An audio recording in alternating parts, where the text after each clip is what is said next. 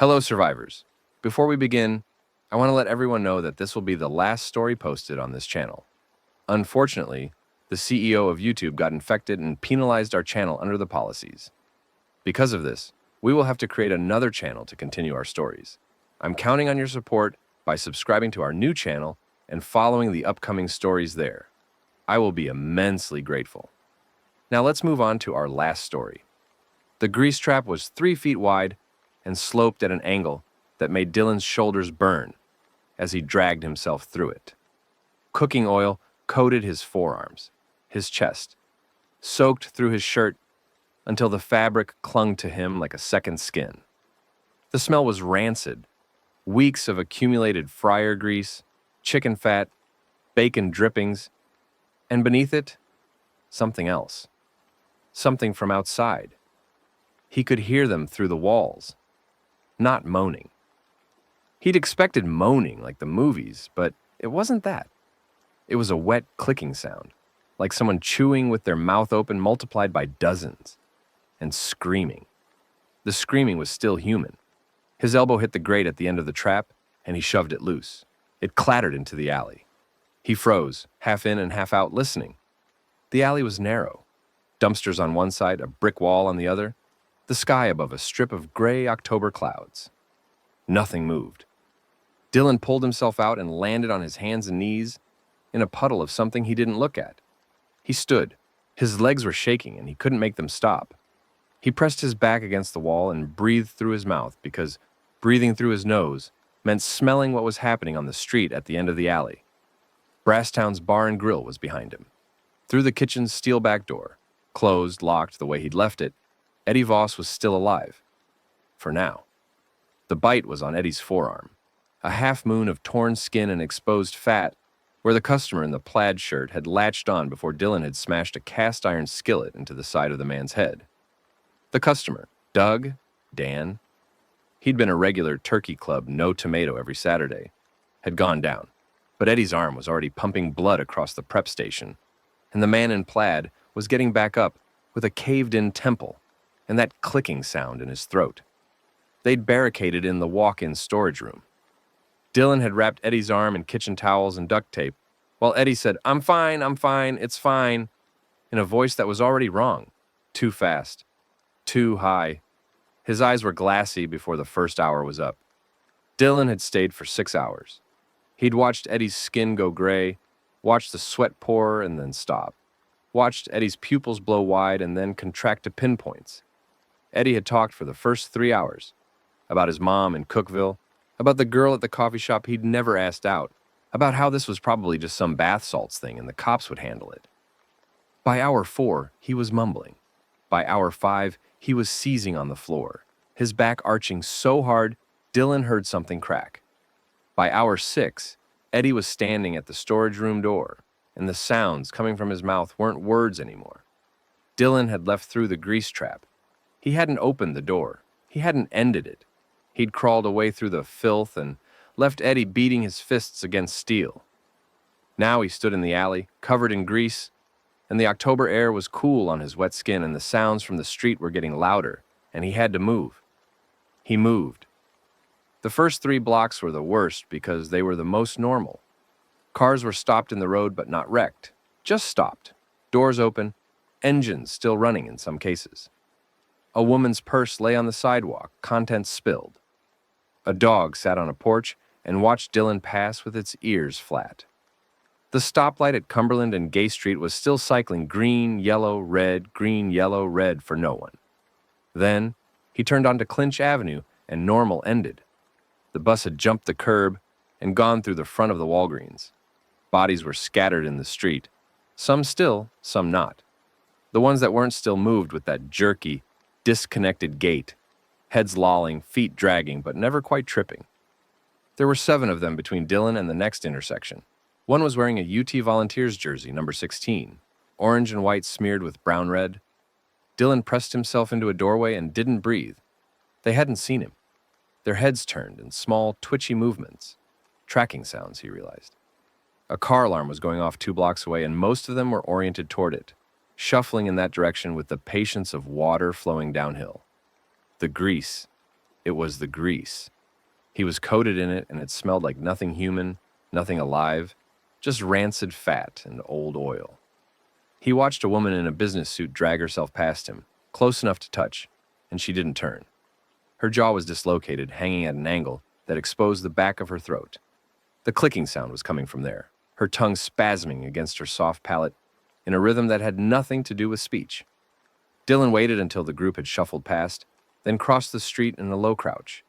His sneakers were nearly silent on the asphalt. The cooking oil was drying on his skin, getting tacky. He didn't know how long the smell would last.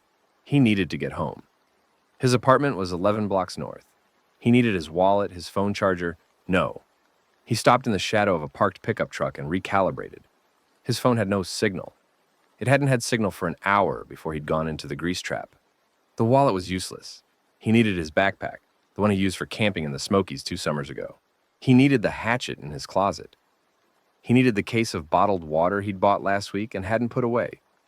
He needed to check his phone one more time, even though he knew there was no signal, because the last text from Wade was still on the screen and he needed to see it. "Hey man, just checking in. Dad's in the hospital again. Call me when you can." 3 days ago. Dylan hadn't responded. He'd read it, felt the familiar tightening in his chest. Not guilt exactly, more like the effort of avoiding guilt, and put the phone face down on his nightstand. Now his father was probably dead in a hospital that had almost certainly become a slaughterhouse, and Wade was in Murfreesboro, 180 miles away, and the last thing Dylan had ever said to his brother was a text from 8 months ago. "Leave me alone." He made it to his apartment building without encountering another group. The front door was propped open with a brick. Someone had left in a hurry. The hallway smelled like copper and something organic. Apartment 2C's door was open. He didn't look inside. He climbed to the 3rd floor, stepped over a dark stain on the carpet, and let himself into 3B. Everything was exactly as he'd left it that morning. Cereal bowl in the sink. TV remote on the couch.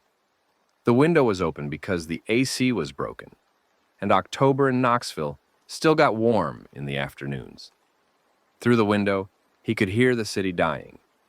Sirens, dozens, overlapping, Dopplering in and out. Gunshots, sporadic at first, then sustained from somewhere near the university. A helicopter thudding overhead, and beneath all of it, that sound, the one that would become the background frequency of his life, the collective shuffle of thousands of feet that didn't tire, didn't stop, didn't care about locked doors or barricaded windows or the man on the 3rd floor stuffing canned food into a backpack with shaking hands. He changed clothes, jeans, boots, the heavy flannel jacket. He grabbed the hatchet from the closet, a Fiskars X7, nothing fancy, good for splitting kindling. It felt absurdly small for what was happening outside. He filled the backpack.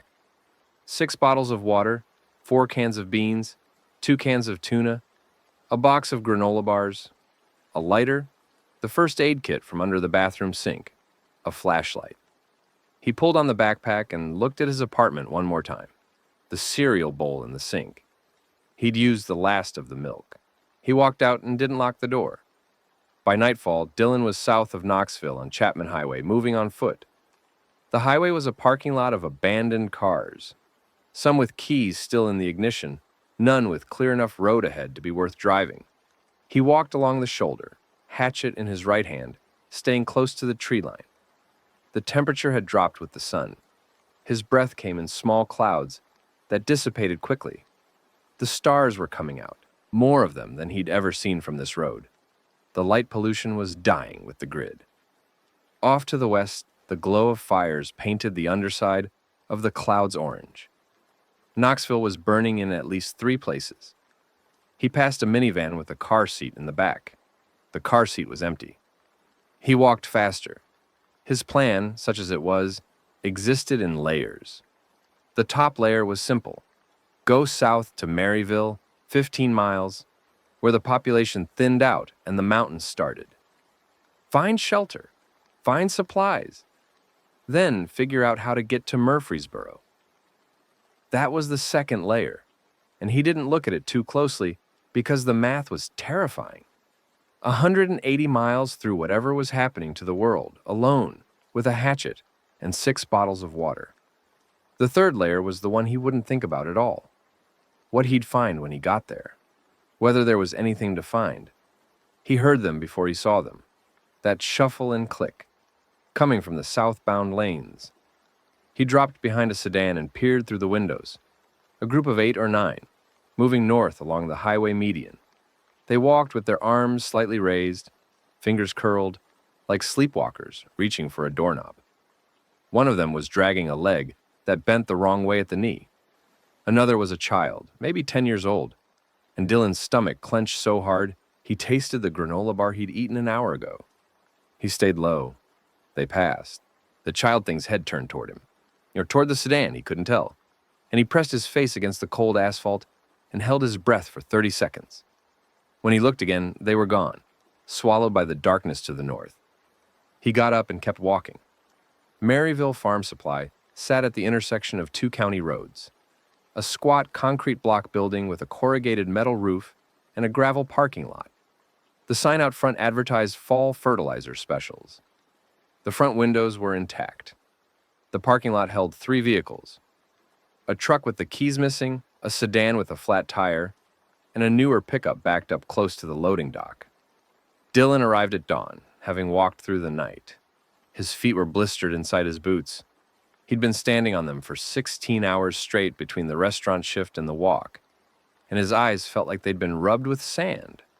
The hatchet was still in his hand. He hadn't put it down once. The front door was locked. He circled the building, checking windows. The loading dock's roll-up door was closed, but the personnel door beside it was ajar. He pushed it open with the hatchet head and waited. "You take one more step and I'll put a hole in you the size of a quarter." The voice was old and steady and came from somewhere inside, behind shelving units, stacked with bags of feed corn. "I'm alive," Dylan said. His voice cracked.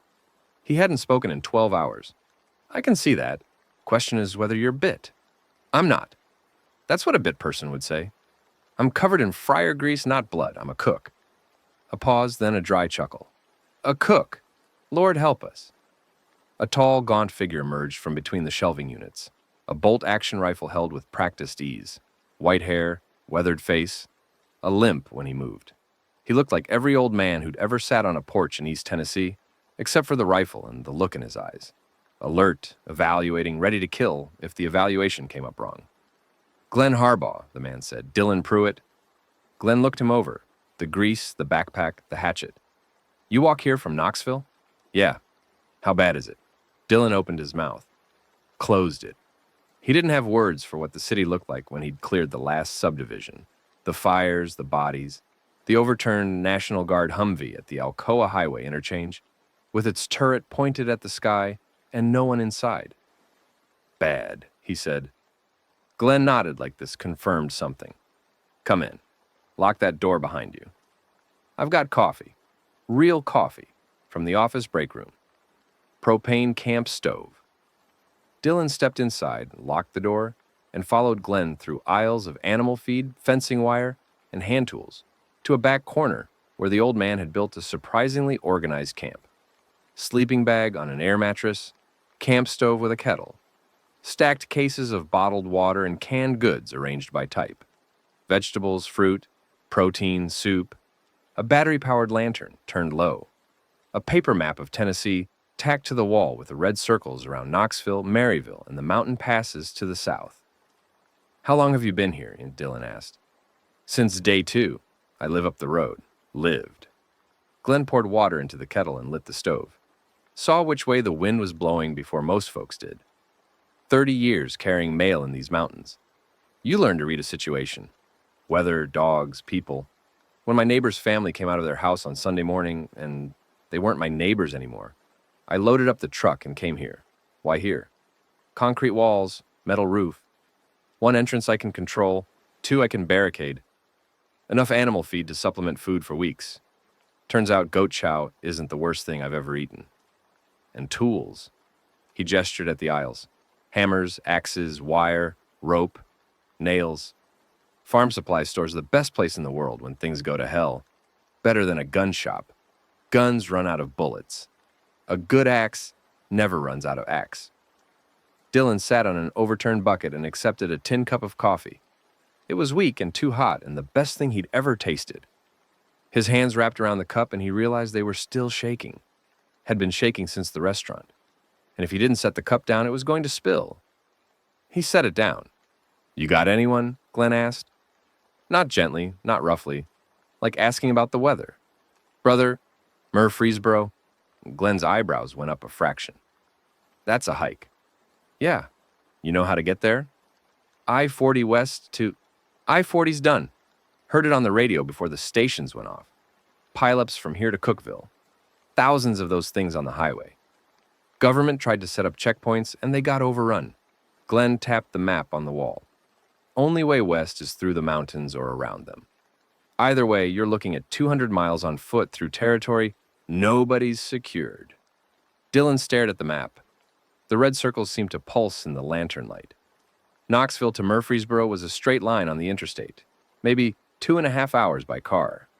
On foot, through the Smokies, avoiding roads, carrying everything, fighting or hiding from the dead. He couldn't calculate it.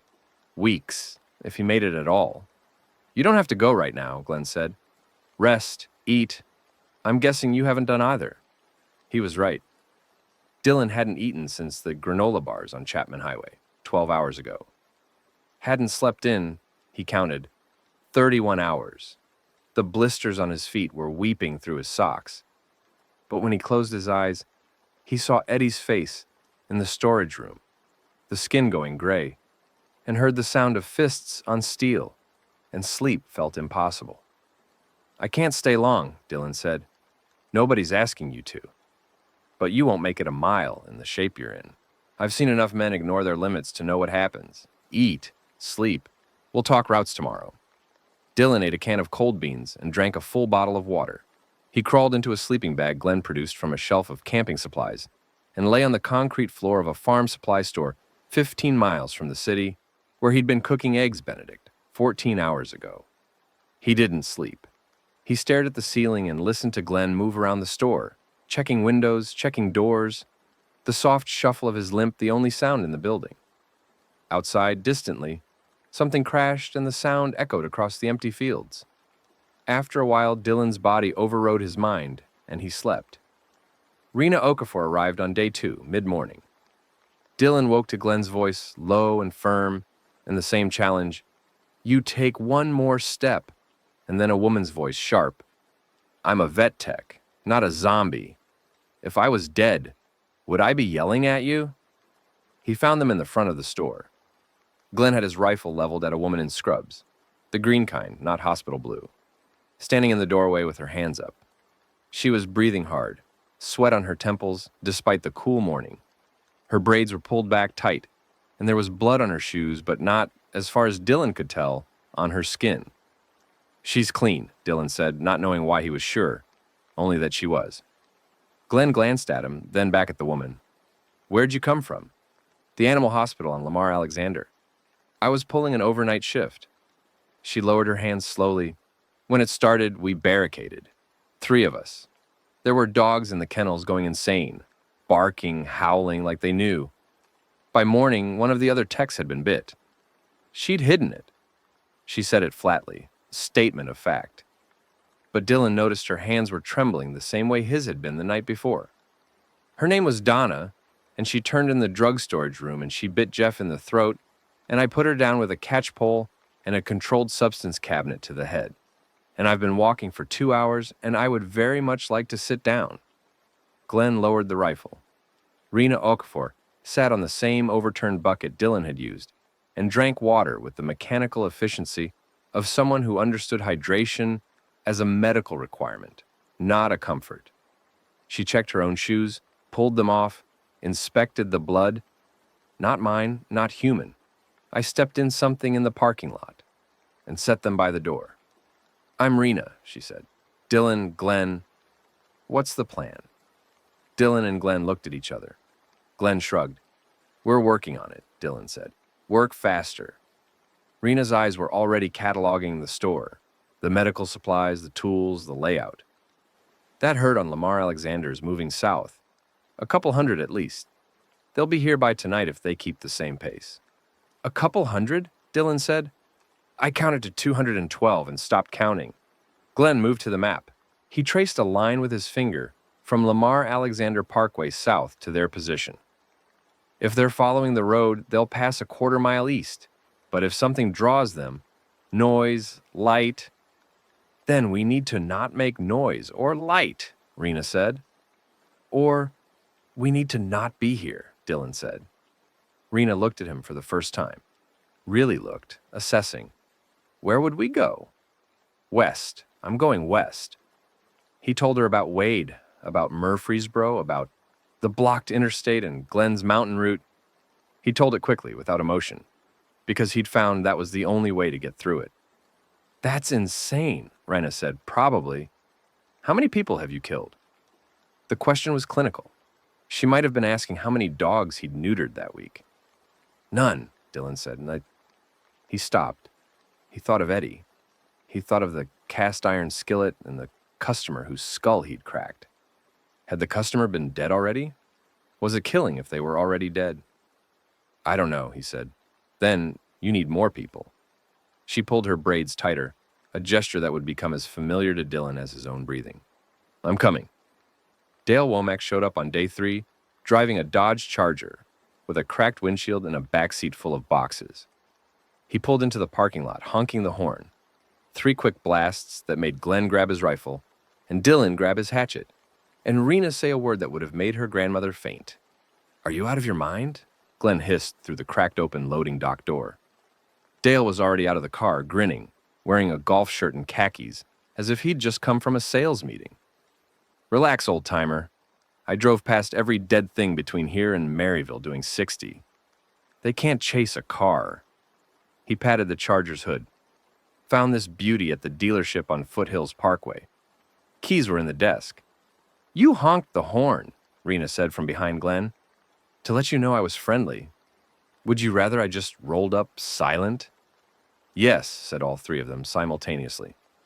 Dale Womack, it turned out, had an instinct for survival that was entirely selfish and therefore reliable.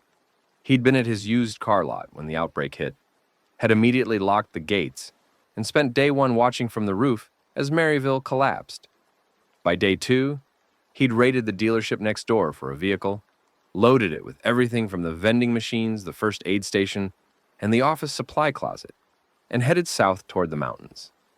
Figured low population density was the play, he said, settling into the farm supply store like he owned it, already opening cabinets and assessing inventory. More people, more of those things. Simple math. What'd you leave behind? Glenn asked. A car lot full of vehicles nobody's buying, and an ex-wife in Sevierville who's probably eating someone's face by now. He said it like a joke. Dylan watched his eyes and saw that it wasn't.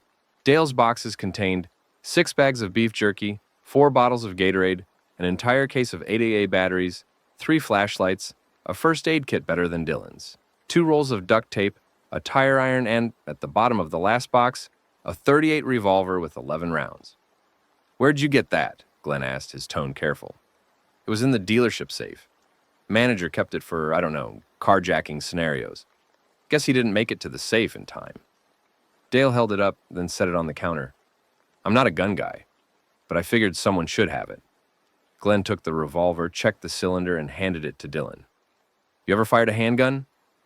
Once, at a range, for a friend's birthday. Then don't fire it unless you're close enough to touch what you're shooting at.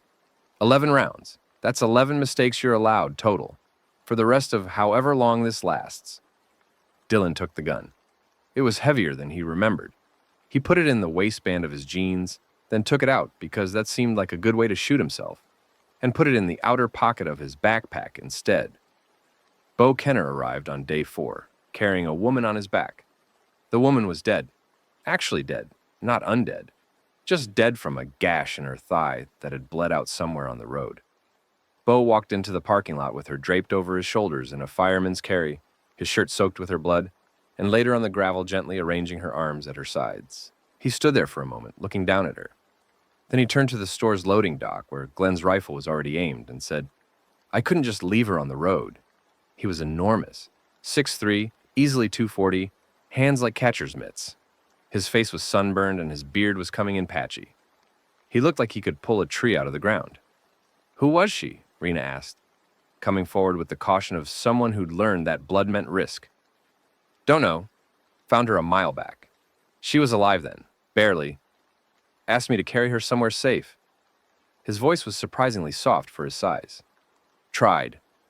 Rena checked the body. Femoral artery severed. Probably a car accident or a fall onto something sharp. No bite marks, no scratches. She bled out. Nothing we could have done. "I know," Bo said. Still had to try. They buried her that evening behind the store, in a grave Bo dug with a spade in 20 minutes. A task that would have taken Dylan an hour. He didn't know her name, so he put a rock on the grave and said, "Sorry." Then he came inside and ate an entire bag of beef jerky in silence. Bo Kenner had been a construction foreman in Pigeon Forge. He'd been on site when his crew started turning. He'd gotten out with a pickaxe and the clothes on his back. He'd walked for 2 days. He didn't talk about what he'd seen on the road. He didn't talk much at all, but when he did, people listened. Because a man that big speaking, that softly commanded a specific kind of attention. That night, Rena pulled Dylan aside. They stood in the garden supply aisle, surrounded by bags of potting soil and ceramic planters with cheerful painted flowers. "The herd I saw is getting closer. I walked up the road this afternoon. You can smell them now." "How far?" "Mile, maybe less. They're not fast, but they don't stop." "We leave tomorrow," Dylan said. "And go where?" Rena crossed her arms. "You have a direction. West. Fine. But you don't have a route. You don't have enough food. And you have..." She counted on her fingers. A hatchet, an old man's rifle, a used car salesman's handgun with 11 rounds, and a big guy with a pickaxe. Against how many of those things? "I'm not asking anyone to come with me. That's a good way to make sure nobody does." She looked at him steadily. "Ask Dylan. People need to be asked." He didn't know why her words hit him the way they did. Maybe because asking was the thing he'd never been able to do.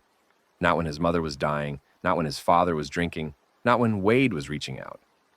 Asking meant admitting you needed someone, and needing someone meant they could leave, and everyone left, eventually. "Will you come?" he said. "Yes," like it was obvious.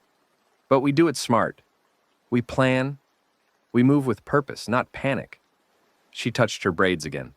"I didn't survive Donna and Jeff and a building full of screaming dogs to die on some highway because a cook didn't bring a map. Glenn has maps. Glenn has the shakes. Have you noticed?" Dylan had noticed. The old man's hands trembled when he thought no one was looking. Not just nerves, something deeper, something rhythmic and involuntary. Glenn kept his hands in his pockets or wrapped around his rifle stock to hide it. But Dylan had worked with a sous chef who had early Parkinson's. He recognized the tremor. "I noticed," he said. "Doesn't mean he's not useful. Means we need to know our limitations." Rena was already in medical mode, triaging the group like patients. "Glenn navigates. You lead, and before you argue, you're the only one with a destination, which makes you the only one with a purpose, which makes you the leader. Dale talks, which might save us from a fight someday. Bo carries things and hits things. I keep you all alive. What about weapons?" "I've been thinking about that." She led him to the tool aisle. "We're in a farm supply store. Look around." He looked. Machetes for clearing brush, axes for splitting wood, heavy iron digging bars, pitchforks, chain. Rena picked up a machete, 18 inches, sharp enough to shave with right off the shelf, and held it up. "The brain is surrounded by one of the strongest bones in the human body," she said. "But the temple, the base of the skull, the eye sockets, those are weak points. A machete to the temple will drop one of those things as sure as a bullet." She swung it experimentally. And machetes don't run out of ammunition. They armed themselves that night. Machetes for Dylan and Rena, the pickaxe for Bo, though he also took a heavy framing hammer as a backup. Dale chose a crowbar, claiming it was versatile. Glenn kept his rifle and added a long-handled splitting axe that he could swing one-handed if needed. They packed food, water, medical supplies, rope, duct tape, flashlights, batteries, a camp stove and fuel, fire starters, and the sleeping bags Glenn had pulled from inventory. 2 backpacks and a duffel bag. Everything they couldn't carry stayed behind. Glenn spread his map on the counter and traced the route with a pencil that shook only slightly. South to Townsend, through the national park, over the mountains at Newfound Gap or thereabouts, down into Cherokee and then west. Once we clear the Smokies, we can hit I-40 past Crossville and see if the roads opened up. If not, we keep going on secondary roads. How far to Murfreesboro? Bo asked. As the crow flies, about 150 miles from where we are now. On the roads we'll need to take, closer to 200. Probably more. Silence. The number sat in the room like a physical thing. One day at a time, Dylan said. He didn't know where the words came from, only that they were the right ones, and that the 4 people looking at him seemed to need them. One day at a time. Glenn nodded. Dale opened his mouth to say something, then closed it. Bo was cleaning the pickaxe with a rag, methodical, not looking up. Raina met Dylan's eyes, and something passed between them. Not warmth exactly, but recognition.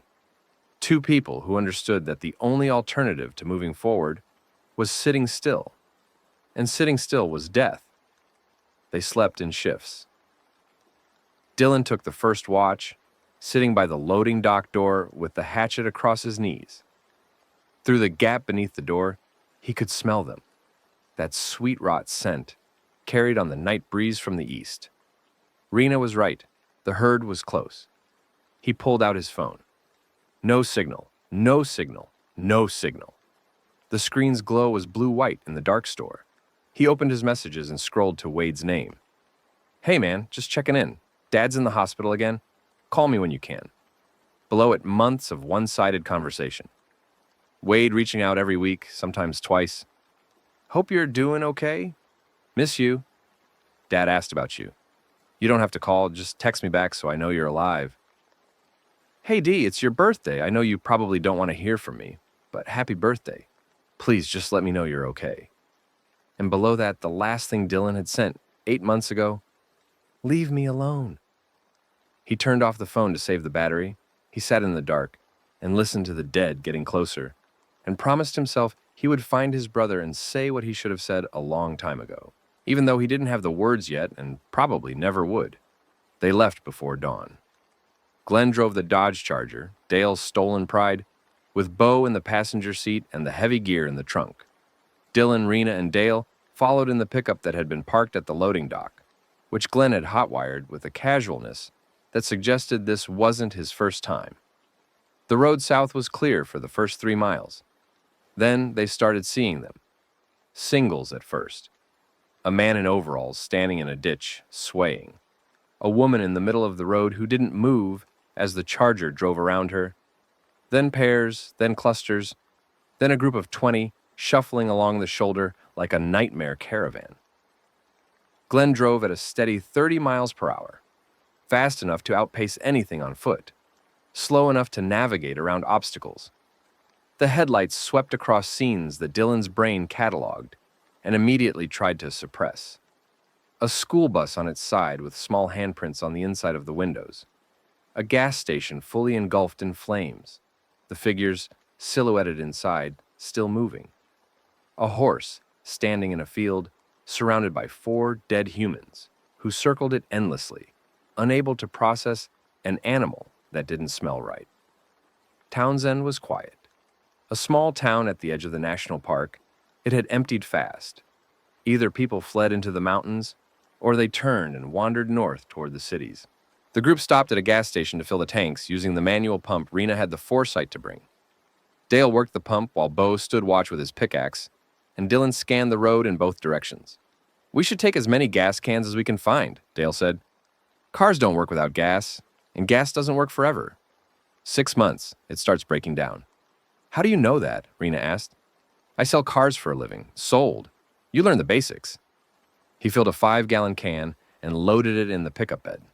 Besides, once we hit the park roads, there's no stations until the other side of the mountains.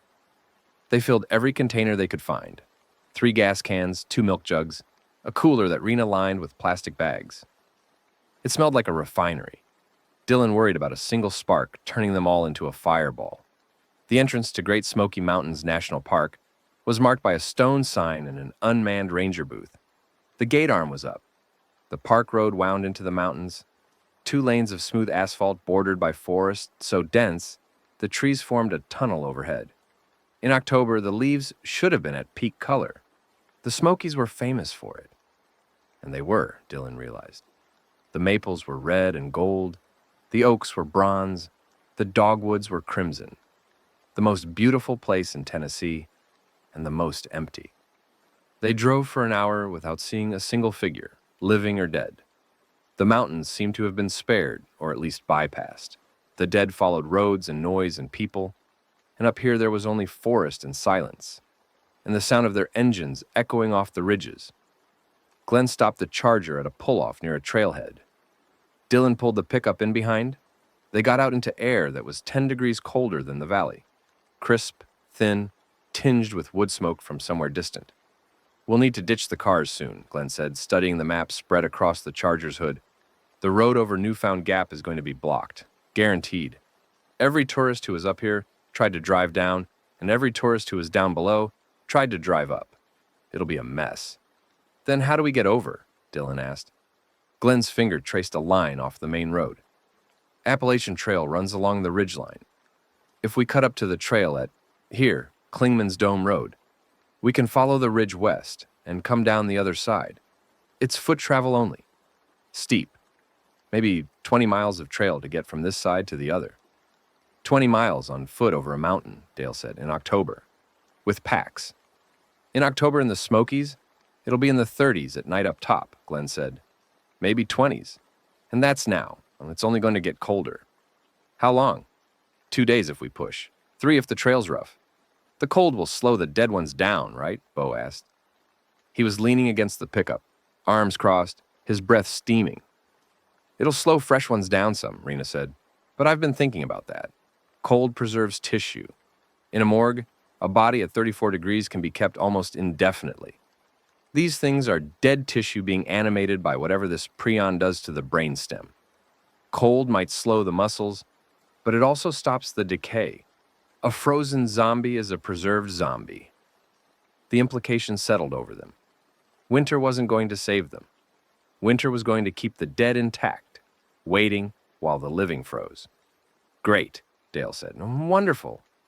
So we're hiking over a mountain into winter with eternal zombies? Anyone else feel like we're in a movie that nobody sane would watch?"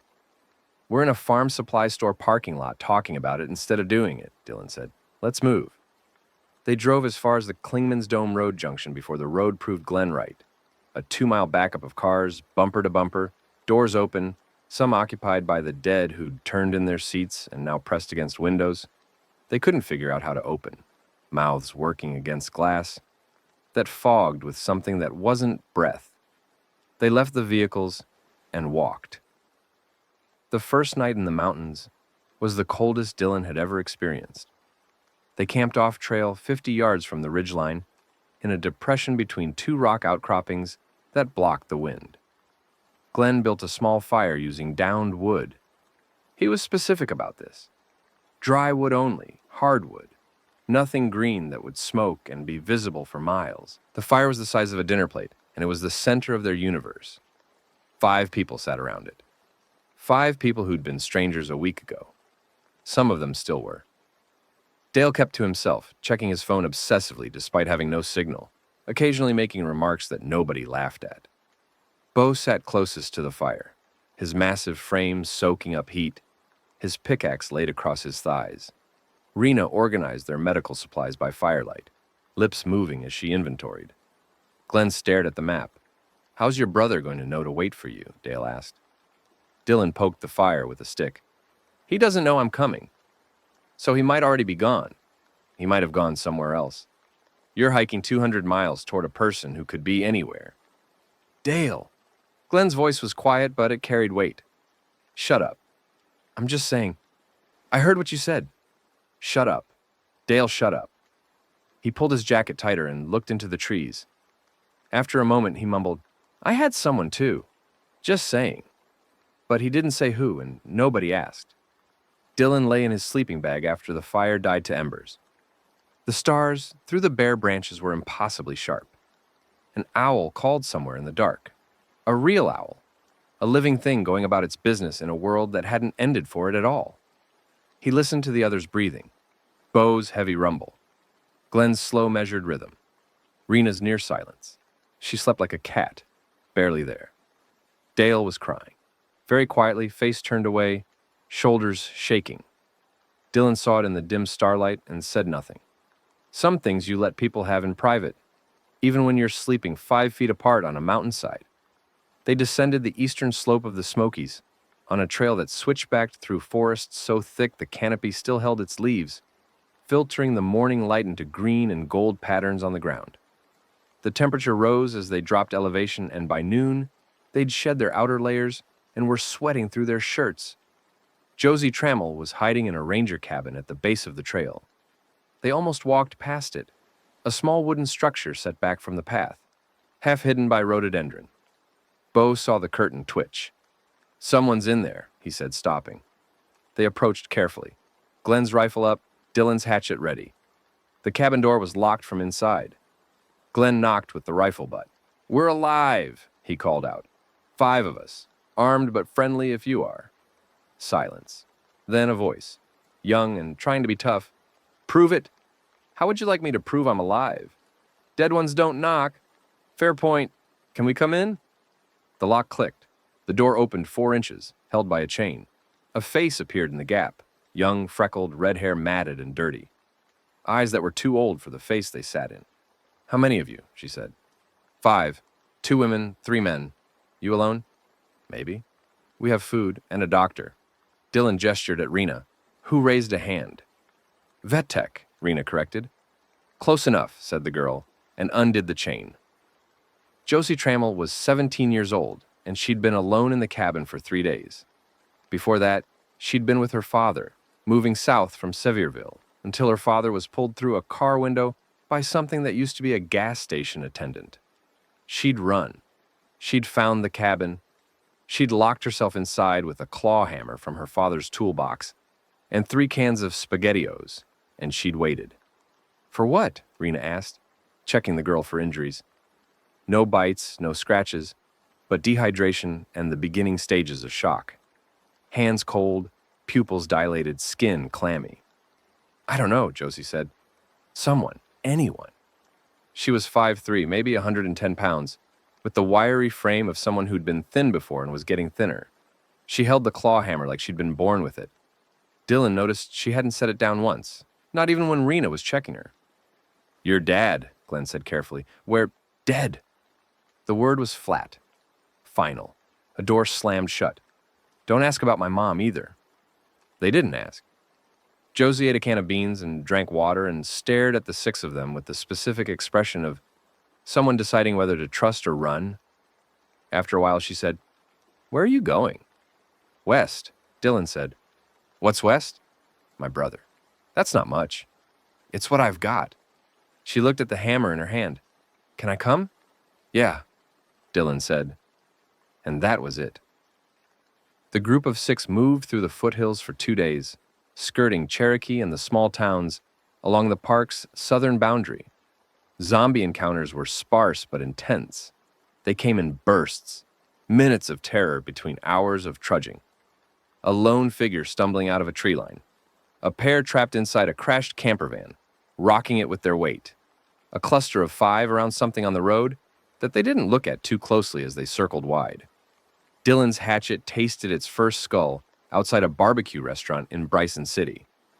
A woman, or what had been a woman, came around the corner of the building and was on him before he could react. She was fresh, maybe only days dead, and she was fast.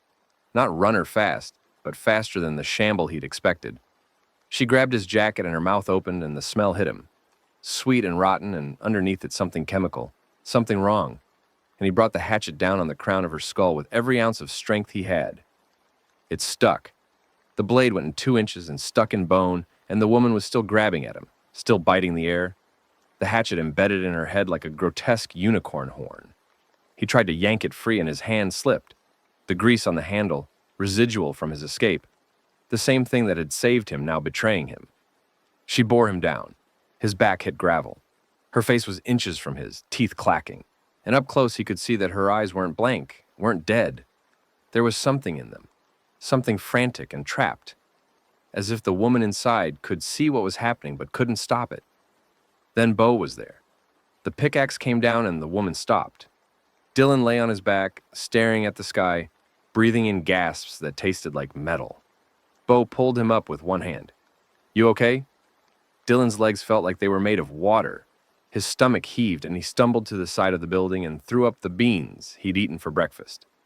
He threw up until there was nothing left, and then he threw up some more, his body trying to eject the memory of those eyes. When he came back, Rena handed him a water bottle without a word. Josie was looking at the dead woman, with an expression that was too familiar, too controlled. Glenn had already moved ahead, scouting the road. Dale was pale, but covering it with a monologue about how they needed better weapons. "You froze," Rena said to Dylan, quietly, not accusing. "The hatchet stuck. Before that. You had a half second, and you didn't use it." She was right. The woman had been 3 steps away and he'd seen her, and his body had locked.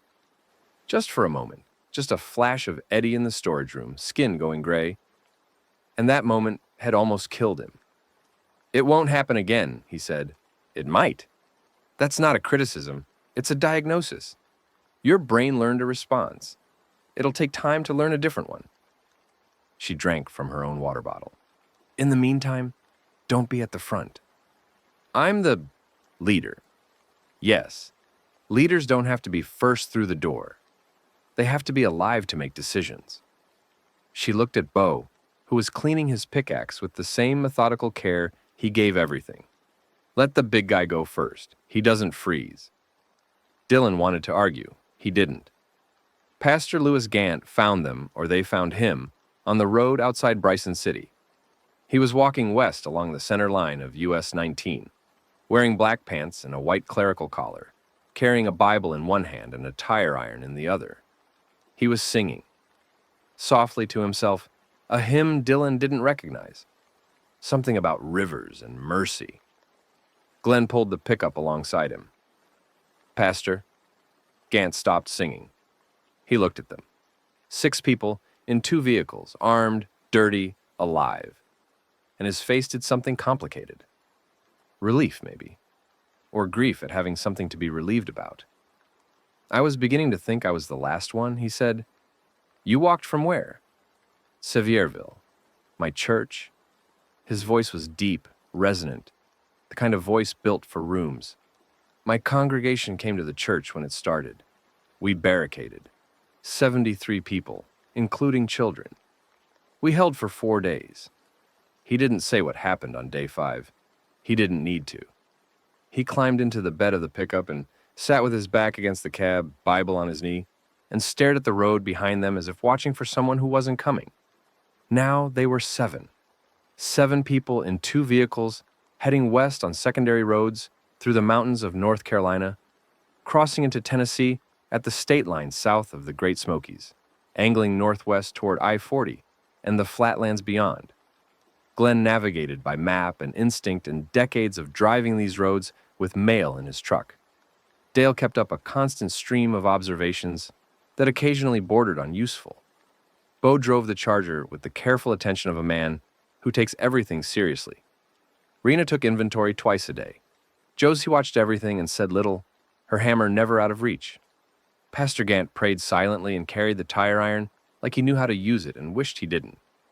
And Dylan sat in the passenger seat of the pickup and watched Tennessee unravel through the window and thought about Wade and Eddie and the sound of fists on steel and the eyes of the woman with the hatchet in her skull.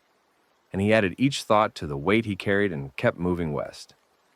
They picked up Mika, Castillo, and Crow on the same day, in the same place, under circumstances that were either coincidence or the universe's idea of efficiency. The place was a highway rest stop outside Crossville, on I-40. Glenn had been right that the interstate was impassable through the Smokies, but west of the mountains the traffic had thinned. The evacuation had pushed east, toward the coast, and the westbound lanes were merely cluttered rather than gridlocked.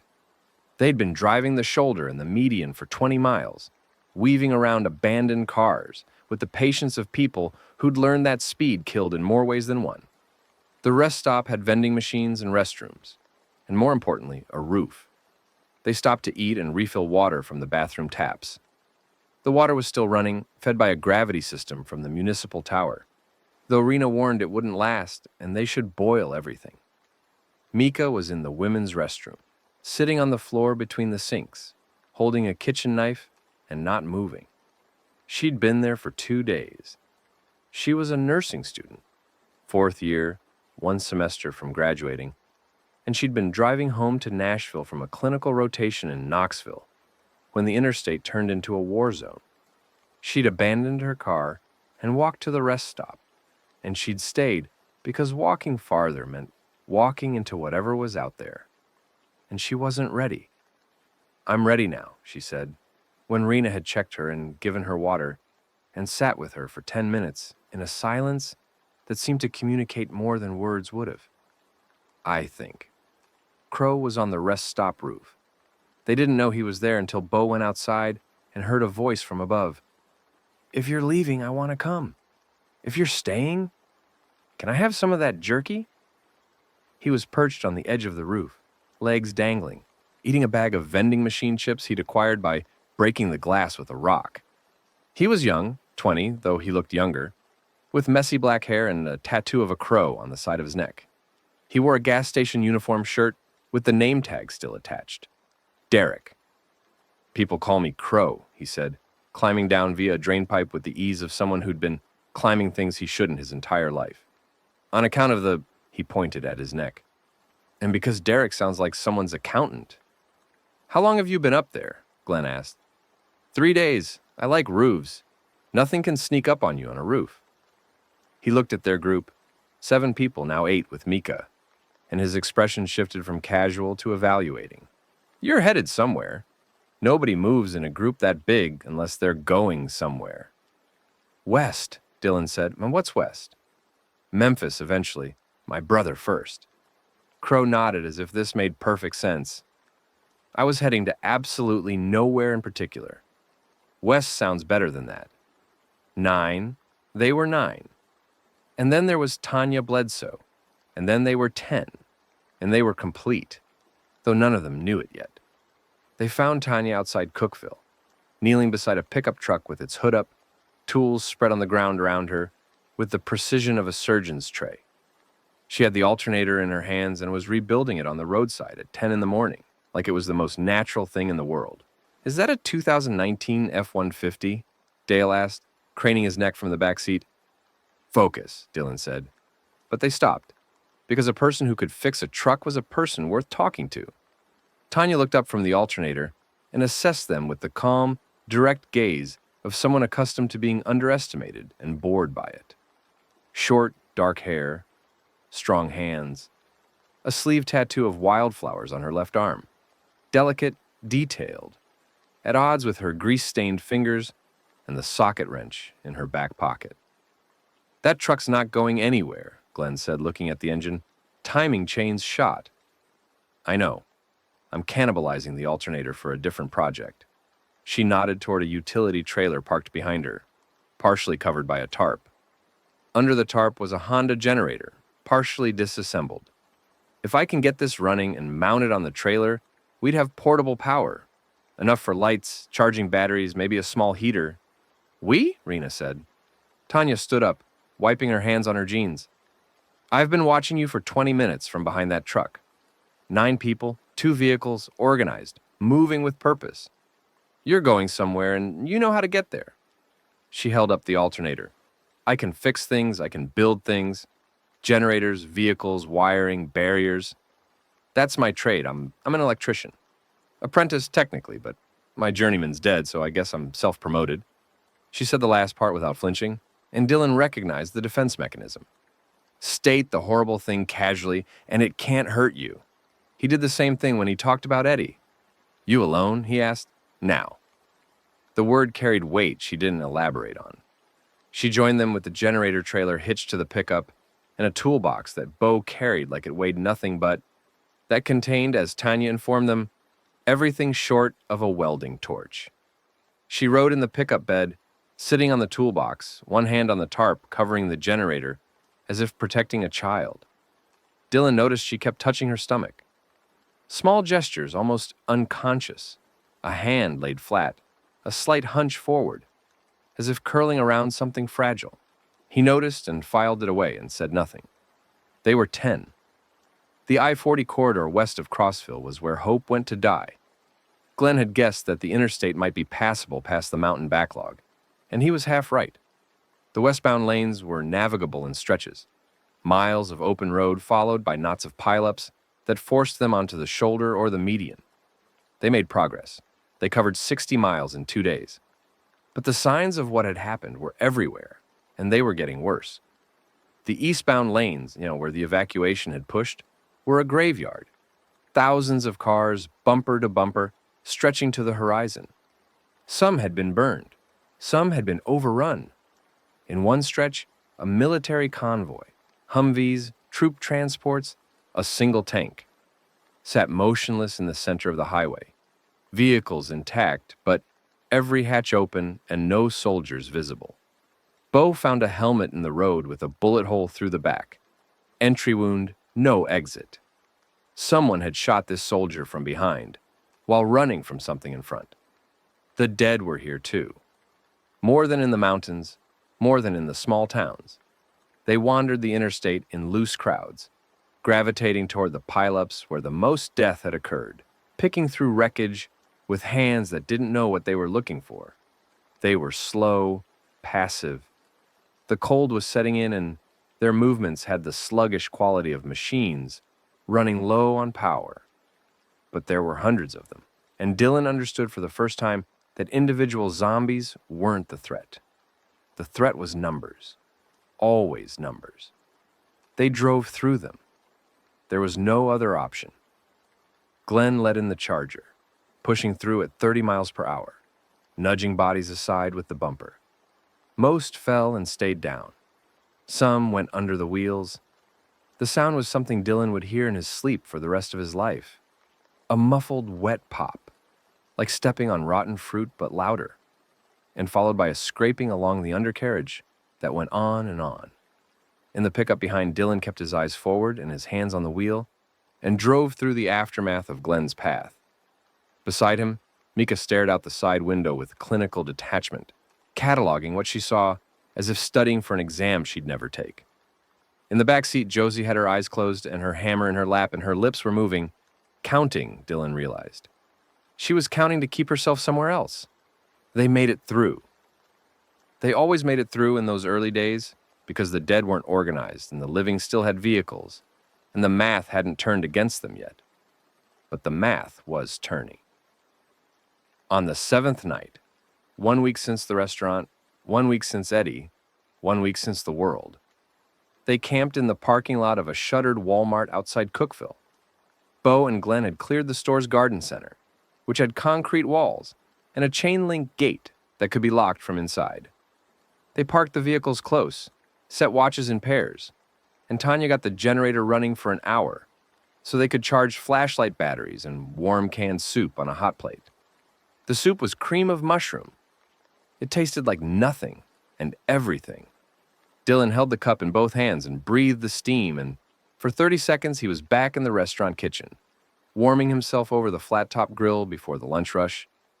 Eddie beside him bitching about his hangover. "We need to talk about the route," Glenn said. They gathered around the map, spread on the hood of the Charger. Glenn's pencil moved west from Cookville along I-40. "We can stay on the interstate for maybe another 50 miles. After that, we hit Nashville's eastern suburbs, and Nashville is..." He paused. "Bad?" Dale offered. "Nashville's a city of 700,000 people. Figure 1 in 8 turned, that's around 90,000 of them. In a city, in buildings and streets and parking garages. The interstate goes right through downtown." He tapped the map. "We don't go through Nashville, we go around." "How far around?" Rena asked. "North, through Gallatin and Hendersonville, then back south past the city. Adds 60, 70 miles. He traced the route with a pencil line that arced wide around Nashville's northern suburbs. "But It keeps us out of the urban core.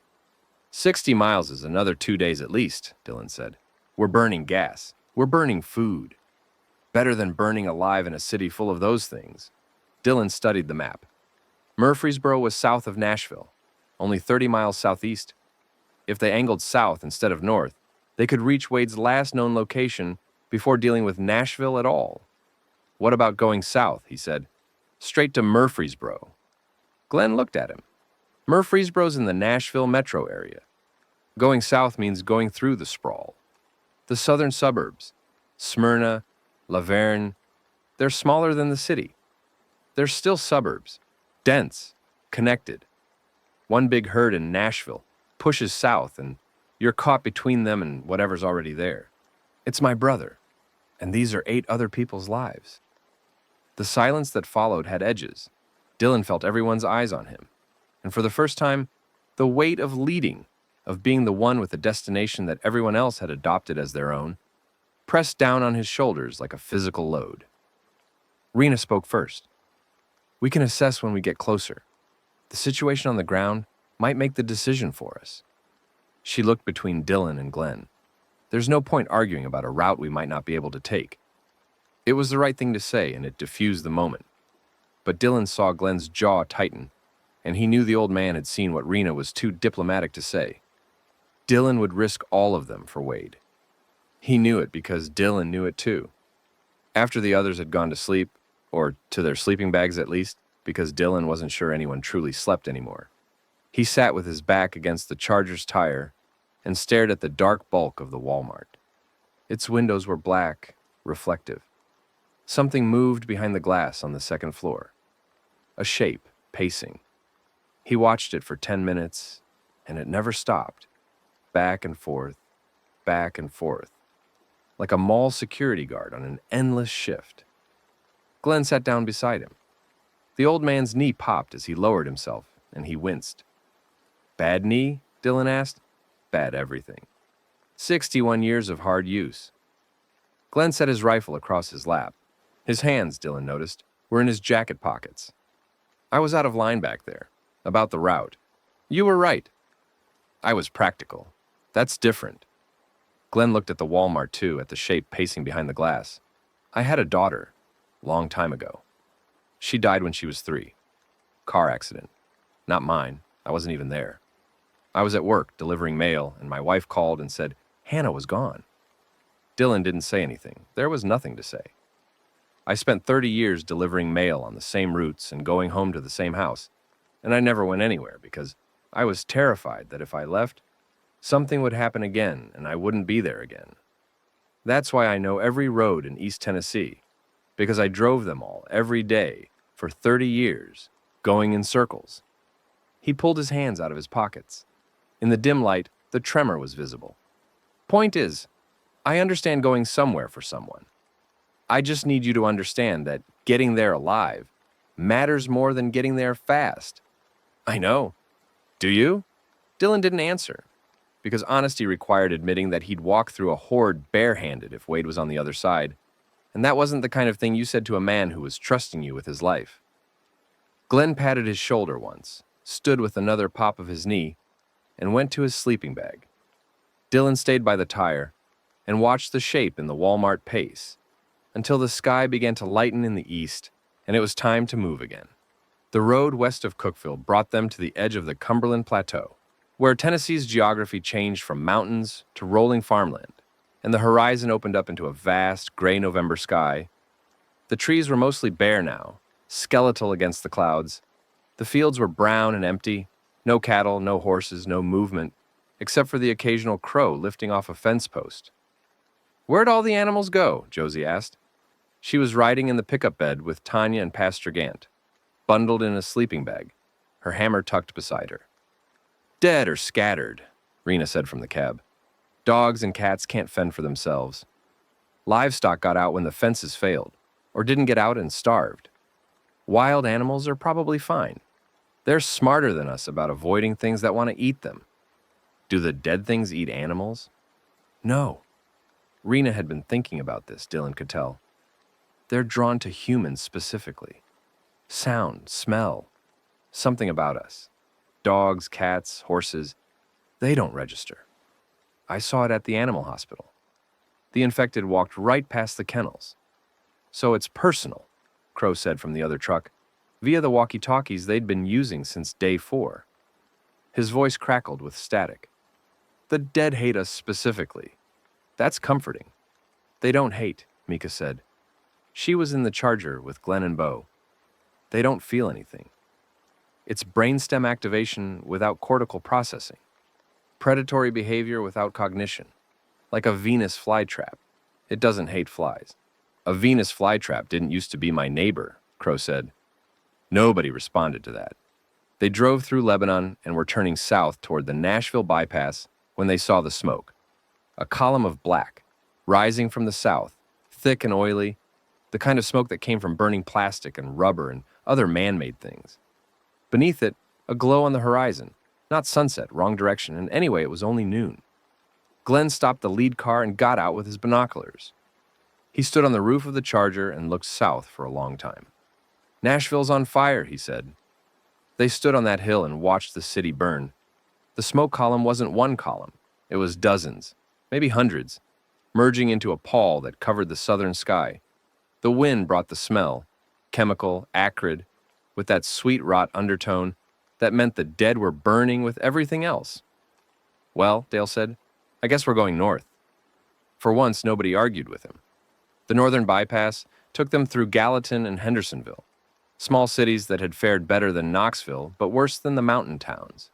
The streets were empty in that particular way that meant people were either hiding or gone. Curtains drawn, doors closed, the occasional face in a window that ducked away when they passed. They stopped for fuel at a marina on Old Hickory Lake. Bo and Dylan went to check the boats. A water route might bypass some of the danger, but the lake was wrong. Bodies floated in it. Dozens of them, bloated and gray, bobbing gently in the November chop. Some were face down, some were face up. Some were moving. They're in the water, Bo said, taking a step back from the dock. They walked in. They can't swim, but they don't need to breathe. They just walk along the bottom until they can't. Rena was studying them with professional detachment. The ones floating are the gas-bloated ones. They'll pop if you... Don't say it, Dale said. Puncture them. And the fluid is infectious. She said it, Dale muttered. They didn't take the boats. The bypass added 3 days. 3 days of secondary roads, of checking every intersection, of sleeping in barns and garages, and one night in a church that Pastor Gant blessed before they entered and prayed in after they left. The food was running low. The November cold was deepening. Frost in the mornings now, ice on the puddles, breath visible all day. Josie got sick on the second day. Not infection, just a chest cold. The kind of thing that would have been a minor nuisance a month ago and was now a potential death sentence. She coughed, and the cough echoed, and everyone flinched because sound meant attention, and attention meant death. Rena found cold medicine in a ransacked pharmacy. The controlled substances were gone, taken by the first wave of looters. But the Mucinex was still on the shelf. Josie took it and slept in the truck bed with Tanya's arm around her, and Dylan drove the pickup himself that night. One eye on the road and one on the rear-view mirror, watching the girl shiver. He thought about Wade. He thought about Wade at 17, the same age Josie was now.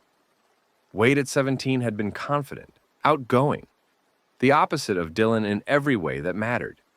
He'd played baseball and had friends over every weekend and talked to their mother's grave every Sunday morning. Dylan had watched from the window and never gone with him. Not once. The guilt was an old companion, but the apocalypse had stripped away the distractions that usually kept it manageable. Work, alcohol, the numbing routine of a life going nowhere. Now there was nothing between Dylan and the truth. He had failed every person who'd ever needed him, and the distance between him and Wade was just the physical manifestation of a gap he'd been building for years. He was going to close it, or he was going to die trying. And the 9 people traveling with him were going to pay the price either way. They cleared the northern edge of the Nashville metro area on day 12 and turned southwest toward the stretch of I-40 that connected Nashville to Memphis. The interstate here was clearer. The evacuation had pulled people east and north, and the westbound lanes were almost empty once they passed the suburban belt. The landscape was flat now, or close to it. Middle Tennessee farmland, fields stretching to the horizon, the occasional farmhouse or grain silo, the only vertical interruption. On clear days, you could see for miles. On overcast days, which were most of them, the world was gray, from ground to sky. "We're exposed out here," Glenn said, studying the train from the pickup's passenger seat. His tremor was worse today. He kept his left hand pressed against his thigh to steady it. "No cover. If a herd comes through, there's nowhere to hide." "There's also nowhere for them to hide," Dylan said. "We can see them coming, if we're looking." They set up a rotation. 2 people always scanning, one forward, one rear.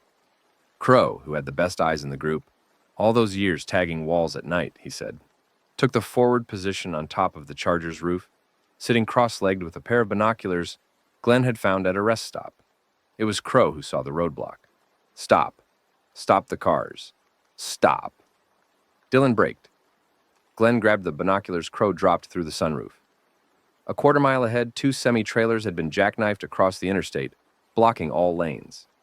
Between them, a gap just wide enough for a single vehicle. On either side of the gap, figures moved, not dead, but living. Armed, organized. "That's a checkpoint," Glenn said. "Military?" Bo asked. Glenn looked for a long time. "No. Civilian. I see hunting rifles, a couple shotguns, no uniforms. They've got a truck stop behind the semis. I can see the roof." "How many?" "I count 8. There'll be more inside." Dylan's stomach tightened. They'd known this was coming, not the specific when or where, but the certainty that other survivors would be organized and that organization wouldn't always be friendly. People with resources defended them. People without resources took them. The apocalypse hadn't changed human nature. It had simplified it. "We can go around," Rena said. "Take the next exit. Find a county road." "They'll have scouts on the exits," Dale said. Everyone looked at him. He shrugged. "It's what I'd do. You set up a toll, you cover the bypass routes. Otherwise, people just go around." "A toll," Dylan repeated. "That's what this is. Pay to pass. We've seen it in every disaster movie ever made, because it's the first thing people do when the law goes away. They set up shop on the road and they tax the traffic." Dale was right, and Dylan hated that Dale was right, because Dale's understanding of human selfishness came from a lifetime of practicing it. "We could fight through," Bo said, not eagerly, just stating an option. 8 armed people that we can see," Glenn said, "plus however many inside. We have 2 rifles, a handgun with 9 rounds left, and melee weapons. We lose that fight." "So we negotiate," Pastor Gant said. He'd been quiet for most of the day, quiet for most of the week, really, since they'd started seeing the true scope of the destruction. But his voice still carried that weight, that resonance. "And we talk to them. Find out what they want. People are still people. People with guns pointed at travelers on a highway are a specific kind of people," Rena said. "They're scared people who found a way to survive and are protecting it. We're the same thing. The difference is we're on the road and they're behind a wall." Gant looked at Dylan. "Let me talk to them." Dylan looked at the roadblock, at the figures moving between the semis, at the gap that was both an invitation and a trap. He looked at the 9 people depending on him to make the right call. He looked at the map in Glenn's hands, at the pencil line heading west, at the distance still to cover. "Okay," he said, "but we go in ready. Bo and Glenn stay with the vehicles, engine running. If it goes bad, we leave. Fast." They drove forward slowly. The figures at the gap resolved into details. Men and women, mostly middle-aged, wearing work clothes and hunting vests. Their weapons were aimed down. Casual, not hostile, but ready. A man stepped forward from the group as Dylan's pickup approached the gap. Big man, shaved head, a Confederate flag bandana around his neck, and a deer rifle held easy in his hands. "Afternoon," the man said. His voice was soft, almost gentle. "Name's Randall Cope. Welcome to the Cumberland Toll Station. You folks looking to pass through?" Pastor Gant stepped out of the truck bed, hands visible, clerical collar catching the gray light. "Pastor Lewis Gant. We're travelers heading west. We don't want trouble." Cope's eyes moved over the collar, the group, the vehicles. Nobody wants trouble, Pastor. Trouble just happens. What we want is fair trade. You pass through, you contribute. Supplies, fuel, ammunition, medical equipment. Whatever you can spare. What's fair? Half. The word landed hard. Half their food, half their water, half their ammunition. It would gut them. Gant didn't flinch. That seems steep. Road west is clear for 40 miles past us. That's worth something. We've cleared it ourselves. Burned the dead, moved the wrecks, set up way stations. You won't find better traveling anywhere in Tennessee. Half is the price. We have sick people. We have a teenager. We can't give half. Cope's expression didn't change. Everyone's got sick people and teenagers, Pastor. Price is half. You don't want to pay? You're welcome to go back the way you came. Gant turned to Dylan. The question was in his eyes. What do we do? Dylan's mind raced. They couldn't give half. Rena had calculated their supplies down to the calorie, and they were already going to run short before Memphis. They couldn't fight. The numbers were wrong. They couldn't go back. Going back meant more days, more fuel, more risk. A third, Dylan said, stepping up beside Gant. A third of our food and 1 box of rifle ammunition. That's fair. Cope looked at him. You're not the talker. He is. He nodded at Gant. He's the pastor. I'm the one who decides. Then decide to pay half. A third. Or we turn around and tell everyone we meet on the road that the Cumberland toll station takes half. How's your business then, when people start going around? Something shifted in Cope's eyes. Not respect exactly, but recognition. One businessman to another. Even if Dylan's business was keeping people alive. A third of food and water, Cope said. All your ammunition. No, the ammunition is non-negotiable. Then this conversation is non-negotiable. Dylan turned toward the truck. His heart was hammering. He could feel it in his temples, in his fingertips, in the soles of his feet. Walking away from a man with a rifle was the hardest thing he'd ever done, because every cell in his body was screaming that a bullet was about to punch through his back. Wait, Dylan stopped, didn't turn. A third of food, half your ammunition, final offer. Dylan calculated. They had Glenn's rifle rounds, Dale's 9 revolver rounds, and a box of .22 caliber they'd found at a house in Gallatin. Half the ammunition meant handing over the .22 box and 5 of the rifle rounds. They'd still have enough for emergencies. Not enough for a fight, but enough to survive. He turned. Deal. They paid the toll. Rena measured out a third of their food with the precision of a pharmacist, her face tight with the effort of not saying what she was thinking. Bo loaded the ammunition into a box and carried it to Cope's people with the careful movements of a man restraining himself from violence.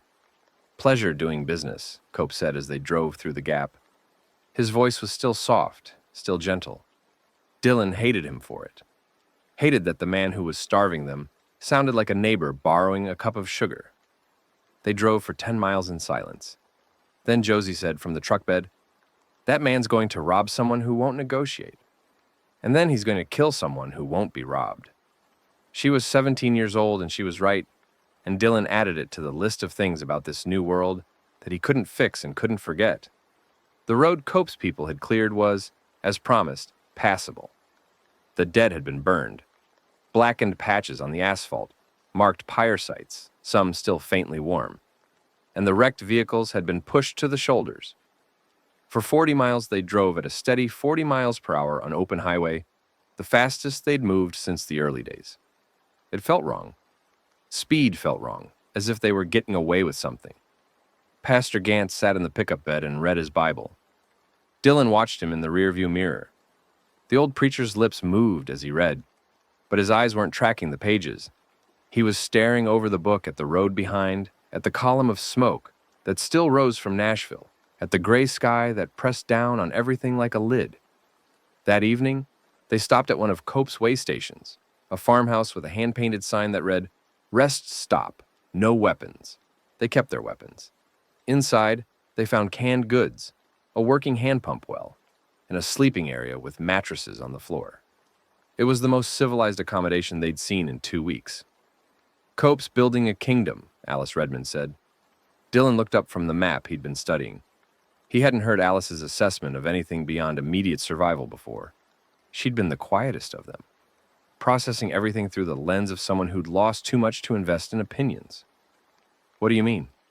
The toll, the cleared road, the rest stops. He's not just extracting resources, he's building infrastructure. Next step is he starts offering protection to people who settle along his corridor. Then he starts collecting regular tributes instead of one-time tolls. Then he has subjects. She adjusted her cracked glasses. It's the oldest pattern in history. Roads make empires. He's a highway bandit, Dale said. He's a proto-feudal lord. There's a difference. Alice looked at Dylan. When this settles, then it will settle, because humans always settle. The people who control the roads will control everything. Dylan filed this away. He didn't know yet how right Alice was, or how important her understanding of power structures would become when they reached Memphis. He only knew that the math teacher saw patterns the rest of them missed, and that her quietness wasn't withdrawal, it was calculation. That night, by the light of a kerosene lantern someone had left at the rest stop, Dylan wrote on the back of a gas station receipt, "Wade, I'm coming. I know you can't read this. I know this is for me, not you. But I'm coming. I'm sorry about Dad. I'm sorry about everything. I'm bringing 9 people I didn't know 3 weeks ago, and I think some of them are going to die because of where I'm taking them, and I don't know how to stop that. I don't know how to do any of this. But I'm coming." He folded the receipt and put it in his jacket pocket, where it would stay, growing soft with wear until the day he didn't need it anymore. November became December, and Tennessee froze. The first ice storm hit on day 19, turning every surface to glass. They lost the Charger.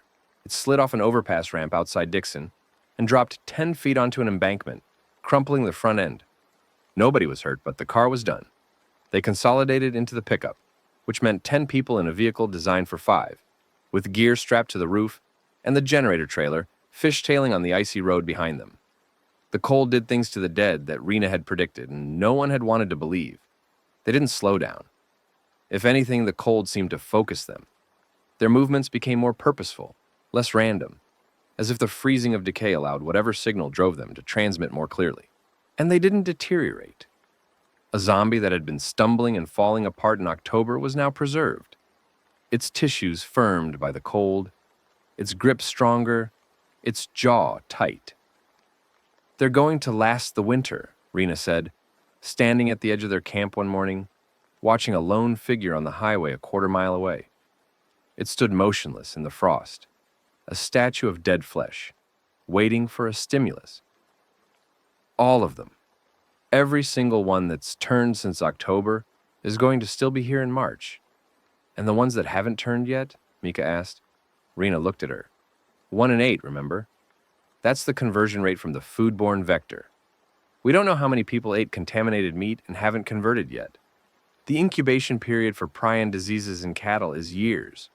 You're saying more people are going to turn? Even now? I'm saying I don't know, and neither does anyone else. The group absorbed this in the way they'd learned to absorb all bad news. In silence, individually, each person filing it into their own internal category of fears. Dylan watched their faces and saw the taxonomy of dread. Josie's jaw clenching. She'd touch her hammer next. Beau's eyes going distant. He'd find something to build or fix. Dale's restless foot tapping. He'd make a joke within 30 seconds. Glenn's hands finding his pockets, tremor hiding. Tanya's palm on her stomach, the gesture Dylan still didn't ask about. Crow's shrug, performed indifference. Gant's lips moving, silent prayer or silent profanity, increasingly hard to tell. Alice's glasses adjustment, processing, calculating. Mika's clinical stillness, feeling nothing or feeling everything and refusing to show it. These were his people. He didn't know when that had happened. The shift from strangers to responsibility, from traveling companions to something closer to family than his actual family had been in years.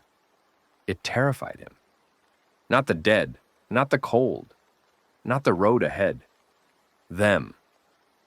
Because he was going to let them down. He always let people down.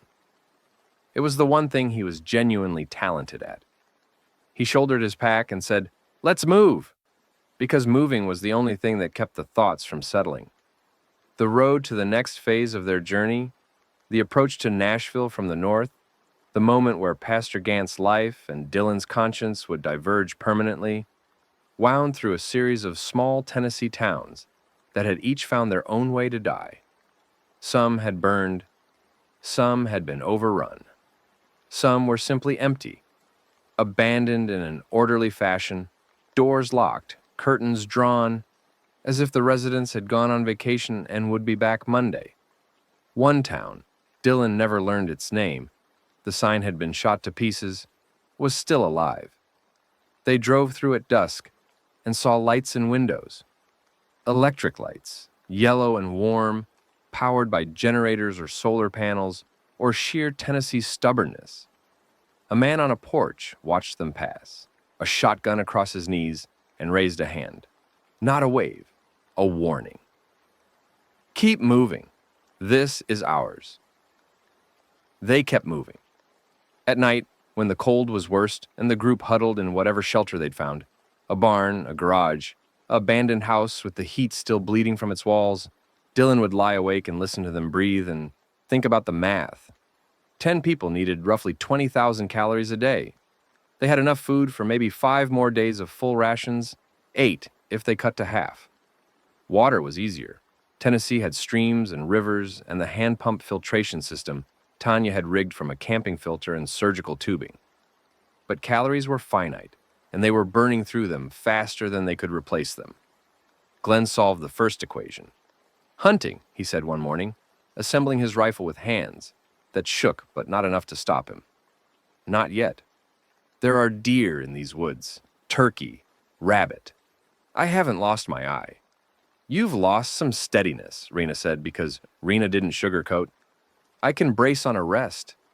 I don't need to freehand. He looked at her. Would you let a dog die because the vet's hands weren't perfect? I'd have another vet assist. Then come with me. Be my rest. They went out together that afternoon, Glenn and Rena, and came back 3 hours later with a doe slung between them. Glenn had dropped it at 60 yards, braced on a fence post, with Rena spotting. The shot had drawn a dozen dead from the woods, but they'd moved quickly and the herd had lost interest. Bo butchered the deer with the efficiency of someone who'd done it before.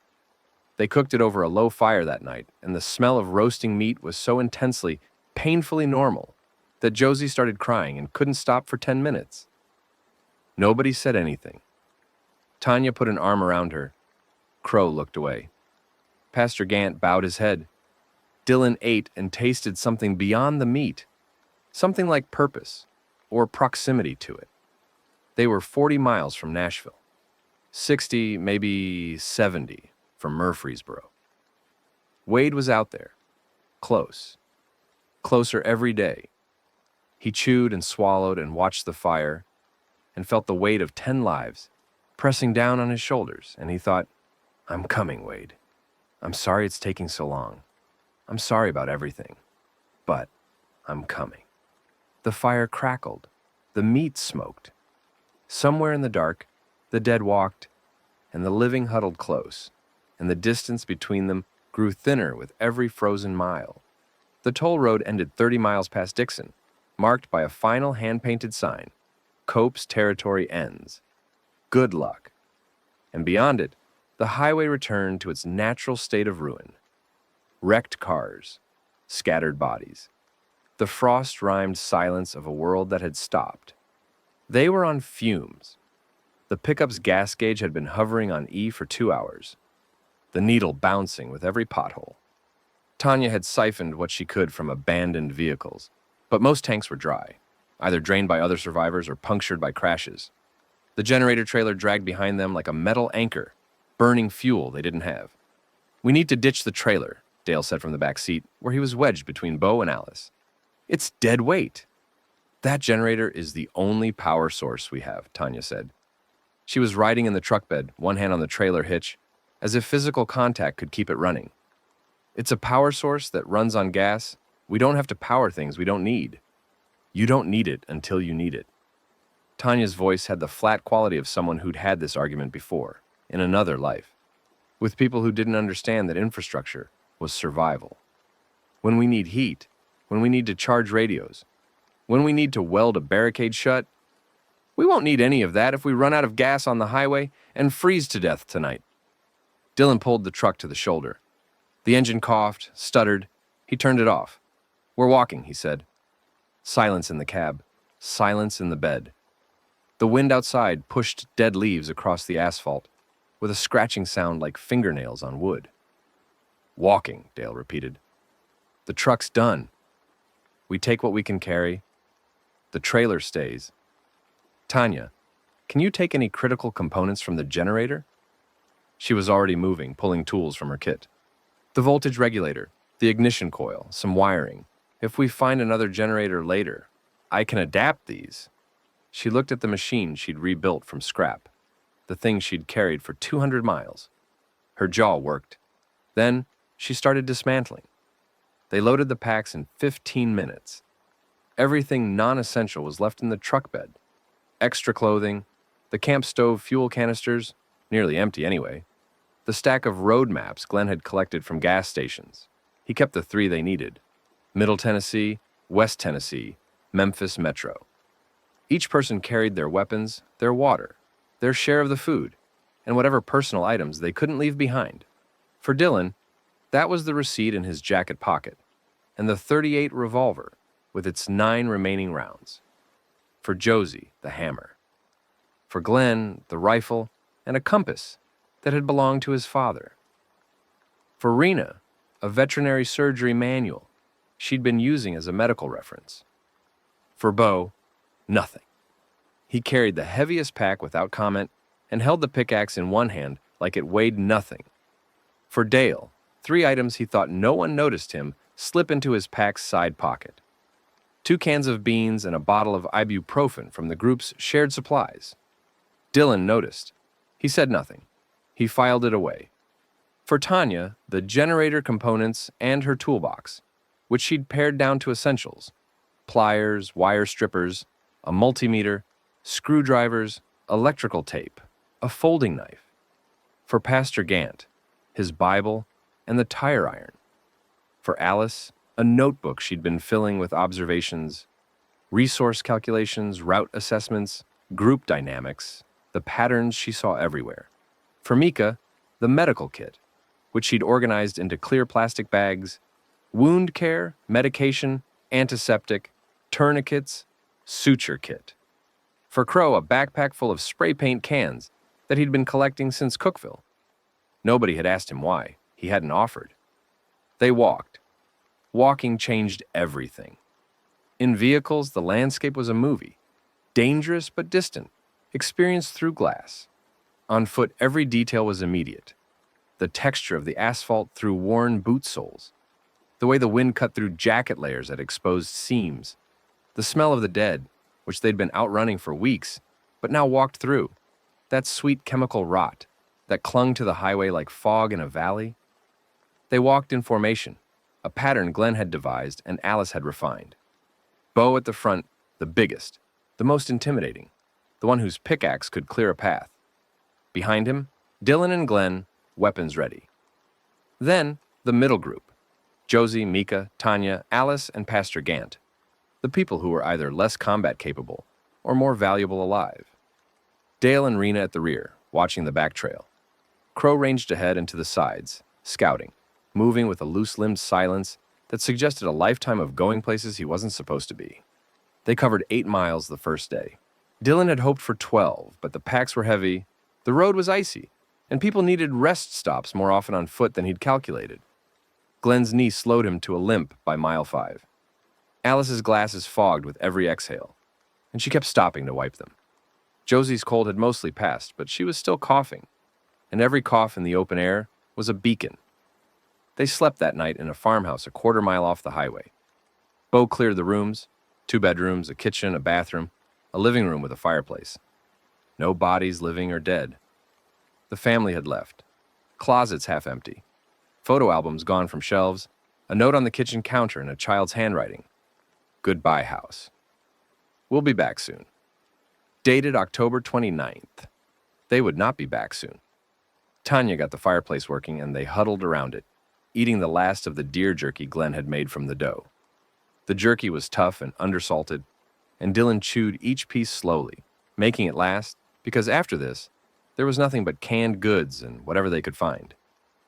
"We need to forage," Alice said. She had her notebook open, columns of numbers visible in the firelight. "Our current food supply at half rations lasts 4 days. Full rations, too. We're burning approximately 2,000 calories per person per day, walking with packs in cold weather. We're consuming approximately 800. Meaning? Dale asked. Meaning we're starving. Slowly for now. But within a week, we'll start losing muscle mass and cognitive function. Within 2 weeks, we won't be able to walk 8 miles a day. Within 3, we'll start making fatal mistakes because our brains won't have enough glucose to function properly." The fire crackled. Nobody spoke. "I can identify some edible plants," Mika said, "but it's December. Almost nothing grows." "Acorns," Glenn said. "White oak acorns are edible if you leach the tannins. There are white oaks all through these woods. You shell them, crush them, soak them in running water for a day, then dry them and grind them into flour. It's not good, but it's calories." "You know this how?" Rena asked. "My grandmother was Cherokee, quarter Cherokee, from the Qualla boundary. She taught me what the forest could give you if you asked right." He pulled out his pocket knife and began cleaning his nails, a gesture Dylan had learned that meant Glenn was thinking. Acorns, persimmons if we're lucky, late ones still on the tree. Cattails near any pond. The roots are starchy. Pine needles for tea. Not calories, but vitamin C. He folded the knife. "It's not enough. Not for 10 people in winter. We need canned goods, stored food, something preserved." "Houses," Bo said. Everyone looked at him. He rarely offered tactical suggestions, preferring to wait for instructions. "Every house we pass has a pantry," he said. "Most of them haven't been touched. People left or died too fast to take their food. We've been passing them for days." He was right. The farmhouses and small-town homes they'd been walking past were potential gold mines. Canned vegetables, dried pasta, rice, flour, peanut butter. The accumulated provisions of rural Tennessee families who kept their pantries stocked as a matter of course and habit. "Clearing houses is dangerous," Rena said. "You don't know what's inside until you're inside." "I can clear a house," Bo said. It wasn't bragging. It was the same tone he'd used to say he could swing a hammer. Not alone. "Then me and Dylan. Or me and Crow. Doesn't matter. 2 go in, the rest wait. We knock first. If something answers, we leave. If nothing answers, we go in fast and take what's there." They started the next morning. 2-person clearing teams, Bo and Dylan, then Bo and Crow, when Dylan's hands started shaking too badly to be useful. They moved down the highway, stopping at every house within a quarter mile of the road. The system was simple. Approach, knock loudly, wait 30 seconds, listen. If silence, Bo would try the door. If locked, Crow would pick it. A skill he'd developed, he explained, during a period of aggressive property exploration in his late teens. The first house yielded 12 cans of green beans, a jar of peanut butter, 2 boxes of pasta, and a bag of rice. The second house was empty, stripped clean. Someone had been there before them. The third house had 3 dead in the living room, seated on the couch in front of a television that had gone dark weeks ago. They were still, frozen by the cold, ice crystals on their skin. Bo and Dylan cleared the kitchen without disturbing them, moving on tiptoe, filling a grocery bag with canned soup and a box of saltine crackers that had gone stale but were still edible. The fourth house nearly killed Crow. He picked the lock and opened the door, and the runner came out of the hallway like a launched missile. Dylan had heard Rena's description of runners, the freshly turned, athletically built zombies that could sprint. But hearing about them and seeing one were different experiences separated by a gulf of adrenaline and screaming. This one had been a young man, maybe Crow's age, built like a wrestler, wearing gym shorts and no shirt. It burst through the doorway so fast that Crow, who had reflexes like a startled cat, barely got his arm up before it was on him. It drove him backward off the porch and onto the frozen ground. Crow's head hit the dirt, and the spray paint cans in his pack clattered like a percussion section. The runner's mouth was open. That clicking sound, louder and faster than the slow ones, more like a rattlesnake than a metronome. And its hands were on Crow's shoulders, pinning him, its teeth snapping inches from his face. Bo's pickaxe took it in the back of the skull. The point punched through bone with a sound like a wooden bat hitting a watermelon, and the runner went limp, a marionette with its strings cut, collapsing onto Crow in a tangle of cold limbs. Bo pulled the body off. Crow lay on the ground, breathing in short, hitching gasps, staring at the sky. "You bit?" Bo asked. No, I don't know." Crow patted his own body frantically, checking. "It didn't. I'm fine. He wasn't fine. He was shaking so badly his teeth chattered, and when he stood up his legs went sideways and Bo had to catch him. But he wasn't bitten, and in the new calculus of survival, that was the only math that mattered. They found nothing useful in that house. They moved on. By the end of the day, they'd cleared 11 houses and recovered enough canned goods to extend their food supply by a week. Alice cataloged everything in her notebook, her pencil moving in tight, precise columns. Mika organized the cans by caloric content. Rena inspected each one for damage. Swollen cans meant botulism. Dented cans were suspect. Anything without a label was unknown, and therefore unreliable. 47 cans, Alice said at the evening campfire. Approximately 32,000 calories total. Divided by 10 people at half rations of 1,000 calories per day, that's, she calculated, 3 days. Plus what we had before, that's 7 days total. "That's not enough," Dale said. "It's not enough for Memphis. It's enough for right now." Alice closed her notebook. "Tomorrow we do it again." They walked and foraged for 4 days. The rhythm became routine. Rise at dawn, walk, clear houses at midday, walk more, find shelter before dark, eat, sleep in shifts. The December cold deepened. Ice formed on everything. The road, the guardrails, the dead. Frozen zombies stood in fields, like scarecrows, motionless, preserved, waiting for a thaw that might never come, or might come tomorrow. On the third day of walking, Crow disappeared. He'd been scouting ahead as usual, ranging 50 to 100 yards in front of the group. Dylan watched him drop below a rise in the highway and didn't think about it. Crow was always disappearing and reappearing, moving through the landscape like the bird he'd named himself after. But 20 minutes passed, then 30, and Crow didn't reappear. "Crow," Dylan said into the walkie-talkie. Static. "Crow, come in." Static. "He's probably out of range," Glenn said. "These things are good for maybe a mile. He's just over that hill." But Dylan's stomach was tight, and his mouth had gone dry, and his body was telling him something his brain hadn't caught up to yet. He unslung the walkie-talkie and handed it to Rena. "Stay with the group. I'm going to find him." "Dylan." 5 minutes. He jogged ahead, the .38 in his hand for the first time since he'd taken it from Dale's box of scrounged supplies. The revolver was cold and heavier than memory made it. He crested the hill and stopped. Below, the highway curved through a wooded section, trees pressing close on both sides. Crow was on the shoulder of the road, crouched behind a concrete barrier, motionless. 40 yards beyond him, a man and a woman stood over a body on the ground. The man held a shotgun. The woman was going through the body's pockets.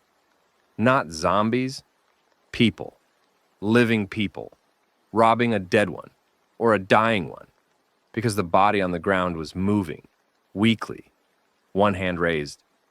Dylan dropped behind the barrier and crawled to Crow. "What happened?" "Came over the hill and saw them.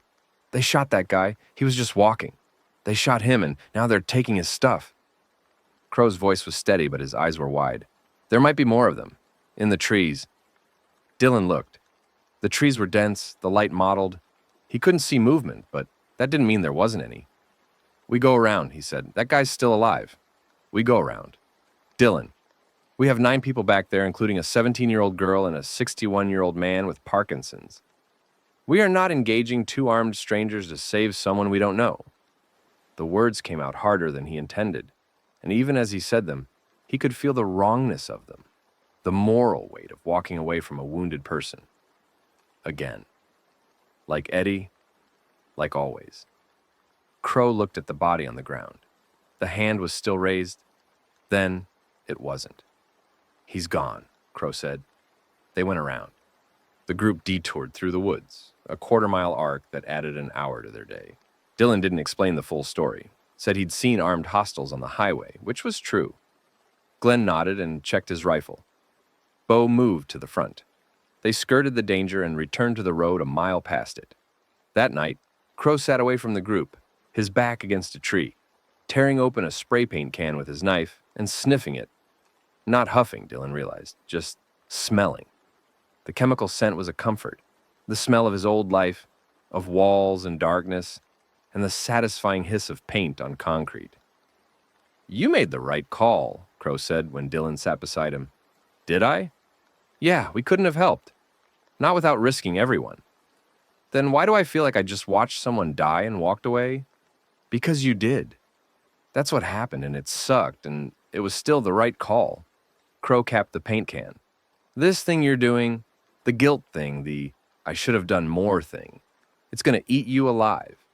You can't save everyone. You can't even save most people. You're trying to save one specific person 100 miles away, and that's already probably more than you can handle." "When did you become the group therapist?" "When the actual therapist got eaten in Crossville, probably." He almost smiled, then didn't. "I'm not being philosophical. I'm being practical. You start trying to save every person on the road, you'll get the people who are already counting on you killed. That's not leadership, that's ego." "It's not ego. It's the thing where you think you have to be the good guy, because you weren't the good guy before the world ended." "I see it. We all see it. Glenn sees it." Crow stood up and shoved the paint can into his pack. "You don't have to make up for being a lousy brother by being a saint. You just have to get us to Memphis alive. That's enough." He walked away.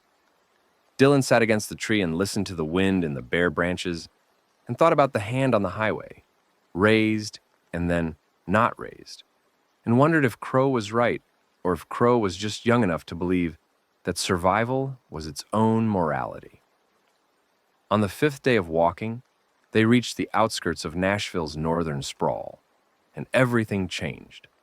The transition was gradual at first, isolated farmhouses giving way to subdivisions, then strip malls, then the dense commercial clutter of a city's approaching edge. Fast food restaurants, gas stations, car washes, storage facilities, apartment complexes, all empty, all cold. The power had been out for weeks, and the buildings had the dead-eyed look of things abandoned. Windows dark, doors either locked or broken open. Parking lots full of cars that nobody would ever drive again. The dead were here in numbers they hadn't seen since Knoxville. Not in herds. Nashville's northern suburbs had apparently been evacuated early enough to thin the population, but in a constant low-level presence. Singles and pairs standing in parking lots, wandering through subdivisions, pressing against the glass doors of a Target like shoppers waiting for a sale.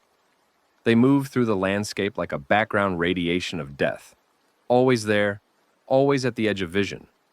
The group moved in tight formation now, weapons ready, voices low. Crow ranged only 50 feet ahead instead of 100.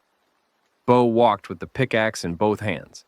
Glenn's rifle was up, his tremoring hands braced against the stock with a determination that was painful to watch. Dylan's hatchet was in his right hand. He hadn't frozen again since Bryson City. Whatever circuit had jammed, the eddy circuit, the paralysis of memory, had been rewired by repetition and necessity. He'd killed 4 of the dead since then, each one faster than the last, each one leaving less residue in his mind. The first had been the worst, the second terrible, the third bad, and the fourth almost routine. He didn't know if this made him stronger or less human, and he didn't have time to figure it out. They were skirting a shopping center on the northern edge of Hendersonville when Pastor Gant stopped walking. "Do you hear that?" he said. They stopped, listened. The wind, the distant click shuffle of the dead, the creak of a shopping center sign swinging on broken hinges. And underneath, so faint it might have been imagination, music. "I hear it," Josie said. She was young enough that her hearing still picked up what older ears missed. They followed the sound east, away from their route, drawn by the impossibility of it. Music. In December, in the ruins. The sound grew clearer as they approached its source, a church. Small, white-painted, steeple still intact, set back from the road on a half-acre of brown lawn. The music was coming from inside, a piano slightly out of tune, playing a hymn that Pastor Gant recognized before anyone else. "It is well with my soul," he said. His voice was strange, stripped down, raw. He was walking toward the church without waiting for the group. "Pastor," Dylan started, "there's someone alive in there, playing the piano, playing that hymn." He was already at the steps. "I need to see." They entered the church with weapons ready and found a woman in her 70s, sitting at an upright piano in the sanctuary, playing to empty pews. She wore a church dress, floral, pressed, as if she'd gotten ready for Sunday services that no one else was attending. She didn't look up when they entered. She finished the hymn, paused, and started another. The church was clean. Candles burned on the altar. The hymnals were stacked neatly. Everything was exactly as it would have been on any Sunday morning, except for the bodies in the front pew. 3 of them, seated upright, dressed in their best clothes, dead for at least a week. Frozen by the cold, preserved in their positions, a man and 2 children. The woman finished the second hymn and looked up. "Are you here for the service?" and she asked. Her voice was calm, lucid, and entirely disconnected from reality. Pastor Gant sat down in the pew beside the bodies and didn't say anything for a long time. The woman returned to her playing. The group stood in the aisle, uncertain, weapons hanging at their sides. Rena checked the bodies. "Natural causes, I think. Hypothermia. The cold got them." She looked at the woman. "How long have they been here?" "My husband and grandchildren came for services last week. They're resting. Please don't disturb them." Rena exchanged a look with Dylan. The woman was gone. Not infected, not dangerous, just gone. Her mind had sealed itself into a reality it could survive, and that reality included Sunday services and living grandchildren and a husband who was resting, not dead. "We can't leave her," Gant said. "We can't take her," Dale said. Look at her. She won't survive on the road." "So we leave a 70-year-old woman in a freezing church with 3 corpses? We leave a person in the safest place she's going to find. She has candles. She has shelter. She's not being bothered by the dead. They probably don't even know she's here. Moving her would kill her faster than staying." For once, Dale's selfishness aligned with a defensible argument, and the group fractured along predictable lines. Gant wanted to help. Dale wanted to move on. Bo would do whatever the group decided. Glenn said nothing, studying the map. Alice calculated. 1 additional person, reduced mobility, increased caloric need, unknown medical conditions. Mika checked the woman's vitals. Slow pulse, cold extremities, early signs of malnutrition, but stable. Dylan made the call. "We leave food and water. We tell her others might come. We move on." Gant stood up from the pew. His face was doing something Dylan hadn't seen before. Not anger, not grief, but the particular expression of a man whose principles were being amputated by circumstance. He opened his mouth, closed it, looked at the woman, at her husband and grandchildren, at the candles on the altar. "God forgive us," he said. They left 4 cans of food, 2 bottles of water, and a blanket. The woman didn't acknowledge the gifts. She was playing again when they left, a 3rd hymn, slower, the piano's notes drifting through the church door as they walked back to the road. Gant didn't speak for the rest of the day. He walked at the back of the group with his Bible pressed to his chest and his lips not moving for the first time since Dylan had known him. Whatever the old preacher had been hanging on to, whatever thread of faith had survived the church in Sevierville and the bodies on the highway and the small daily cruelties of survival, it was fraying. Dylan could see it in the set of his shoulders, the way he held the tire iron not as a weapon, but as a crutch. That night, around a fire in the parking lot of an abandoned Lowe's, Dylan found Gant sitting alone, Bible open on his knee, staring at a page he wasn't reading. You made the right call, Gant said without looking up. Did I? Practically, yes, morally. He closed the Bible. I used to believe there was always a right answer, that God had a plan and our job was to find it and follow it. Every sermon I ever preached was built on that foundation. There's a right thing to do, and if you pray hard enough, God will show you what it is. He looked at Dylan, and his eyes were the eyes of a man standing on the edge of something. There was no right answer today. Stay and die with her. Take her and slow everyone down and maybe die together. Leave her and live with it. 3 bad options. God's plan is 3 bad options? He laughed, a short, harsh sound that had nothing to do with humor. My congregation came to me on day 1. 73 people looking for answers, looking for God's plan. I didn't have one. I told them to pray. I told them to have faith. And on day 5, the doors gave way and I watched. He stopped. His jaw worked. I watched, he said again, and couldn't finish. Dylan sat beside him. He didn't offer comfort, didn't know how, had never been the person people came to for reassurance, had always been the one who left the room when emotions got too big. But he sat there, and sometimes sitting there was enough. You kept preaching, Dylan said. After all that, you kept going. Because they needed me to. Your group. These people. They needed someone who believed, even if the belief was a performance. Gant's fingers traced the Bible's cover. Do you know what stage 2 looks like? When someone's turning? Yes, they know. They're still in there, and they know what's happening, and they can't stop it. I saw a woman reach for her child to hold her, to comfort her. And her own hands closed around the child's throat, and she couldn't. His voice cracked. He took a breath. That's not God's plan. That's not a plan at all. That's the absence of God. Or the presence of something else. Gant looked at him sharply. Something else? I don't know. I'm a cook, not a theologian. But Rena says this came from a drug, a contaminated pharmaceutical. People made this. Not God, not the devil. People. A company cut corners, and a protein folded wrong, and here we are. And God let it happen. Or God doesn't work the way you thought he did. Or God's busy. Or there is no God, and we're on our own. And that's terrifying. But it's also the only explanation that doesn't require a cosmic entity to be either impotent or sadistic. He hadn't meant to say that much. It came out in a rush.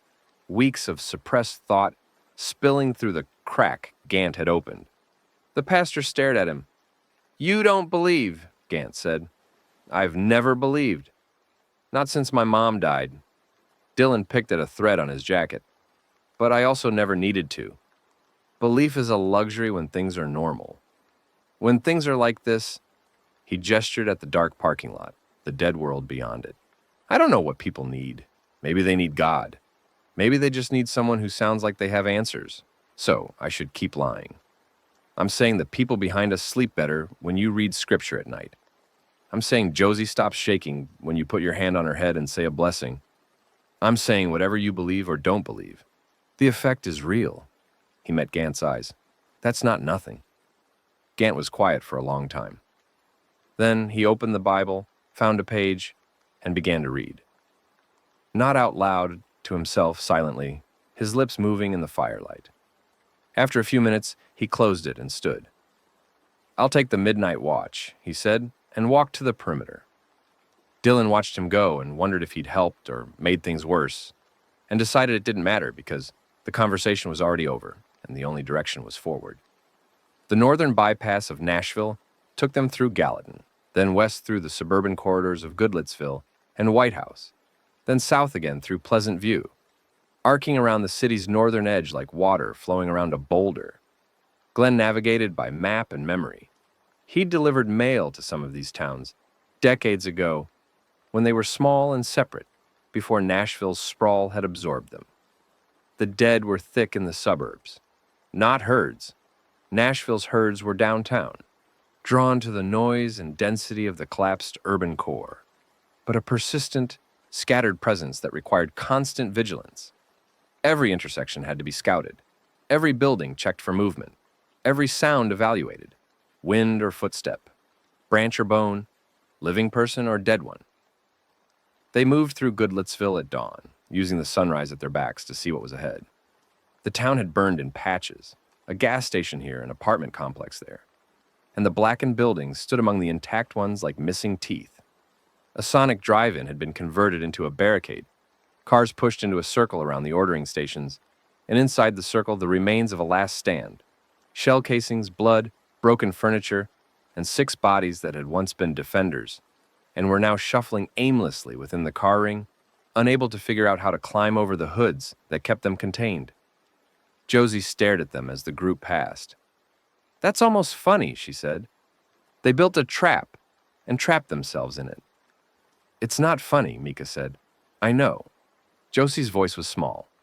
"But if I don't laugh, I have to think about it, and I don't want to think about it." Mika looked at her. Really looked, the clinical mask slipping for a moment. And Dylan saw something pass between them. Recognition. 2 people who'd found the same coping mechanism. Don't feel it now, feel it later, except later never came, because there was always a new thing to not feel. "That's a valid psychological response," Mika said. "Gallows humor is a defense against—" She stopped herself, shook her head. "Yeah, it's almost funny." The encounter with the toll boys happened on the 3rd day of the bypass, on a stretch of I-65 north of Nashville that they'd been using to make up time. The interstate here was less cluttered, fewer evacuees had gone north, and they'd been making good progress, 12 miles in a day, when Crow came sprinting back from his forward position with his eyes wide and his breath short. Roadblock. Big one.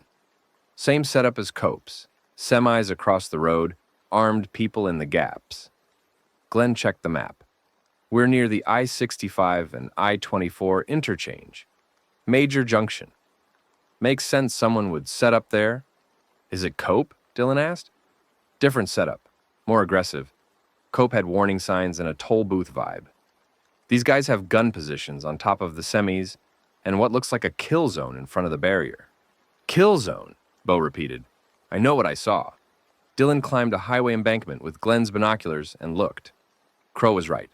The roadblock was militarized. Semis with sheet metal armor plating, sandbag positions on the trailer roofs, a cleared 50-yard strip in front of the barrier where anything approaching would be completely exposed. Behind the barrier, a truck stop complex, larger than Cope's, with vehicles and generators and, on the roof, a hand-painted sign, "Toll Station, stop or be shot." "Same model, different management," Alice said when Dylan reported back. "Cope was a businessman. This is a warlord. We go around." "Do we?" Gant had been listening. "These people might have information. Radio contact, news from the west.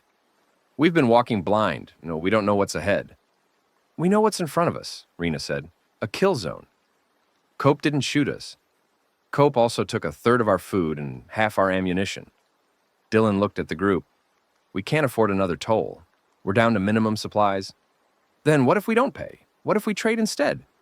Dale stepped forward, and Dylan saw the car salesman emerge, the smooth assurance, the read-the-room calculation. "We have something they want." "What?" "Tanya. Not her. Her skills. An electrician is the most valuable person in the apocalypse. If we offer labor, Tanya fixes their generators, wires their compound, whatever they need. In exchange for passage and information, that's a trade, not a toll." Tanya's face went flat. "I'm not a bargaining chip. You're an asset. We're all assets. That's how this works now." "He's not wrong," Alice said quietly. "Skill-based trade is the foundation of every economy that's ever existed. It's more sustainable than resource extraction." Tanya looked at Dylan. "Your call." Dylan waited. The information value was real. They were approaching Nashville's periphery with no knowledge of what lay between them and Murfreesboro. Radio contact could tell them about road conditions, herd movements, survivor groups. It could tell them about Memphis. We approach, under a white flag. Gant and I talk first. If it feels wrong, we leave. And if they don't let us leave, Glenn asked, then Bo makes us a door. Bo shifted the pickaxe in his hands. I can do that. They approached the toll station at midday, walking in the open, hands visible, a white pillowcase on a broom handle carried by Pastor Gant. The gun positions on the semis tracked them as they entered the kill zone. Dylan counted 4 visible shooters, all with scoped rifles. His spine crawled with the certainty of crosshairs. A man came out of the truck stop. Not Cope. Younger, harder, with a military-style buzz cut and a tactical vest over a flannel shirt. He carried an AR-15 with casual familiarity. "That's close enough," he said when they were 30 yards out. "State your business." "Travelers heading west," Gant said, his church voice projecting across the distance. "We're looking for safe passage and willing to trade." "Trade what?" "Skilled labor. We have an electrician who can service your generators." The man considered this. He looked at the group. 10 people, armed but not threatening, road-worn and underfed. His eyes lingered on Josie, and Dylan's hand tightened on his hatchet. "Wait here," the man said, and went back inside. He returned 5 minutes later with a second man. This one was older, late 40s, thick across the chest, shaved head, no bandana, but the same mountain man bearing as Cope. He studied them with an assessment that was more mercenary than hostile. "Name's Sykes," he said. "I run this station. Your preacher says you've got an electrician." "Generator maintenance," Dylan said. "Wiring, electrical repair, in exchange for passage and whatever intel you have on the road west." Sykes's eyes moved to Tanya, who stood in the middle of the group with her toolbox, and an expression that said she'd rather be anywhere else. "You any good?" "I'm alive, and my generators work." "That's a resume." Sykes almost smiled. "Come inside. Leave your weapons at the gate." "No," Dylan said. The almost smile vanished. "Wasn't a request. We keep our weapons. Your people keep theirs. If that's not acceptable, we turn around." The silence stretched. Sykes and the younger man exchanged a look. The shooters on the semis hadn't moved. "Sidearms stay. Long guns at the gate." "Sidearms and melee weapons. Long guns at the gate. Within sight of our people." "Done." Glenn and Bo stayed at the gate with the rifles, positioned where they could see inside the compound. The rest followed Sykes in, through a gap in the semis, and into the truck stop complex. It was larger than Cope's operation and more organized. The truck stop's main building had been converted into a barracks. Sleeping areas, a mess hall, a radio room with actual antenna arrays on the roof. The parking lot held vehicles in various states of repair.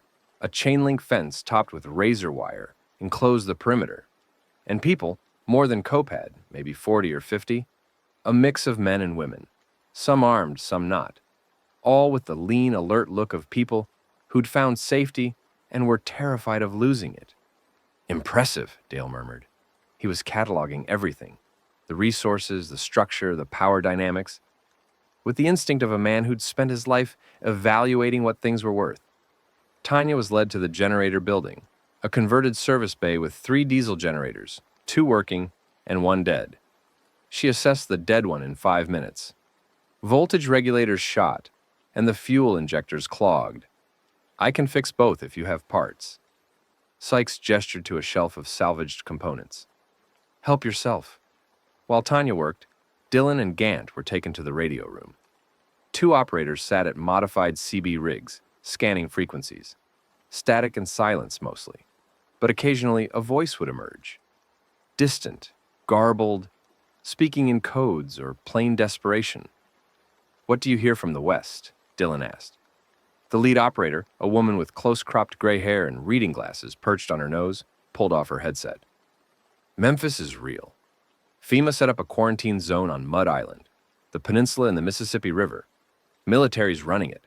They're taking refugees, at least they were a few weeks ago." Dylan's chest tightened. "You've made contact?" "Intercepted their broadcast. It's automated. GPS coordinates, frequency for check-in, instructions for approach. They're broadcasting on 7.245 megahertz, 24/7. She pulled out a notepad. "But there's a catch. The military commander, Bridger, a colonel, she's been restricting entry. Last broadcast we caught said the zone was at capacity. They're turning people away." "At capacity or sealed?" "Unclear. The broadcasts are getting shorter and more clipped. Something's happening in there." Gant leaned forward. "Have you heard anything about a man named Wade Pruitt?" He would have come from Murfreesboro. The operator shook her head. We don't get names, just general status updates. Dylan's mind raced. Memphis was real. The quarantine zone existed. But it was closing, or already closed, and Wade might or might not be inside. The FEMA refugee list he'd been hoping to find was in Memphis, not here. Every answer generated two more questions. What about the road between here and Memphis? He asked. Nashville's downtown is a death zone, 100,000 plus inside the basin, drawn by the fires and the echoes. The suburban ring is thinner, but still dangerous. South of Nashville, I-24 toward Murfreesboro is passable in places, but there are raider groups operating. West of Nashville, I-40 toward Memphis is the best route, relatively clear. The dead haven't concentrated there as heavily. Relatively clear. Nothing's actually clear, but I-40 West is your best shot. Stay on the highway. Move during daylight. Don't stop in towns. Dylan thanked her. His mind was already working the route. Not north around Nashville anymore, but west, straight to Memphis, bypassing Murfreesboro entirely. No, he couldn't bypass Murfreesboro. Wade might not be in Memphis. Wade might still be in Murfreesboro, in a dorm room, in a bunker, in a hole somewhere, alive and waiting. The FEMA broadcast said the zone was accepting refugees, past tense maybe. But Wade would have had to get to Memphis first, and Murfreesboro to Memphis was 200 miles. Had Wade made it? Could Wade have made it alone? One 22-year-old with no survival training and a missing brother who told him to leave him alone? The question was a knife, and it twisted every time he touched it. I need to go to Murfreesboro, he said. Glenn, who'd joined them in the radio room, looked at the map spread beside the radio equipment. Murfreesboro is south. Memphis is west. You can't do both without adding 100 miles. My brother. Your brother may be in Memphis already. You heard the operator. FEMA was evacuating people. Murfreesboro would have been in the evacuation zone. Maybe? May have been. I can't work with maybe, Glenn. I need to know. And if he's not there, if you get to Murfreesboro and he's gone or he's dead or he was never there, then you've spent a week going south while the Memphis zone closes and the 10 people following you starve on the road. The words hit like physical blows, precise and merciless, and Glenn delivered them with the steady calm of a man who'd learned long ago that hard truths were kindnesses in disguise. Gant put a hand on Dylan's shoulder. Glenn's right. We go west. If Wade is alive, and I believe he is, he'll have gone to Memphis. Everyone's going to Memphis. It's the only light on. Dylan stood at the map and traced the two routes with his finger. South to Murfreesboro, 70 miles through suburban sprawl and raider territory, into the unknown, chasing a ghost. West to Memphis, 150 miles on the clearest road available, toward a confirmed destination with radio contact and military presence. His finger moved south, then west, then south again, then west. Okay, he said. The word cost him something he couldn't name. West. Tanya fixed Sykes's generator in 4 hours. She replaced the voltage regulator with a salvaged component from her own kit, cleaned the fuel injector, and had the machine running by late afternoon. Sykes was impressed enough to offer them a night in the compound. Beds, hot food, a chance to wash. They accepted. It was the first time since New Canaan, since the farmhouse in Maryville, that Dylan had slept on a mattress. The truck stop's bunk room had been cleared of debris and fitted with cots, and the heat from the working generators made the room almost warm, almost comfortable. He couldn't sleep. He lay on the cot and stared at the ceiling and listened to the generator hum through the walls and the radio operator's murmured scans through the floor, and he thought about his decision. West, not south. Memphis, not Murfreesboro. The practical choice, the survival choice, the leadership choice. The choice that assumed his brother was smart enough and strong enough to have gotten himself to Memphis without Dylan's help. The choice that was also, at its core, a bet. He was betting Wade's life on probability. The probability that a 22-year-old college student had survived an apocalypse, navigated 200 miles, and reached a military quarantine zone, all on his own. If Dylan was wrong, Wade was dead in Murfreesboro, and Dylan had walked the other way. Leave me alone. He pulled the receipt from his pocket. The words he'd written at the rest stop were faded now, the pencil smearing with wear. Wade, I'm coming. But he wasn't. He was going somewhere else and hoping Wade had gone there too. In the cot next to him, Josie murmured in her sleep. Not words, sounds. Small frightened sounds. The kind animals make when they dream of predators. Her hammer was clutched to her chest, even in sleep. She was 17 years old, and she held a weapon like a stuffed animal. Dylan put the receipt back in his pocket and made himself close his eyes. Sleep came eventually, dreamless and shallow, and when the dawn light woke him, he felt no more rested than when he'd laid down. They left Sykes' compound in the morning with full water bottles, a day's worth of food as a parting gift, and the radio frequency for Memphis scratched onto a piece of paper that Dylan kept in his front pocket. Sykes watched them go from the top of the semi-barrier.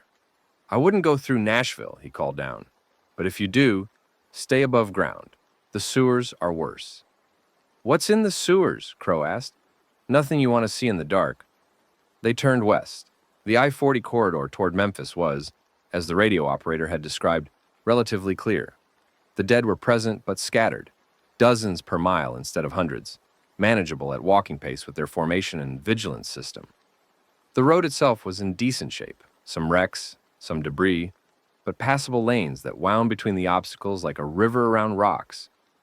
They walked for 3 days. The landscape flattened further, the last ripples of the Cumberland Plateau smoothing into the broad, level expanse of West Tennessee.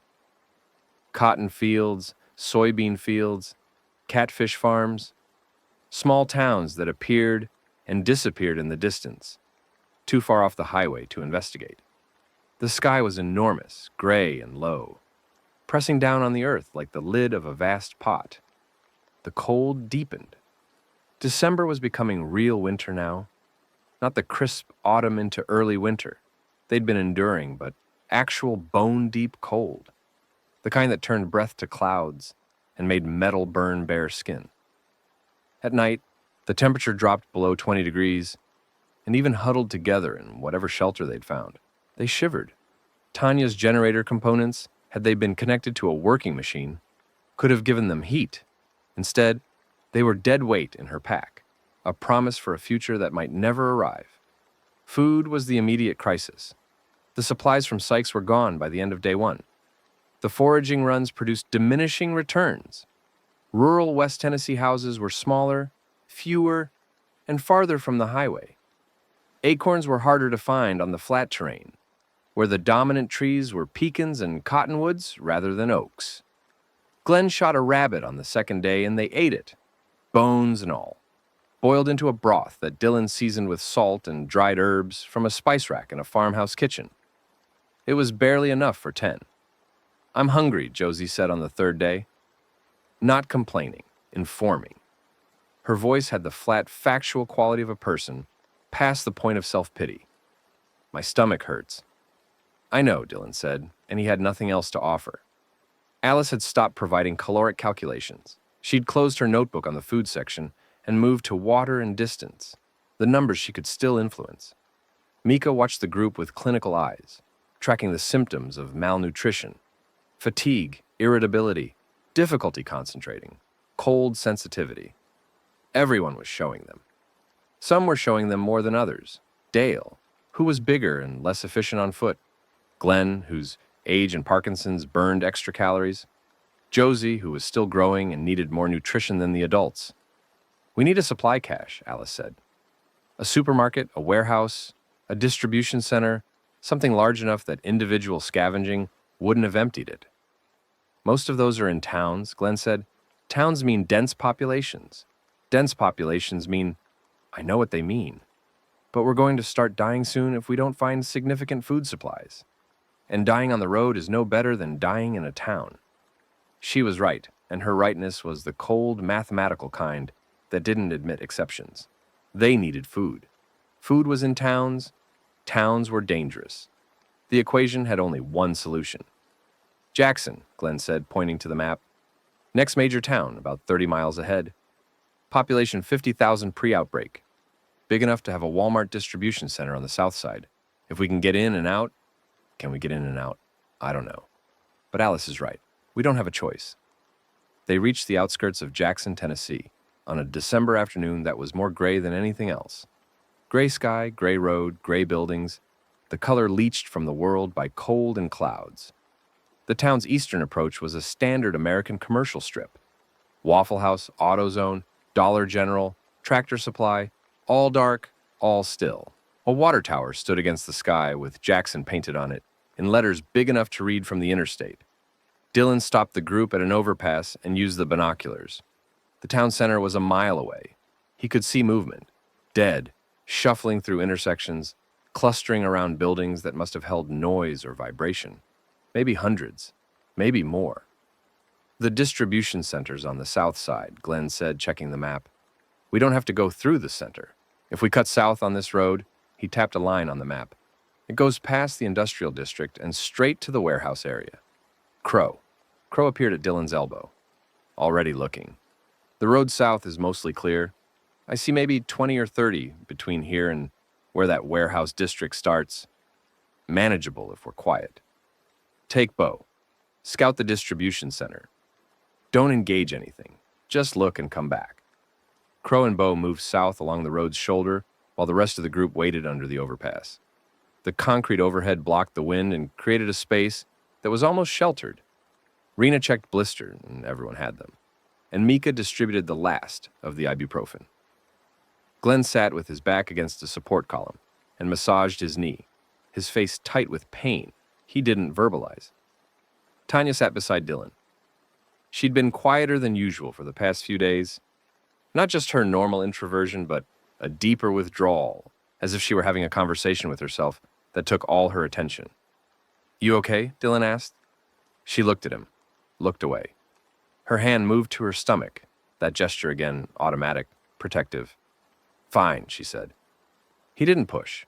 He'd learned that Tanya's silences were deliberate. She was working through something internal, and she'd share it when she was ready or not at all. Either was her right. Crow and Bo returned in an hour. Crow was grinning, the first real grin Dylan had seen from him in days. "Jackpot," Crow said. "The Walmart distribution center is intact. Doors are closed, loading docks are sealed. There's damage to the east side, something rammed it, a truck maybe, but the main structure is solid, and the parking lot is empty. Not a single dead one within 100 yards. "That's suspicious," Rena said. "That's the thing. The center's set back from the main roads, in the middle of an industrial park. No residential areas nearby, no noise, no reason for them to gather. It's just sitting there." "What about inside?" "Couldn't see. The windows are too high and the doors are sealed." Dylan looked at the group. Hungry faces, hollow cheeks. Josie's hands trembling, not from cold, from blood sugar. Glenn's eyes slightly unfocused. He'd given his portion of the rabbit to Alice last night, thinking no one noticed. Rena noticed everything. "We go in," Dylan said. "Full group. We clear it room by room. We take everything we can carry, and we leave." The Walmart distribution center was a cathedral of consumer goods. 200,000 square feet of racked shelving, organized by zone, food, household goods, electronics, clothing, pharmacy.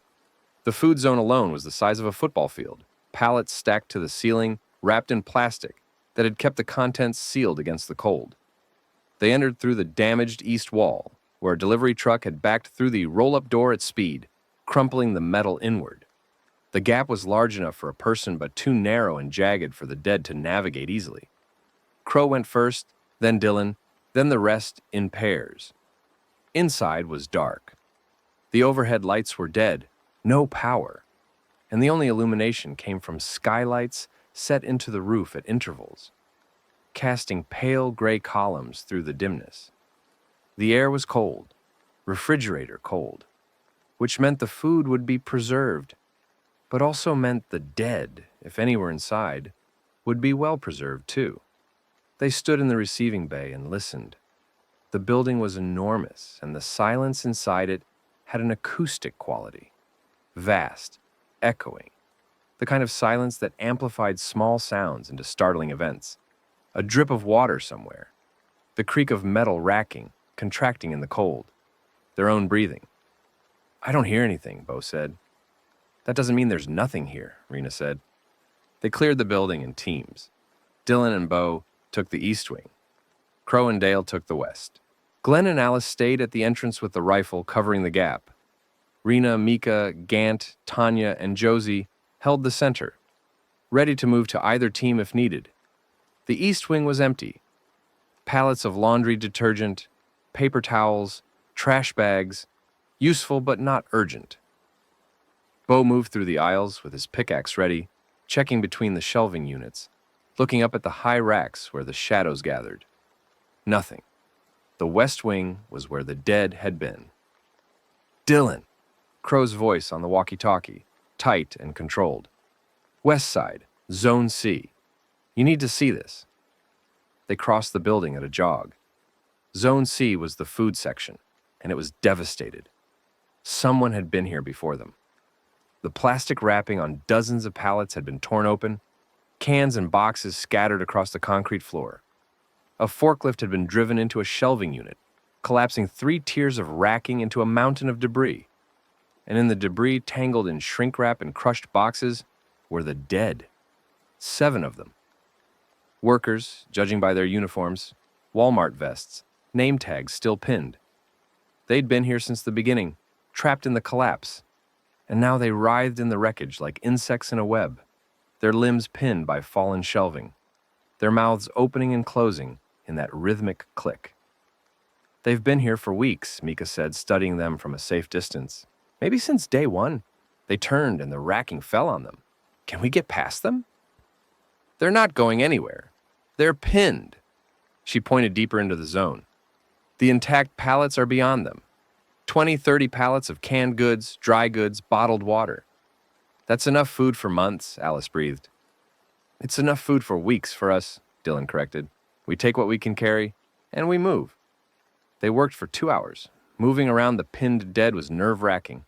The things reached and grasped and clicked as they passed. Their range limited to the length of their trapped arms, but their motivation limitless. Bo drove the pickaxe through 2 of their skulls to create a safe corridor. The others they avoided. They loaded packs and bags and improvised carriers made from shrink wrap and pallet boards. Canned vegetables, canned fruit, canned meat, pasta, rice, dried beans, peanut butter, 11 jars. Bo carried 6 of them. Granola bars, trail mix, powdered milk. From the pharmacy zone, antibiotics, painkillers, bandages, antiseptic, vitamins. From the clothing zone, thermal underwear, wool socks, gloves, hats, items that might save their lives more surely than any weapon. Glenn found a hand-cranked emergency radio in the electronics zone. Alice found notebooks and pencils. Crow found more spray paint. Dale found a box of disposable lighters and pocketed a dozen before distributing the rest. And Tanya, working alone in the pharmacy zone, found prenatal vitamins. She stood in the aisle with the bottle in her hand, staring at it, and when Rena walked past and saw what she was holding, they looked at each other for a long moment without speaking. How far along? Rena asked. 3 months, maybe 3.5. Tanya's voice was barely audible. I found out the week before. I hadn't decided what to, and then everything. Does anyone else know? No. You need to tell Dylan. He's making decisions about pace and rationing and risk that would change if he knew. I know. I will. Not yet. Rena took the prenatal vitamins, added them to the medical supplies, and didn't say another word about it. But she adjusted Tanya's caloric ration that night without explaining why, and Dylan, who noticed everything Rena did even when he pretended not to, filed it away. They left Jackson loaded with 3 weeks' worth of food, and the closest thing to hope they'd felt in a month. The road west was open. They had supplies. They had a destination. They had a radio frequency. The math, for the first time since they'd left Maryville, was working in their favor. It lasted 4 days. The herd appeared on the highway ahead of them like a wall. Dylan saw it from 2 miles out. A dark line across the road, horizon to horizon, moving east. Not a group, not a cluster, not a crowd. A herd. Thousands. Tens of thousands. A river of dead flesh filling the interstate from guardrail to guardrail, flowing toward them at walking pace. Off the road, Glenn said, His voice was calm, but his hands were trembling badly enough that the binoculars shook. "Off the road now!" They scrambled down the embankment and into the tree line. Winter bare cottonwoods and scrub brush that offered concealment but not cover. The herd was still 2 miles out, but the sound reached them first. That collective shuffle Dylan had heard in Knoxville, multiplied by a factor of 10,000. It was like static, like distant applause, like the sea. "Where did they come from?" Josie whispered. Her face was white. "Memphis," Glenn said, studying the herd through binoculars braced on a tree limb. They were drawn to the city, the quarantine zone's generators, lights, noise, and now they're drifting back east, or something spooked them. A fire, an explosion. He lowered the binoculars. "It doesn't matter where they came from. What matters is they're between us and Memphis." "How wide?" "I can see... God. It's the whole highway. Both sides. And it extends into the fields on the south side. I can't see the northern edge." "Can we wait for them to pass?" Alice asked. "At this density and speed? A herd this size could take days to pass a fixed point. We don't have days." "Then we go through," Dylan said. 9 faces turned to him. "Through," Dale said flatly. "Not through the center, around the edge. Crow said it extends south into the fields, but you can't see the north edge. So we go north, find the boundary of the herd, and skirt around it. And if the boundary is 20 miles north, then we walk 20 miles north." They went north, through fields and tree lines and across county roads that hadn't seen a living car in weeks.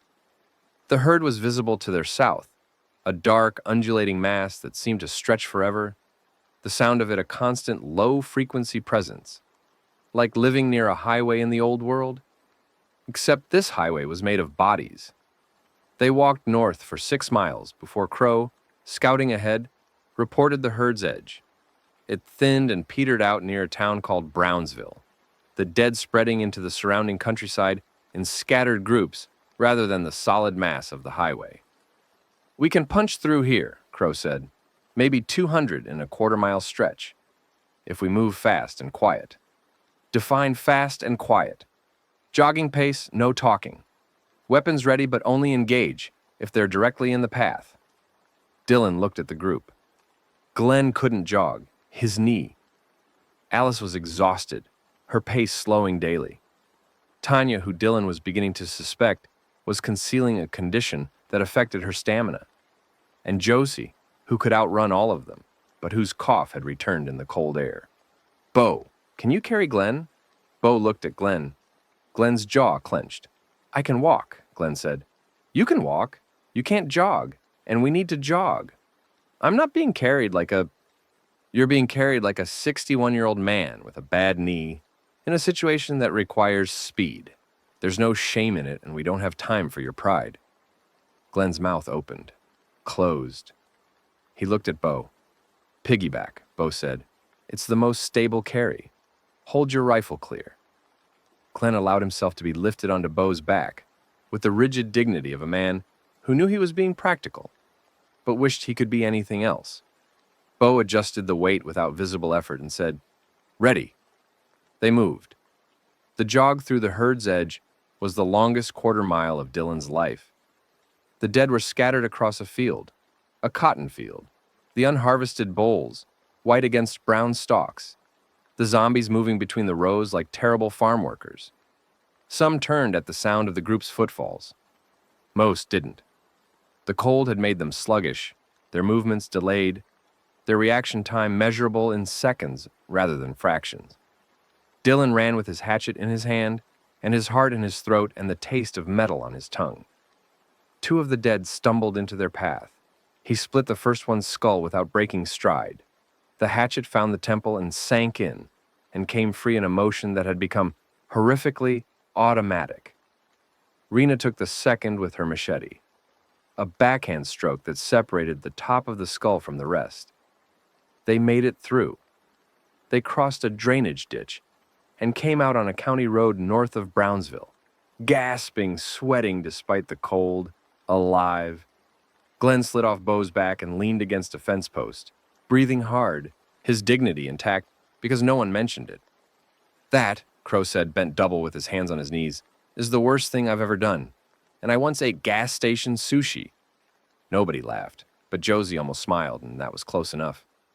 West of Brownsville, the road to Memphis was 60 miles of flat, frozen nothing. They walked. The days blurred. Rise, eat meagerly, walk, eat again, find shelter, sleep badly, repeat. The landscape offered nothing. Fields, tree lines, the occasional farmhouse they'd clear and shelter in for the night. The dead were sparse. The herd had drawn them east, leaving the western road temporarily thinned. Dylan walked at the front of the group now, not because he was the most capable, but because walking at the front meant not seeing the faces behind him. Glenn's limp was worsening. Dale's complaints had stopped, which was worse than the complaints. It meant he'd stopped engaging with the group. Alice's notebook stayed closed. Mika's clinical detachment had deepened into something that looked, from certain angles, like depression. Tanya walked with one hand on her stomach and the other on her toolbox strap, the gesture now so frequent that Dylan was certain he knew what it meant. Only 3 members of the group seemed unchanged by the grinding attrition. Bo, who was built for endurance and suffered quietly. Rena, whose pragmatism was a form of armor. And Josie, who had the terrifying resilience of the young, bouncing between despair and normalcy with a speed that left the adults dizzy. Crow walked behind Dylan most days, and one afternoon he said, without preamble, "I need to tell you something." Okay, back in week 1, in Crossville, before I got to the rest stop, I was in a gas station. One of those things came in. A fresh one, fast. It grabbed me. He pulled down the collar of his jacket. On his neck, below the crow tattoo, was a scratch, a long, ragged line, healed but visible, pink scar tissue against pale skin. Its fingernail got me, broke the skin. Dylan stopped walking. When? 3 weeks ago. 3 weeks? Yeah. And you didn't turn? No. Dylan stared at the scratch. 3 weeks. Transformation took 18 hours at most. Crow should have been dead and walking within a day of that scratch, but he wasn't. He was here, alive, annoying, spraying paint on highway signs and picking locks and sleeping and eating and breathing with the routine functionality of someone completely uninfected. Have you told Rena? No. She'll want to test it, examine me, figure out why. He pulled his collar back up. I don't want to be a lab rat, and I don't want people looking at me different. People should know. Why? So they can treat me like a freak or a miracle? Either way, I stop being Crow and start being the immune guy. I don't want that. Dylan understood the impulse. The desire to be left alone, to not be defined by a thing outside your control. He'd felt the same way about his father's alcoholism, about his mother's death, about every label the world had tried to attach to him. Okay, he said, but if Rena figures it out, she won't. She's not looking for it. She's looking for everything. That's who she is. Crow shrugged. The gesture was his punctuation mark, his universal response to uncertainty. Then I'll deal with it when it happens. They walked on. Dylan added Crow's immunity to the weight he carried. Another secret, another variable, another thing to manage. The receipt in his pocket, the revolver with its 9 rounds, the decision not to go to Murfreesboro, Crow's scratch, Tanya's stomach, Glenn's tremor, Dale's pilfered supplies. Leadership, he was learning, was not about making decisions. It was about carrying the information that made decisions impossible. They reached the outskirts of Memphis on a Tuesday in mid-December. The city announced itself gradually, the suburban sprawl thickening, the roads widening, the signs growing more frequent. Memphis 30, Memphis 20, Memphis 15. And then, from a rise in the highway, they saw it. The Memphis skyline was smaller than Nashville's, a cluster of mid-rise buildings along the river bluff. The pyramid-shaped Bass Pro Shop gleaming dully in the gray light, the bridges spanning the Mississippi like the ribs of some enormous creature. Smoke rose from several locations, but not the wholesale conflagration they'd seen in Nashville. Memphis was still partially standing, and at the river's edge, separated from the city by the narrow Wolf River Channel, Mud Island, a long, thin peninsula stretching into the Mississippi. Even from this distance, Dylan could see lights, electric lights, working infrastructure, walls. "That's it," he said. The group gathered around him on the overpass, looking west. Nobody spoke for a full minute. The sight was too much, too real, too close, too possible. They'd been walking toward an idea for weeks, and now the idea had a shape and a skyline and lights. That meant generators, that meant people, that meant civilization, or whatever was left of it. "How do we get there?" Josie asked. "The island connects to the city by a bridge. A pedestrian bridge, I think." Glenn was studying the map, his hands shaking badly. "There! The Mud Island monorail. Goes from Front Street across the Wolf River Channel to the island. A monorail. It won't be running, but the bridge structure would still be walkable." "If the military hasn't destroyed it," Alice said, "why would they destroy it?" "To control access. If I were establishing a quarantine zone on a peninsula, the first thing I'd do is limit entry points. One bridge, one access, total control." Alice was right, and her rightness would prove prophetic, but they wouldn't know that for days. For now, they stood on the overpass and looked at Memphis and felt something they'd almost forgotten the shape of. "We should stop for the night," Mina said. "Rest, eat, plan. We don't go into the city blind." They found shelter in a strip mall on the eastern edge of the Memphis metro area, a mattress store, its inventory of floor models, providing actual beds for the first time in weeks. Bo and Glenn cleared the building while the rest unloaded packs, and Tanya secured the entrances with wire and empty cans. A low-tech alarm system that would rattle if anything pushed through the doors. That night, they ate the best meal they'd had since leaving Jackson. Canned chili heated on a camp stove, crackers, and a jar of peanut butter that Bo opened with such reverence. You'd have thought it was champagne. The food was warm and filling, and the mattresses were soft, and the building was sealed, and for an hour, just 1 hour, they were almost comfortable. Pastor Gant led a prayer. He'd been leading prayers every evening since the church in Goodlettsville, a ritual that had become as much a part of their routine as setting watches. But tonight's prayer was different. His voice had that resonance again. The church voice, the voice that filled rooms. But underneath it, Dylan could hear the scaffolding creaking. "Lord, we thank you for bringing us to this place.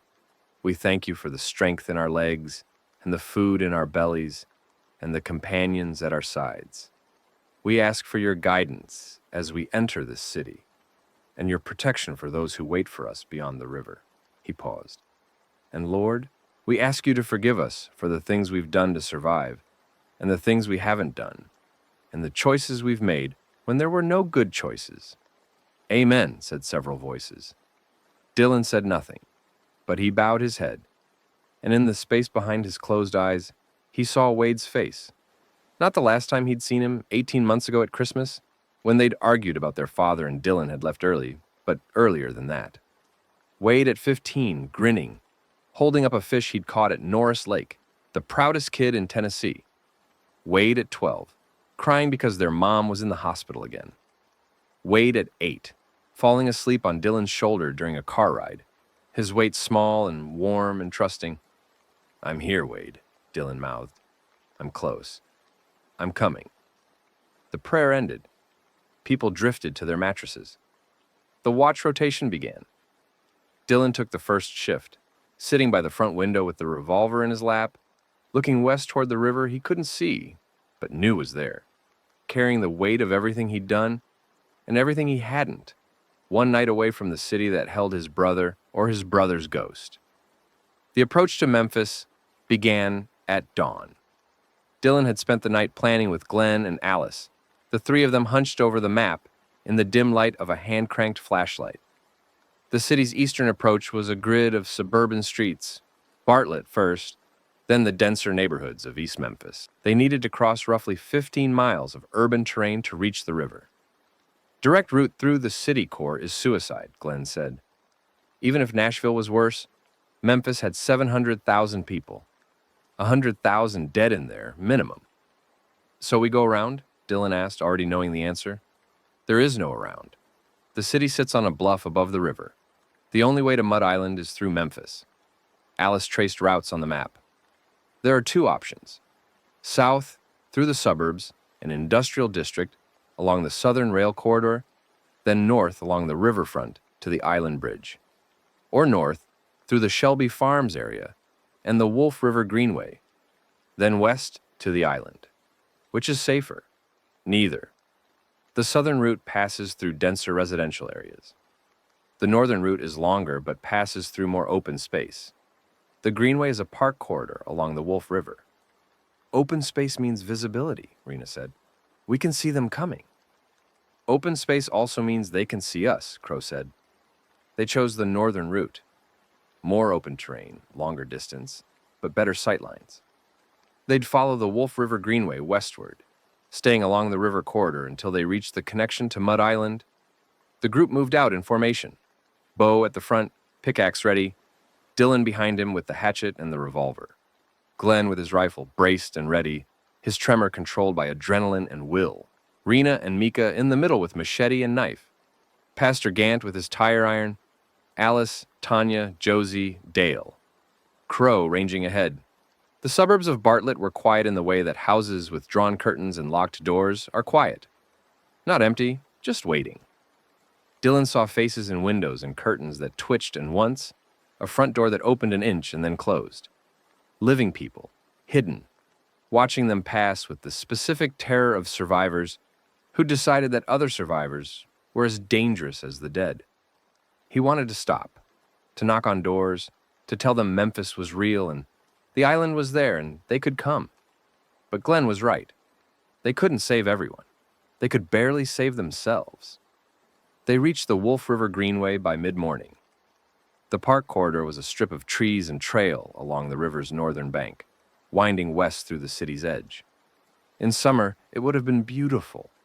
Joggers and cyclists and families with dogs. Now it was bare trees and brown grass and a river running gray-green between muddy banks, and bodies, not many but present, the dead who'd wandered into the Greenway and gotten stuck in the river mud or trapped in the brush, or simply standing in the open with nowhere to go. Dylan's group moved past them in silence, giving wide berths, weapons up. The Greenway took them west for 5 miles without incident. Then the trees thinned and the park opened up, and they could see the city proper to their south. The apartment buildings of Midtown, the commercial towers of East Memphis, the churches and schools and hospitals that had been the infrastructure of a functioning city, and were now the furniture of a mausoleum. Crow came back from a forward scout at a jog. Problem ahead. The Greenway crosses under a highway overpass. There's a herd under the bridge, 60, 70, sheltering from the wind. We can't get through without them hearing us. Is there a way around? Through the neighborhoods to the south. But that puts us in dense residential. Or we can go north and cross the Wolf River. But the river's 40 feet wide and running cold. Dylan looked at the options. Under the overpass, 70 dead. Through the neighborhoods, unknown but likely more. Across the river, hypothermia and drowning. The neighborhoods, he said. We go fast, we go quiet, we stay on the main road, we don't stop. They turned south into the residential grid. 2-story homes, brick and siding, lawns gone to seed, cars in driveways with frost on the windshields. The streets were empty, but the doors, some of the doors were open. Open doors in a world where everything was closed meant something had come out, or gone in. They moved down the center of the street, away from the houses, exposed but with maximum reaction distance. Dylan's eyes swept from side to side, driveway, yard, porch, window, driveway, yard, porch, window. His hatchet hand was sweating inside his glove. They covered 3 blocks without seeing a single dead one. The silence was enormous. The kind of silence that presses on eardrums and makes the blood in your veins sound like a river. This is wrong, Rena murmured. Where are they? Maybe they moved on, Dale said. The herd that passed us on the highway. Maybe it pulled them east. All of them? From an entire neighborhood? The 4th block answered her question. The dead were inside the houses. They'd gone in during the first days, drawn by the sounds of the living hiding within, and they'd stayed. The group walked past house after house, in which the dead stood behind windows, pacing rooms, bumping into furniture, in an endless loop of purposeless motion. Most didn't notice the group passing outside, but some did. A man in a bathrobe pressed against a picture window, his face leaving a smear of something dark on the glass. A child stood at an upstairs window, small hands flat against the pane, head tilting. A dog. No, not a dog. The dead didn't care about dogs. A woman on all fours in a front yard, crawling toward the street with a motion that was neither human nor animal, but something terribly between. "Don't look," Dylan said. "Eyes forward. Keep moving." They kept moving. The woman in the yard crawled toward them, but was too slow. The man in the bathrobe pounded on his window, but the glass held. The child. Dylan didn't look at the child. He couldn't. There were limits to what he could process, and still walk in a straight line. They cleared the neighborhood and returned to the greenway, a quarter-mile west of the overpass herd. The group reassembled, counted heads, all 10, all alive, and kept moving west. Nobody spoke about the houses. They wouldn't speak about the houses for days. And when they did, it would be in fragments, incomplete sentences, the grammar of trauma. The Wolf River Greenway ended at a park where the Wolf River joined the Mississippi. From here, they could see Mud Island clearly, a long, thin strip of land extending north into the Mississippi from the downtown area, separated from the mainland by the narrow Wolf River Channel. The pedestrian bridge, a covered walkway structure, part of the old monorail system, crossed the channel from Front Street to the island. And the bridge was intact. "It's there," Josie said. Her voice cracked on the second word. "It's there," Dylan confirmed. But between them and the bridge was downtown Memphis, a mile of city streets. And even from this distance, they could see the dead filling those streets like a parade that would never end. The downtown basin, Beale Street, Main Street, the convention center, the Peabody Hotel, was thick with them. Thousands upon thousands drawn by the noise and light of the quarantine zone just across the water, pressing against the river bluff like a tide against a seawall. "We can't go through that," Dale said. He was staring at the massive bodies with the expression of a man looking at a locked safe full of money he couldn't reach. "No," Dylan agreed. "We can't." They retreated to the park and set up a cold camp. No fire, no light, nothing that would attract attention. The December night fell early and hard, the temperature plummeting below 20, and they huddled in sleeping bags under the bare trees and stared at the lights of Mud Island across the water, and tried to figure out how to cross a mile of death to reach them. "The sewers," Crow said. Sykes said the sewers were worse. Sykes was talking about Nashville's sewers. "These are different. Memphis has a separate storm drain system. I know because I used to tag tunnels when I was living in Atlanta, and the drainage systems are municipal. The storm drains would run under the streets to the river. We go in from this end, follow the main trunk line west, and come up near the bridge. Underground, in the dark, in tunnels we've never seen. Yeah, with no way to know what's down there. Also, yeah, why would there be fewer dead in the sewers? Because the dead go where the people are. People weren't in the sewers when the outbreak hit. They were on the streets, in the buildings, in the cars. The sewers should be empty, or at least emptier. Should be." Crow shrugged. "Everything is should be now. We're past certainties." Dylan looked at the group. Glenn's face was drawn, his tremor visible even in the dark. Alice had her notebook closed, her calculations exhausted. Mika's expression was blank, the clinical mask she wore when the situation exceeded her emotional capacity. Tanya's hand was on her stomach. Pastor Gant's lips were moving silently. Dale was staring at Mud Island with the naked hunger of a man who'd found something he wanted badly enough to do anything for. Bo sat with his pickaxe across his knees and said, "I'll go first." That settled it. They found a storm drain access point at the edge of the park, a concrete culvert that emptied into the Wolf River, wide enough for a person to walk upright. The water inside was ankle deep, cold enough to numb feet within minutes, and the sound of it echoing off the concrete walls created an ambient noise that masked their footsteps, but also masked anything else that might be moving in the darkness. Bo went first with a flashlight and his pickaxe. Dylan followed, then the rest in pairs, linked by the sound of each other's breathing and the occasional touch of a hand on a shoulder in the dark. The main trunk line ran west, under the downtown streets, a concrete tube 8 feet in diameter that had been designed to handle Memphis's substantial rainfall. In the dry winter, it was only partially flooded, ankle to shin deep. the water frigid and smelling of minerals and rust, and, underneath, something else. That sweet rot smell, faint but present, carried from somewhere deeper in the system. They walked for a quarter mile in silence except for the splash of their steps and the distant drip of seepage from above. The flashlights, they had three, cast overlapping cones of light that bounced off the wet walls and turned the tunnel into a shifting, glinting world of reflections and shadows. "How far to the bridge access?" Dylan whispered. "Hard to say without a surface reference," Crow whispered back. "Maybe half a mile. The main trunk should pass under Front Street, and there should be access manholes along the way."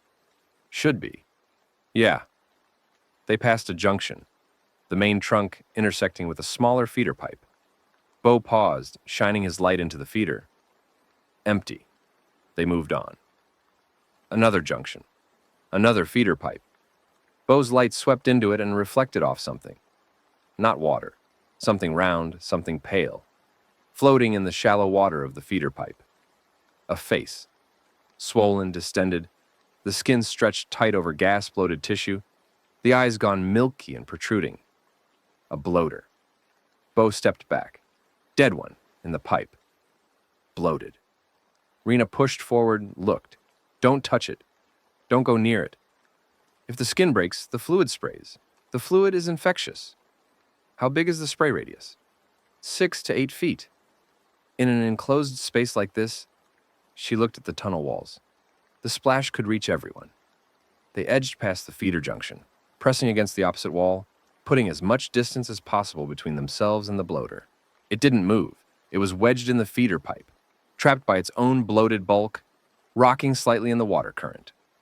50 yards further, they found two more, floating in the main trunk this time, face down, bumping against each other in the shallow water. Their bodies were enormous. The gas expansion had turned them into grotesque balloons, their clothing split at the seams, their limbs extended at unnatural angles. "Go around," Rena said. "Single file. Stay against the wall. Do not touch them." They went around. The tunnel narrowed where the bloaters floated, forcing the group to pass within 3 feet of the nearest one. Dylan held his breath, not against the smell, which was beyond description, a concentrated essence of death and decay amplified by the enclosed space, but against the fear of stumbling, of reaching out for balance, and touching that taut, pressurized skin. Josie went pale. Her jaw was clenched so hard Dylan could see the muscles in her cheeks. She gripped her hammer with both hands and walked past the bloaters with the precise, controlled steps of someone crossing a frozen lake. Dale was less controlled. His foot caught on something underwater, debris, a pipe fitting, and he stumbled forward. His hand shot out to catch himself and landed on the wall, 2 inches from the nearest bloater's shoulder. "Don't move," Rena hissed. Dale was frozen, his hand on the wall, his body inches from the bloater. The thing's head turned, slowly, the motion of a balloon on water, and its mouth opened. The clicking sound was wet, bubbling, mixed with the gurgle of gas and fluid in its throat. "Step back," Rena said, slowly. Dale stepped back. His hand came off the wall. He moved down the tunnel and didn't stop until he was 50 feet away, and then he leaned against the wall and pressed his face into his arm and breathed in sharp, hitching gasps that might have been sobs or might have been hyperventilation. They moved on. The tunnel branched again and again, the Memphis storm system spreading under the city like roots. Crow navigated by instinct and a rough mental map. "We need to keep heading west, downhill, toward the river," and the tunnel's slope confirmed his direction. They were descending toward the bluff. Then, the tunnel opened up.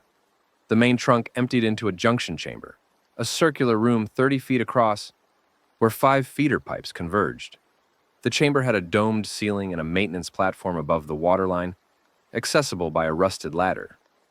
And on the platform, in the beam of Bo's flashlight, 3 people sat around a camping lantern that cast a yellow glow. Everyone froze. Hands went to weapons. The 3 people on the platform didn't move. "Easy," one of them said. A man's voice hoarse, barely above a whisper. "Easy.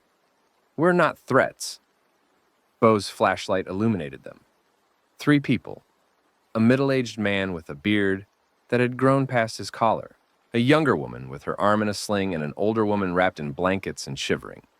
They looked worse than Dylan's group, thinner, dirtier, with the hollow eyes of people who'd been underground too long. "How long have you been down here?" Dylan asked. 6 weeks, the bearded man said. "Since the city fell. We came down to escape the herds, and we haven't been able to get back up. Every manhole we try, there are hundreds of them on the surface. We've been living on whatever we can find in the drain system. Lost property, washed in debris, rats." "Rats?" "They come to the water. We catch them and cook them on a camp stove. It's not good." The younger woman spoke. "Are you going to the island?" "Trying," Dylan said. "The access point closest to the bridge is 2 junctions west of here. But there's a problem." She looked at the bearded man. "The junction's flooded," he said. "A pipe burst upstream, and the next section is waist deep. And the bloaters, they concentrate in the deeper water. There's a pocket of maybe a dozen of them in the flooded section. They just float there, bumping into each other. You can't get through without touching one. The information settled over the group like a physical weight. They'd come underground to avoid the surface herd, and now the underground was blocked by something potentially worse. Pressurized bombs of infectious fluid in a space where there was nowhere to run. "Is there another way?" Dylan asked. "There's a feeder that goes north, toward the Wolf River Channel. It comes out on the riverbank, north of the bridge. You'd have to surface and cross to the bridge from the outside, but it's only 100 yards of open ground." 100 yards through the downtown herd? Less. The herd is concentrated south of Beale Street. The northern riverfront is thinner, maybe a dozen between the drain exit and the bridge entrance, if you're fast. Dylan looked at his group. Fast. They needed to be fast. With Glenn's knee, and Alice's exhaustion, and Tanya's condition, and their packs, and weapons, and the accumulated weight of weeks of walking. "We'll take the feeder," he said, and the bearded man nodded. "We'll come with you, if you'll have us." Dylan hesitated. 3 more people meant 3 more bodies to move through 100 yards of open ground. 3 more mouths. 3 more variables in an equation already stretched to breaking. "Yes," he said, because the alternative was leaving them in a tunnel to eat rats until they died. And he hadn't crossed Tennessee to become someone who did that. The feeder tunnel was smaller, 5 feet of clearance, forcing them to duck walk. The water here only a few inches deep, but numbingly cold. They moved in a line, 13 people now. The 3 tunnel dwellers at the rear because they knew the route. The bearded man's name was Harris. The younger woman was Leah. The older woman was Margaret, and she said nothing, her eyes fixed on some internal distance that had nothing to do with the tunnel walls. They reached the feeder's exit in 20 minutes. The tunnel narrowed to a culvert and then opened onto the Wolf River Channel's northern bank, a muddy slope littered with debris, the river running swift and dark 10 feet below. To the south, across a stretch of riverfront park, the covered walkway of the Mud Island pedestrian bridge was visible, and beyond it, the island. But between the tunnel exit and the bridge, the dead wandered. Dylan counted from the culvert's mouth. 14 visible. Some near the bridge entrance, others scattered along the riverfront.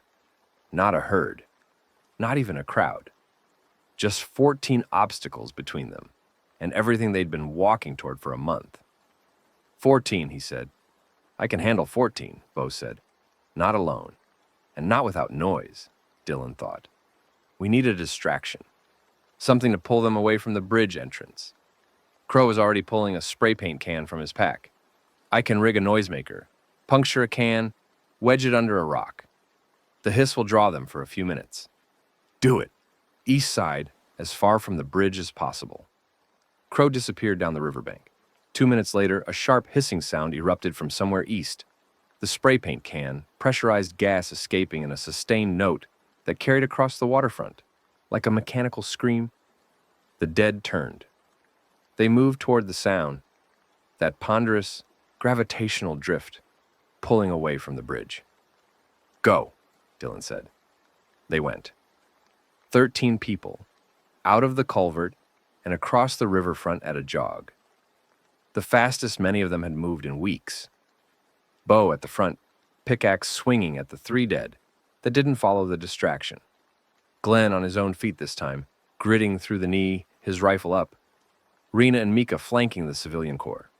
Tanya running with her toolbox, bouncing on her back, and her hand pressed to her stomach. Harris supporting Margaret, who stumbled on the uneven ground. Leah running with her good arm, cradling the injured one.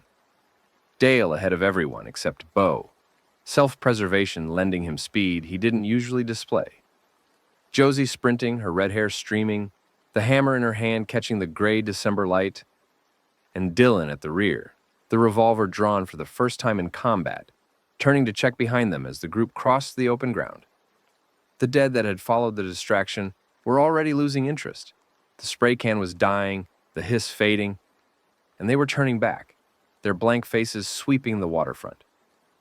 "Faster," Dylan said, not shouting, not whispering, the in-between voice of controlled urgency.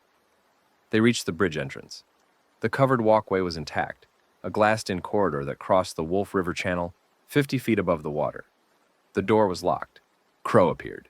He'd circled back from his noisemaker position with the unnerving speed of someone who'd been running from things his whole life, and had the lock picked in 15 seconds. They poured through the door and onto the walkway. Behind them, the dead were converging on their scent trail, shuffling toward the bridge entrance, with the patience of water finding a drain. Dylan slammed the door and Bo shoved a trash can against it, and they ran. The walkway was 300 yards long. Dylan's boots rang on the metal grating, and the glass walls showed the Wolf River below, dark and cold, and the city to the south, and the dead pressing against the door they'd just come through. At the far end, another door. This one was reinforced, steel, with a card reader that was obviously dead, and beside it, on the wall, painted in military stencil, FEMA Quarantine Zone. Mud Island authorized entry. Only weapons will be confiscated, comply with all directives, and below it, in smaller text, by order of Cole N. Bridger, commanding. "We're here," Josie said. The door was locked from the other side.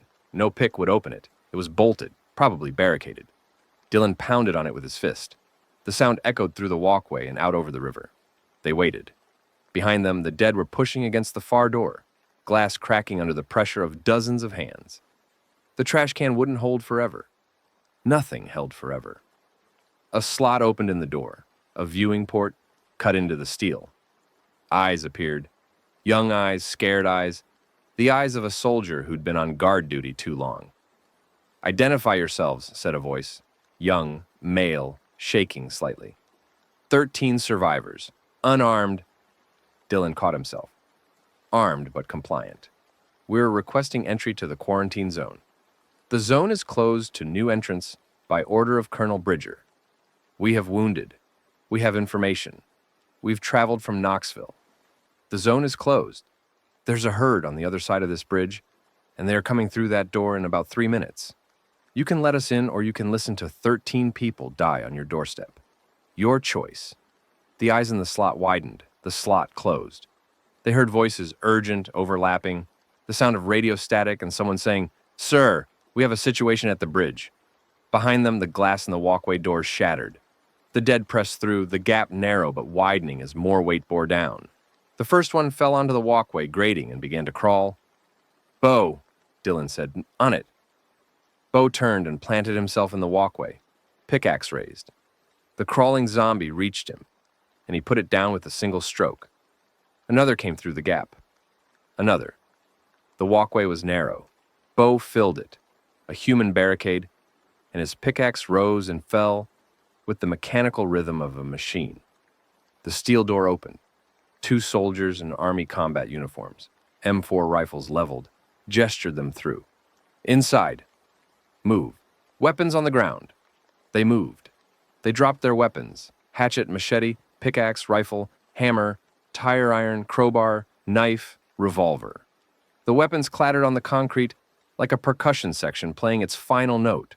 "Bo!" Dylan shouted. Bo turned from the walkway, the pickaxe slick with black fluid, and sprinted through the door. A soldier slammed it shut behind him. The bolt engaged. On the other side, the sound of the dead filling the walkway, pressing against the steel, the clicking of 100 mouths. They were inside. They were on Mud Island. Dylan stood in the December air and looked around. Military tents, chain-link fencing, floodlights powered by rumbling generators, soldiers at posts, civilians in organized groups, moving between structures with the dull-eyed efficiency of people living under martial law. A PA system crackled with an announcement he couldn't process. "Welcome to the zone," one of the soldiers said. His voice carried no warmth. "Weapons are confiscated. You'll be processed through intake, medical screening, background check, work assignment. Until processing is complete, you'll be held in Quarantine Section C." "I'm looking for someone," Dylan said. "Wade Pruitt." He would have come from... All inquiries go through the Civilian Registry Office. After processing. Move. They moved. Down a path of packed earth. Between military tents, past rows of civilian shelters, tarps and plywood, a shantytown on an island in the Mississippi, past a water purification station and a mess tent and a field hospital marked with a red cross, past soldiers who watched them with expressions that weren't welcoming, past civilians who watched them with expressions that weren't hopeful. Dylan walked and looked at everything and felt the weight of the receipt in his pocket and the absence of the revolver on his hip and the closeness of the brother he'd come 400 miles to find. Wade was here. Somewhere on this island, behind these fences, under these lights, his brother was alive, and Dylan was going to find him and say the things he should have said years ago. But first, he had to survive this place. And looking around at the barbed wire and the guards and the hollow eyes of the people who lived here, he was beginning to understand that surviving Memphis might be harder than surviving the road. The soldier led them to a fenced enclosure, Quarantine Section C, a holding area with cots and a portable toilet and nothing else. The gate closed behind them. The lock engaged. Rena looked at the fence, looked at the lock, looked at Dylan. "Out of the fire," she said. And into what? She didn't answer. She didn't need to. The answer was all around them, in the fences, in the guards, in the desperate, controlled silence of a place that had traded one kind of death for another. Dylan sat on a cot and pulled the receipt from his pocket and read the words he'd written a lifetime ago. "Wade, I'm coming." He was here. He was close, and he was locked in a cage. Quarantine Section C smelled like wet canvas and bleach, and the particular sour note of too many bodies in too small a space. The cots were military surplus, metal frames with canvas stretched between them, thin enough to feel the crossbars through a blanket. A single floodlight on a pole outside the fence cast everything in a flat white glare that erased shadows and made faces look like they'd been cut from paper. They'd been processed. That was the word the soldiers used. Processed. Like meat through a grinder. Medical screening first, strip down, stand in a line, get checked for bites, scratches, fever, cough. Rena had watched the military medics work and said nothing, but her expression communicated plenty. Their technique was rough, their equipment limited, their attention divided. Mika had been more diplomatic. They're doing triage on an industrial scale. It's not precision medicine. Then, the background check, which consisted of a soldier with a clipboard asking their names, pre-outbreak occupations, and where they'd come from. Dale had lied about his occupation, said he'd been a logistics coordinator rather than a used car salesman, and Dylan hadn't corrected him because it didn't matter. Then the work assignment briefing. Every resident of the quarantine zone was required to contribute 8 hours of labor per day. Construction, farming, they'd established growing plots in the island's park areas. Water treatment, sanitation, perimeter defense. Non-compliance resulted in reduced rations. Repeat non-compliance resulted in expulsion from the zone. Expulsion, Alice had repeated, into the city, into whatever's outside the perimeter, the briefing soldier had confirmed. And that was that. Now, it was night, and they were locked in Section C, and Dylan was counting the hours until the Civilian Registry Office opened in the morning and he could find Wade. The group arranged itself in the enclosure, with the unconscious efficiency of people who'd been sleeping in proximity for weeks. Bo took the cot nearest the gate. the defensive position. Glenn took the one farthest from the floodlight, where the shadows were thickest and his tremor was least visible. Rena and Mika shared adjacent cots and talked in low voices about the medical screening, comparing notes. Josie sat on her cot with her knees pulled up and her arms wrapped around them, small and still, her hammer confiscated and the absence of it in her hands visible like a phantom limb. "I don't like it here," she said to no one. "We just got here," Dale said from his cot, already lying down, already performing relaxation. "Give it a chance.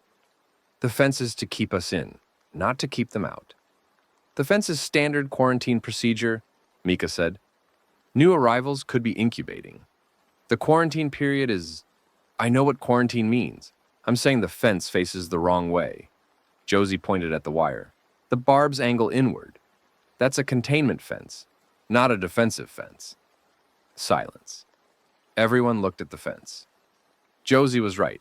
The razor wire at the top curled inward, designed to prevent climbing out, not climbing in. "She's got a point," Crow said. He was sitting cross-legged on his cot, tossing a spent spray paint cap in the air and catching it. His pack had been searched at intake, the spray paint confiscated along with everything else that could be considered contraband, which apparently included Crow's lockpicks, Dale's lighters, and Glenn's compass. "They took our weapons, our tools, and our autonomy," Alice said quietly. She was writing in her notebook, the one thing they hadn't confiscated, because a middle-aged woman's journal wasn't a threat. "We're voluntarily imprisoned." "We're safe," Dale said. "Are we?" "Safer than the road. Safer than the tunnel. Safer than walking through Memphis with a hatchet and a prayer." "Dale!" Rena's voice was flat. "You saw the people outside. Did they look safe to you?" Dale didn't answer. He turned on his cot and faced the canvas wall. Dylan sat on his cot and listened to them argue and felt the absence of leadership, like the absence of the revolver, something that should be in his hand and wasn't. On the road, he'd been the one with the destination. Now the destination was here, and the purpose was narrowing to a single point: find Wade. Everything else, the group, the zone, the fences, was background noise. He knew this was wrong. He knew it the way you know a stove is hot. The knowledge preceding the touch. These 9 people had followed him for 400 miles, and they deserved more than background noise. But Wade was here, somewhere on this island, and the gravity of that proximity was warping everything else. "Get some sleep," he said. "I'll figure out the rest in the morning." Pastor Gant, who had been silent since entering the zone, since seeing the fences and the guards and the controlled desperation of the civilians, spoke from his cot without sitting up. "Dylan." "Yeah." "Be careful what you figure out. This place has rules, and the rules have teeth." "What does that mean?" "It means I've seen organizations that look like churches, but aren't, where the structure serves the leader, not the people." He paused. "This feels like that." Dylan didn't respond. Gant was reading the situation through the lens of his own experience. Congregations turned toxic, faith weaponized, and maybe he was right, and maybe he was projecting. It didn't matter. What mattered was the registry office and the name Pruitt, Wade, and the 100 yards of ground between Dylan and the answer to the question he'd been carrying across Tennessee. He lay on the cot and stared at the canvas ceiling and listened to the generator hum and the distant murmur of the camp, and beyond it, the sound of the Mississippi River moving south in the dark, carrying whatever it carried to the Gulf. He did not sleep. The civilian registry office was a converted park building, the kind of place that had once held maps and brochures for tourists visiting the Mud Island River Park. Now it held filing cabinets, a folding table, and a woman in her 50s with reading glasses and a cardigan, who looked like she'd been a librarian before the world ended and had simply transferred her skill set. "Name?" she said when Dylan reached the front of the line. The line had been 40 people deep when the office opened at 7. It was 9:30 now. "I'm looking for someone. Wade Pruitt. He would have been processed from Murfreesboro." The woman consulted a binder, not a computer, a physical binder, pages of handwritten names in alphabetical order. She flipped to the P section. Her finger moved down the page. Pruitt Wade. Arrived November 14th. Processed through intake. Medical flag. She paused, adjusted her glasses. Left hand amputation, field surgical. Assigned to Labor Section D, Barracks 7. Dylan's chest did something that wasn't breathing. His vision tunneled. The room was suddenly very small and very bright, and the woman's voice was coming from a great distance. "He's alive," Dylan said. "He's assigned to Labor Section D. That's the construction and fortification detail on the island's south end." She looked up at him. "You're related?" "Brother." "Family reunification requests go through the zone commander's office. Colonel Bridger reviews all transfers between sections." "I don't want to transfer. I want to see him." "Movement between sections requires authorization. You're in Quarantine C. He's in Labor D. Different sectors, different access." "When does quarantine end?" "Standard quarantine period is 14 days. 14 days. During which time you'll remain in Section C, report for daily medical screening, and fulfill your work assignment within the section's boundaries." Dylan leaned on the folding table. The woman looked at his hands, knuckles white, tendons standing out like cables. She'd seen this before. The registry office was where hope came to be bureaucratized. "Is there a way to send a message?" he asked. "The zone has an internal mail system. You can write a letter. It'll be delivered within 48 hours. 48 hours. We're processing over 3,000 residents across 9 sections. The mail runners do what they can." Dylan straightened. He wanted to push the table aside and walk out the door and find Barracks 7 himself. He could feel the route in his body. South, toward the construction area, through whatever gates and fences stood between him and Wade. 400 miles on foot through the apocalypse, and now he was being stopped by paperwork and quarantine periods, and a woman with a cardigan. "Thank you," he said, because his mother had raised him to be polite, even when his insides were being devoured. He wrote the letter on the back of a ration card the registry woman gave him. His handwriting was bad. His hand was shaking, which was ironic because his hand hadn't shaken when he'd killed the dead, hadn't shaken when he'd walked through sewers, hadn't shaken when he'd negotiated with armed bandits. But writing to his brother made his hand shake like Glenn's. "Wade, it's Dylan. I'm here. I'm in Quarantine Section C. I came from Knoxville. I've been walking since October. I'm sorry. For everything. For not calling. For not answering your texts. For the last 8 months. For longer than that. I'm here now. I'll find you as soon as they let me out. I'm sorry. D." He folded the ration card and gave it to the mail runner, a teenager in a too large army jacket, who collected letters in a canvas bag and jogged between sections like a postman in hell. Then he went back to Section C and waited. The quarantine period was a specific kind of torture, not physical. They were fed barely, sheltered barely, and left alone entirely. The torture was temporal.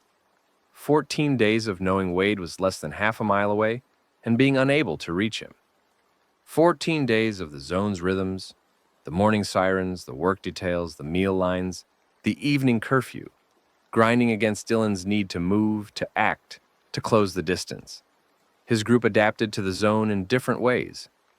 Glenn spent the quarantine days studying the zone's layout from their vantage point in Section C, memorizing guard rotations, identifying the generator stations and water treatment areas, building a mental map that he shared with Alice in quiet conversations by the fence. His tremor was worse in the cold and the inactivity. On the road, the constant motion had masked it, given his muscles something to do.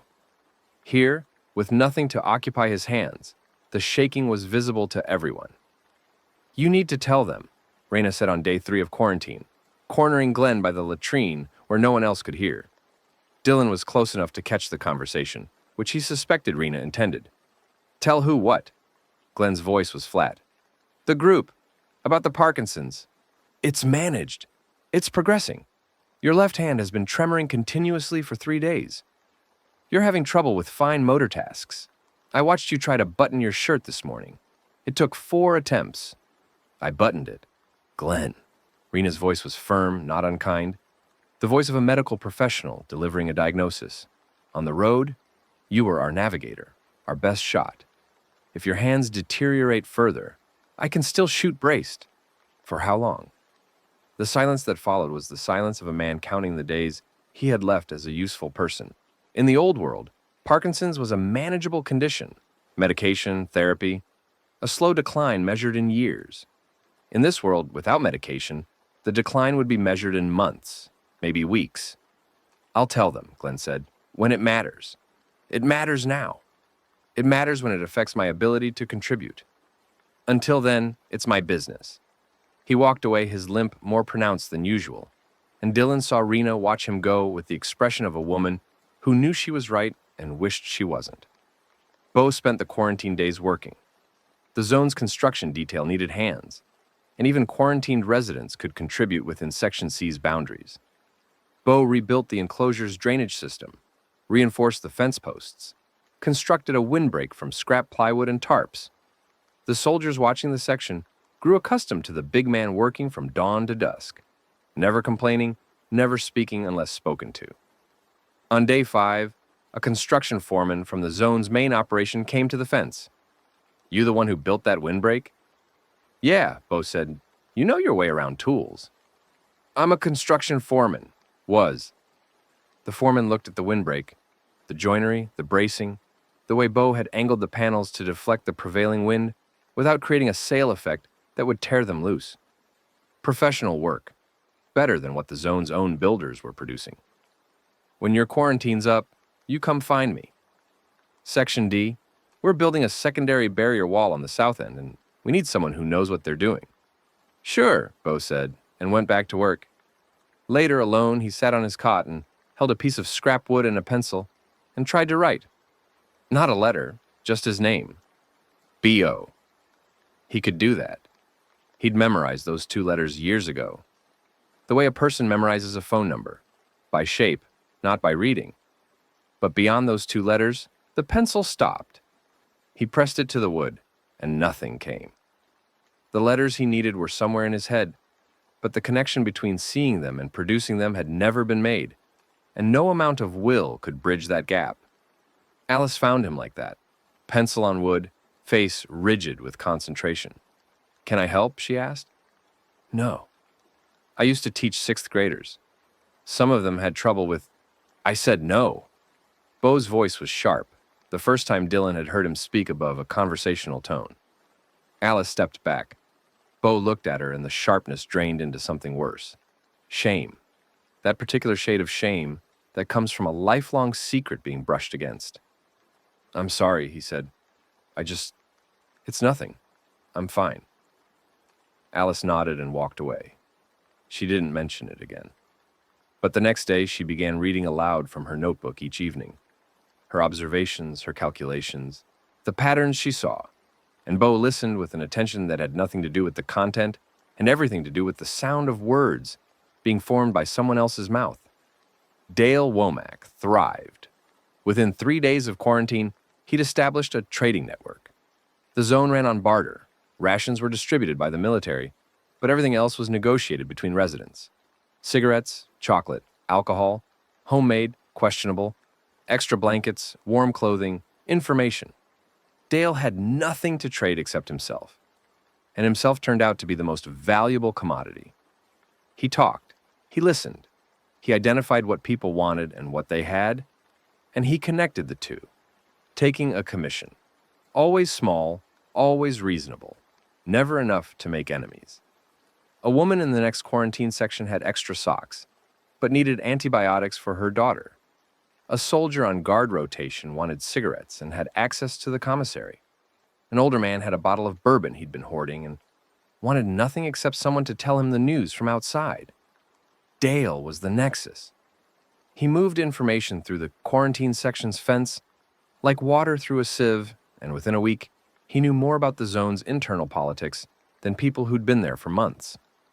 Bridger's losing it, he told Dylan on day 7, sitting on adjacent cots, his voice pitched below the ambient noise of the section.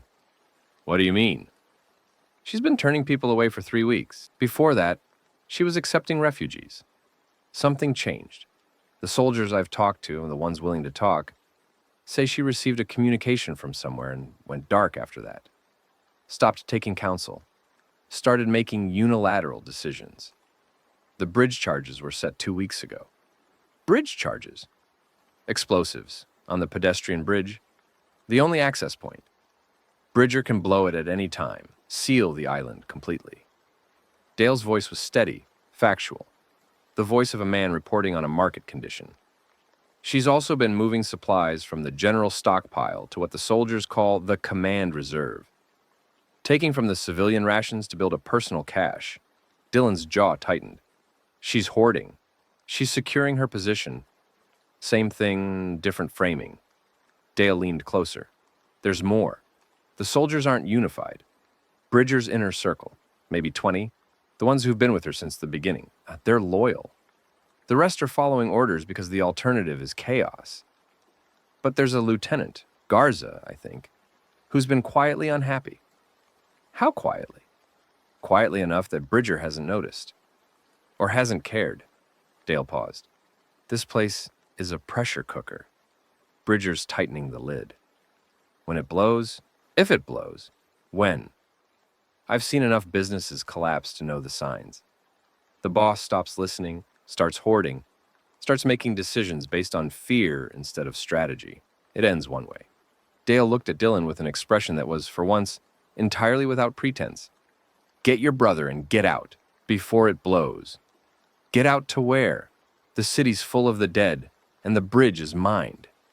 That's your problem to solve. I'm telling you the situation. What you do with it is up to you. Dale lay back on his cot and closed his eyes. Conversation over. Dylan sat with the information and felt it rearrange everything he'd been planning.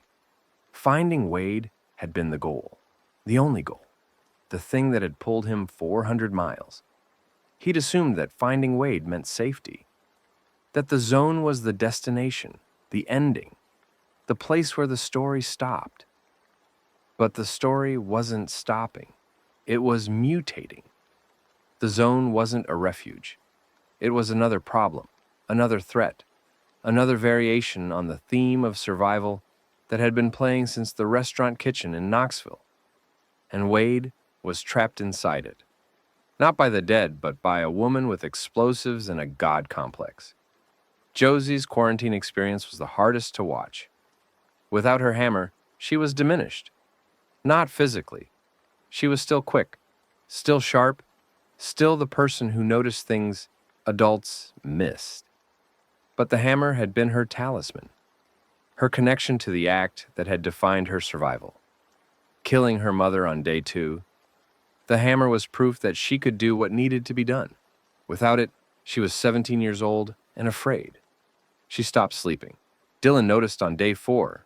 She was on her cot with her eyes closed, but her breathing was wrong, too controlled, the deliberate respiration of someone performing sleep.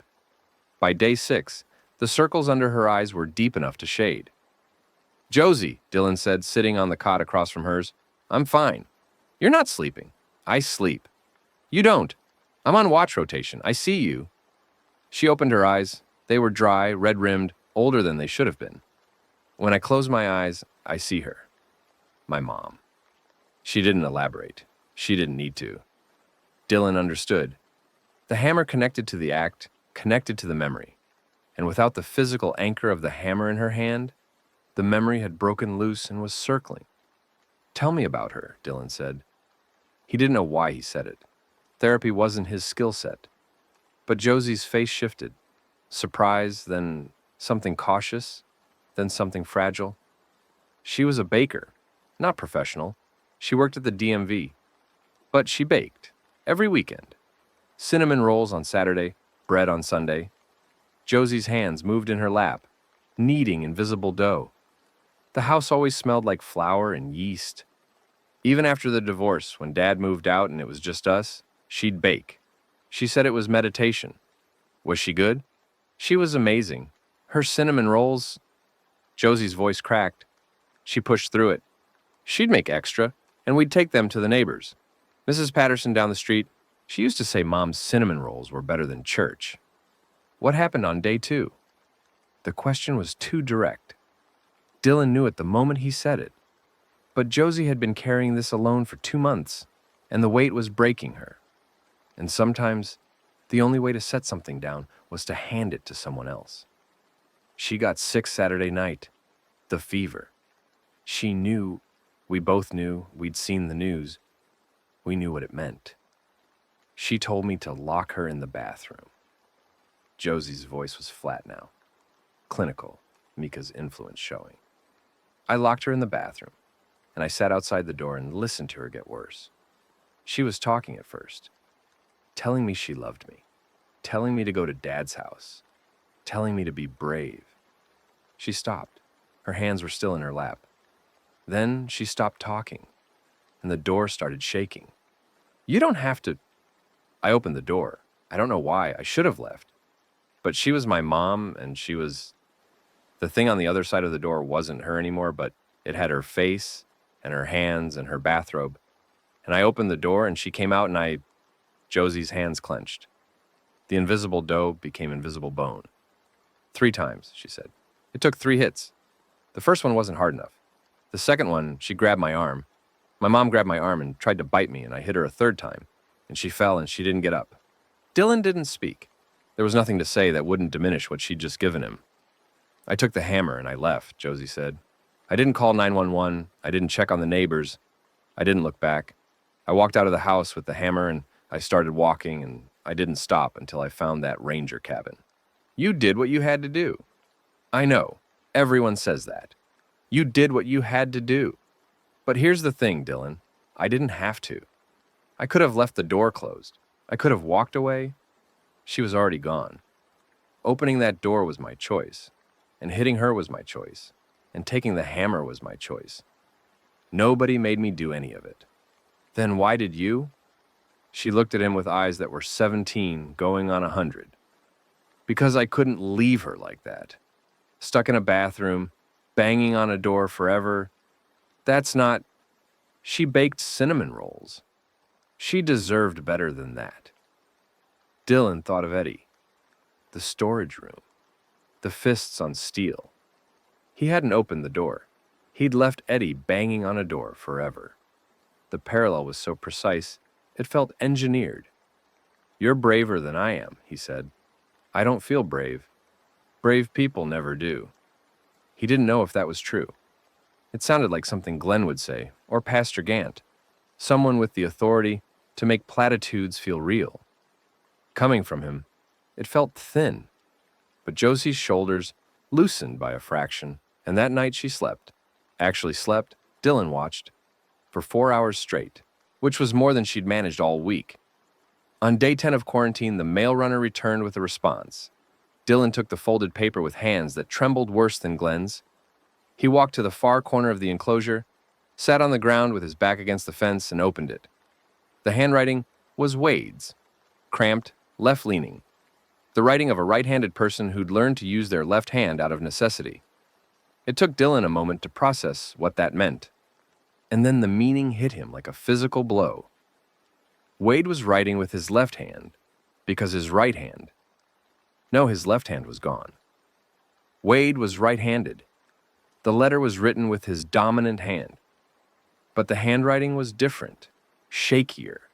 The penmanship of someone whose fine motor control had been disrupted by trauma. Dylan, you're alive? I didn't think you were alive. You came here.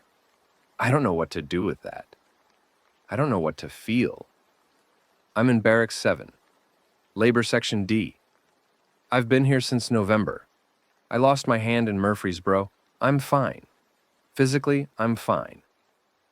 Don't come to Section D. It's not safe here. Bridger has the labor sections under heavy guard. We work 12 hours and go back to barracks. They call it essential contribution. It's not. I got your texts, all of them. The ones you didn't send, too. I'll see you when they let you out of quarantine. If they let you out. Wade P.S. You said you were sorry. I heard you. I'm not ready to say it's okay. Dylan read the letter 3 times. Then he folded it and put it in his jacket pocket, next to the receipt, and sat against the fence for a long time, feeling the wire press into his back through his jacket. feeling the cold December air on his face, feeling the distance between "I heard you" and "it's okay," and understanding that it was a distance he might never cross. Rena found him there an hour later. She didn't ask what the letter said. She sat beside him and looked at the sky. "He's angry," Dylan said. "Good." He looked at her. Anger means he's processing. Anger means he's engaged. If he'd written back and said, "It's fine, don't worry about it," that would worry me. Rena pulled her jacket tighter. "You abandoned him for 8 months. He survived the apocalypse alone and lost a hand doing it. He's entitled to be angry." "I know." "Do you? Because the look on your face says you expected him to forgive you the moment you showed up." She was right, and the precision of her observation was as painful as the letter itself. He had expected that. Some part of him, the childish part, the avoidant part, the part that thought showing up was enough, had imagined the reunion as absolution. He'd walked 400 miles. Wasn't that penance? Wasn't the suffering of the road enough to balance the years of silence? No, that wasn't how it worked. The road was his choice. The suffering was his choice. Wade hadn't asked him to come. Wade had asked him to call. "What do I do?" Dylan asked. "You show up. Every day. You do what he asks. You give him time." She paused. "And you don't make this about you. His anger isn't a problem for you to solve. It's an experience for him to have. When did you become a therapist?" "I'm a vet tech. Same principles. Scared animals need space and consistency. Hurt animals need patience." She almost smiled. "People are just animals that talk too much." The quarantine period ended on day 14, and with it, the last of Dylan's illusions about the zone. They were released from Section C into the general population with work assignments. Bo to construction, Glenn and Dale to logistics, supply management and distribution, Rena and Mika to medical, Tanya to maintenance, generator and electrical systems, Alice to administration, record keeping and planning, Josie to sanitation, the only assignment available for a 17-year-old, Crow to perimeter patrol. His climbing skills had been noticed during intake screening, and Dylan to Labor Section D. Labor Section D, Wade's section. "That's not a coincidence," Alice said when she saw the assignment. "Someone put you there deliberately." "Maybe they matched skills. I said I was a cook." "Cooks go to food services, not labor. Labor is heavy work, construction, fortification, heavy lifting." She looked at him over her cracked glasses. "Someone wants you and Wade in the same section. The question is who and why." Dylan didn't care about the who or why. He cared about the fact that in 3 hours, he was going to see his brother for the first time in 18 months.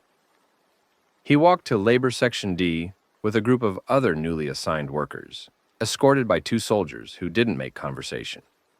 The section occupied the island's south end, a stretch of shoreline that had once been part of the River Park's walking trail and was now a work site. Construction materials, lumber, concrete blocks, sheet metal, were stacked in organized rows. A half-built barrier wall extended along the shoreline, facing south toward the main body of the city across the river. The barracks were prefab shelters, metal frames with plywood walls and canvas roofs, each housing 20 workers on cots arranged in rows. Barrack 7 was at the south end of the row, closest to the wall construction. Dylan stood outside Barrack 7 and could not make himself walk in. His hands were shaking, his mouth was dry, his heart was doing something arrhythmic and stupid. He'd faced herds of the dead and killed things that used to be people, and walked through sewers full of bloaters and negotiated with armed bandits, and none of it, had prepared him for the terror of walking through a plywood door and seeing the brother he'd failed. "You going in?" The voice came from behind him. Dylan turned. Wade was standing on the path, holding a shovel in his right hand. His left arm ended at the wrist, a clean amputation, healed into a smooth stump that he didn't try to hide.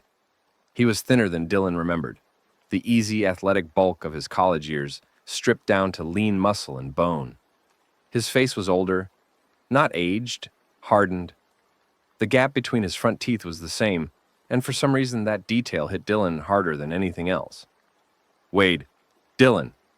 They stood 10 feet apart on a gravel path in a quarantine zone in Memphis, Tennessee, at the end of the world, and neither of them moved. "You look like shit," Wade said. "So do you." "I have an excuse." He held up his left arm, the stump visible, and the gesture was aggressive, a challenge, a dare. "Look at this. Look at what happened while you were busy ignoring me." Dylan looked. "I got your letter." "I know, I wrote it." "You said you weren't ready to say it was okay." "I'm not." Wade drove the shovel into the gravel. It stood upright between them like a fence post. "I spent 8 months trying to reach you. Texts, calls, voicemails. I told you Dad was dying. I told you I needed you. You sent one message, 'Leave me alone.' And then nothing." His voice was even, controlled. The words clearly rehearsed, or at least repeated enough times in his head that they'd worn grooves. Then the world ended, and I was alone. Actually, alone. In Murfreesboro, in a dorm room with dead people in the hallway. And I called you, and the phone was dead, and I thought you were dead, Dylan. I mourned you." The word mourned cracked. Just slightly, just a hairline fracture in the controlled delivery. And through the crack, Dylan could see everything. The grief, the fury, the 18-month-old wound that the apocalypse had torn wide open. "I'm sorry," Dylan said. The words were inadequate. They were always inadequate. He'd been saying them his whole life, and they'd never once been enough. "You walked 400 miles. Wade's jaw worked. "People told me. The soldiers at intake. They said a group came in from Knoxville. Someone said your name. I thought they were wrong. I thought, why would Dylan come? Dylan doesn't come. Dylan leaves." The accuracy of the statement was a knife, and Dylan stood still and let it cut. "I came," he said. "I see that. And I don't know what to do with it, because part of me wants to..." He stopped. His right hand gripped the shovel handle until the knuckles whitened. "And part of me is so angry I can't see straight. You don't get to be the hero. You don't get to walk in here after everything and be the guy who crossed Tennessee for his brother. That's not who you are. Then who am I? You're the guy who told me to leave him alone." Dylan took it. All of it. He stood on the gravel path and absorbed every word, and didn't deflect, didn't explain, didn't offer context or excuses. For the first time in his life, he didn't avoid. "You're right," he said. "That's who I was. I'm trying to be someone different." Trying. Yeah, trying. That's all I've got. Wade looked at him for a long time. The December wind came off the river and cut through their jackets, and neither of them moved. Then Wade pulled the shovel from the gravel and handed it to Dylan. "You're on wall construction. Shift starts at 6. Don't be late." He turned and walked toward the barracks. At the door, he paused without turning back. "Barracks 7. Your cot's on the south side." He went inside. Dylan stood holding the shovel and feeling the weight of the handle in his hands and the weight of everything else on his shoulders, and he thought, this is going to take longer than a letter and an apology. This is going to take time. I might not have. He went to work. The wall construction was brutally physical. 10 hours a day of digging footings, mixing concrete by hand, lifting blocks, hammering rebar. Dylan's line cook endurance, the ability to stand and work for hours without complaint, served him better than he'd expected. His hands blistered within days, then calloused over. His shoulders broadened. His already lean frame thinned further, the rations barely covering the caloric expenditure. Wade worked the same detail, 20 feet away, every day. They didn't talk. Or rather, they exchanged the functional minimum. Hand me that rebar. Water break. Shift change. The words of coworkers, not brothers. But Dylan was there. Every morning at 6, every evening at dark. Present, consistent, showing up. Rena had said space and consistency. He gave Wade space. He didn't push. He didn't bring up the past again. He didn't ask about the hand. He worked beside his brother and waited. On the third day, Wade said, "The hand," without preamble. They were mixing concrete in a wheelbarrow, the December cold making the water near freezing. "You want to know?" "When you're ready to tell me." Wade poured water into the mix. Murfreesboro, day 3. A herd hit the campus. I was in my dorm. They came through the ground floor and up the stairs. I got out through a window and dropped to the roof of the dining hall. One of them was on the roof already, a girl from my economics class. She grabbed my arm. He stopped mixing. His right hand rested on the wheelbarrow's edge. The stump of his left arm was tucked against his side. A gesture, Dylan realized, that was habitual, protective, the way you'd hold a wounded animal close to your body. She bit through my jacket, got my hand, I could feel it. Not just the pain, the other thing, the heat. Everyone who's been bitten talks about the heat, like your blood is boiling at the sight. What did you do? I went to the fire station across from campus. They were gone, the crew, the trucks, everything. But the gear was still there. I found an axe, a fire axe. He paused. I knew it had to be fast. I'd seen people try to wait it out. The infection moves. You can feel it moving up your arm, like something crawling under the skin. I had maybe 10 minutes before it reached my elbow, and after that, an arm amputation wouldn't be enough. You did it yourself. Belt for a tourniquet. Axe on a table. One swing. His voice was matter-of-fact, the delivery of a man who'd told this story before, if only to himself. Missed the first time. Hit the wrist bone. Second time got through. Dylan's stomach turned. He'd seen Rena perform medical procedures in the field. He'd killed the dead with his own hands. But the image of his 22-year-old brother swinging a fire axe at his own wrist was something that settled into a part of his brain that would never be clean again. You cauterized it? Fire station had a gas stove. I heated a pan. Another pause, longer this time. That was the worst part. Worse than the axe, the smell. How long until you were mobile? 3 days. I passed out after the cauterization and woke up the next morning. Shock, blood loss, dehydration. I drank water from the fire station's tank and ate whatever was in the break room and waited until I could stand without falling over. And then? Then I walked, same as you apparently, west, toward Memphis. The FEMA broadcasts were on AM radio. I found a hand-crank radio in the fire station. They said Mud Island. They said it was safe. He picked up the mixing tool and resumed stirring. It took me 3 weeks. I hitched rides when I could. There were still some vehicles moving in the early days. Walked when I couldn't. I don't remember most of it. I was running a fever for the first week. Infection in the stump, not the bite kind, the regular kind. Rena would have something to say about that. You know about Rena? Everyone in the zone knows about your group. 10 people from Knoxville. The kitchen guy who walked 400 miles. The barest hint of something that might have been pride or resentment flickered across his face. You're famous. I don't want to be famous. Then you shouldn't have done something worth talking about. They mixed concrete in silence for a few minutes. The December wind cut across the construction site, and Dylan's hands were numb, and the concrete was setting too fast in the cold, and none of it mattered because his brother was talking to him. The zone isn't what you think, Wade said, quieter now. Bridger's running it like a prison camp. Work details, rations based on output, restricted movement. The labor sections get the worst of it. 12-hour shifts, half rations if you miss a day. There are people here who haven't eaten a full meal since November. I've heard things. Dale's been talking to people. The talker. Yeah, I've heard of him too. Wade looked south, toward the half-built wall. She's building that wall to keep the dead out. But she's also building it to keep us in. The wall's not just on the south side. There's a new fence going up around the labor sections. Razor wire, same as your quarantine, inward-facing. Josie noticed the wire orientation. Smart kid. He drove the mixing tool into the concrete with more force than necessary. Bridger has plans. I don't know what they are. But the soldiers who talk, and some of them talk, especially the young ones who joined up before the world ended and never signed up for this. They say she's planning something. A lockdown, a consolidation. She's moving supplies to a command bunker on the island's north end, and she's tightening security daily. The bridge charges. You know about those? Dale found out during quarantine.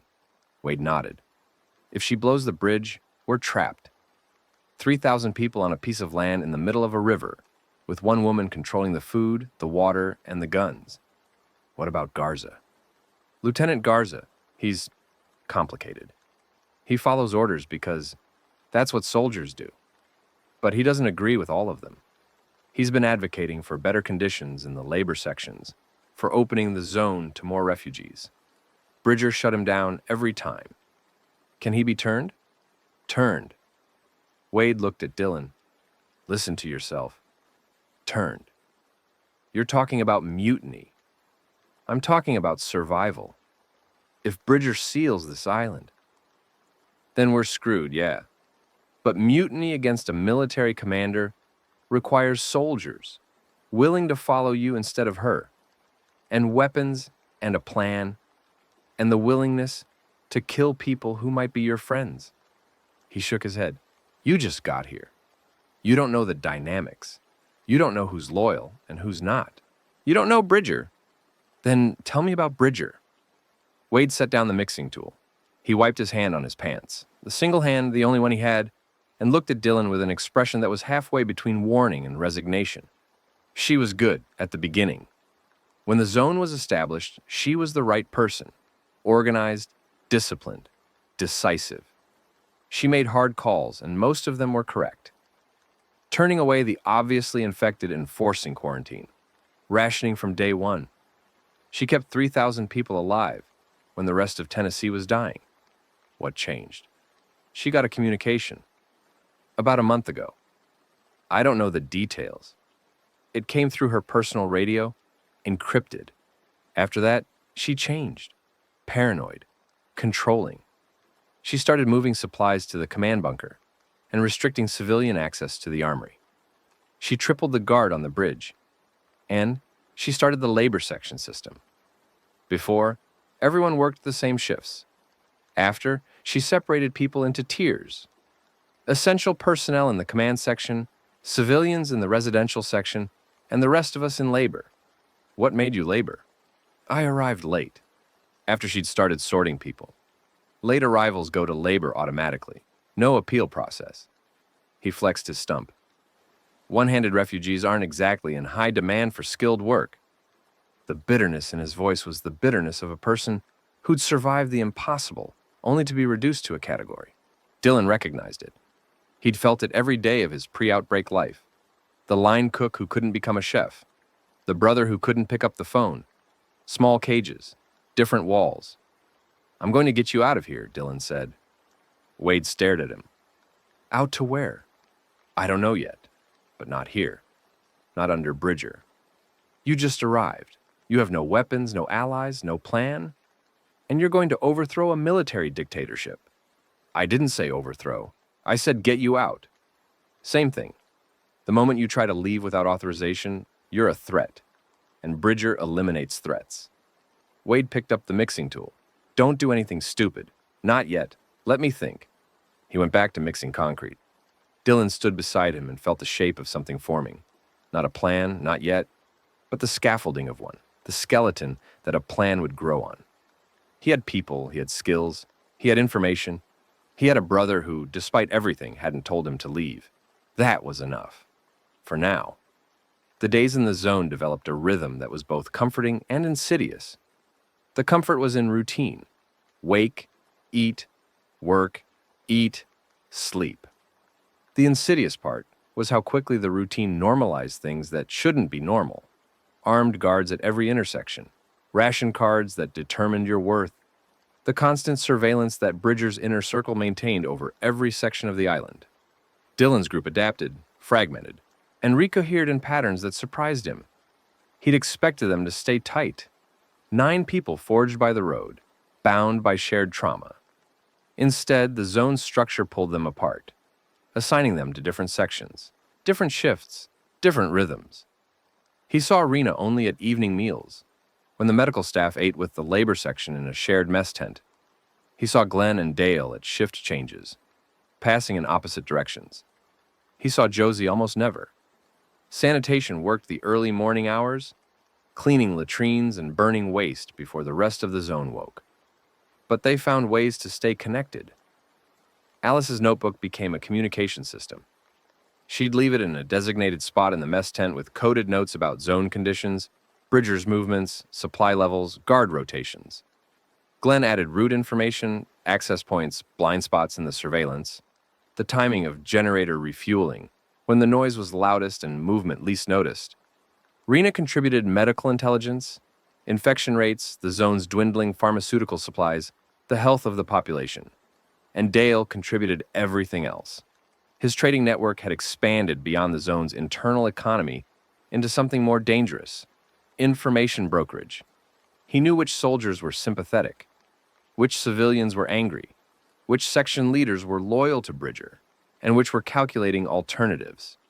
Garza's key, Dale told Dylan during a mess tent meeting on day 5 of their general population assignment. He commands the western perimeter detail, the river-facing side. If anyone's going to make a move against Bridger, it'll start with him. Has anyone talked to Garza? Not directly. He's cautious. A direct approach would spook him. Dale ate his ration, a bowl of rice and canned vegetables, with the careful attention of someone for whom food was both sustenance and currency. But I've been talking to his sergeant, a woman named Kim. She's been dropping hints that the perimeter detail is increasingly uncomfortable with Bridger's orders. What kind of orders? Last week, Bridger ordered the perimeter detail to fire on a group of refugees approaching the river. 12 people in a boat. Kim says Garza refused the order, told his soldiers to hold fire.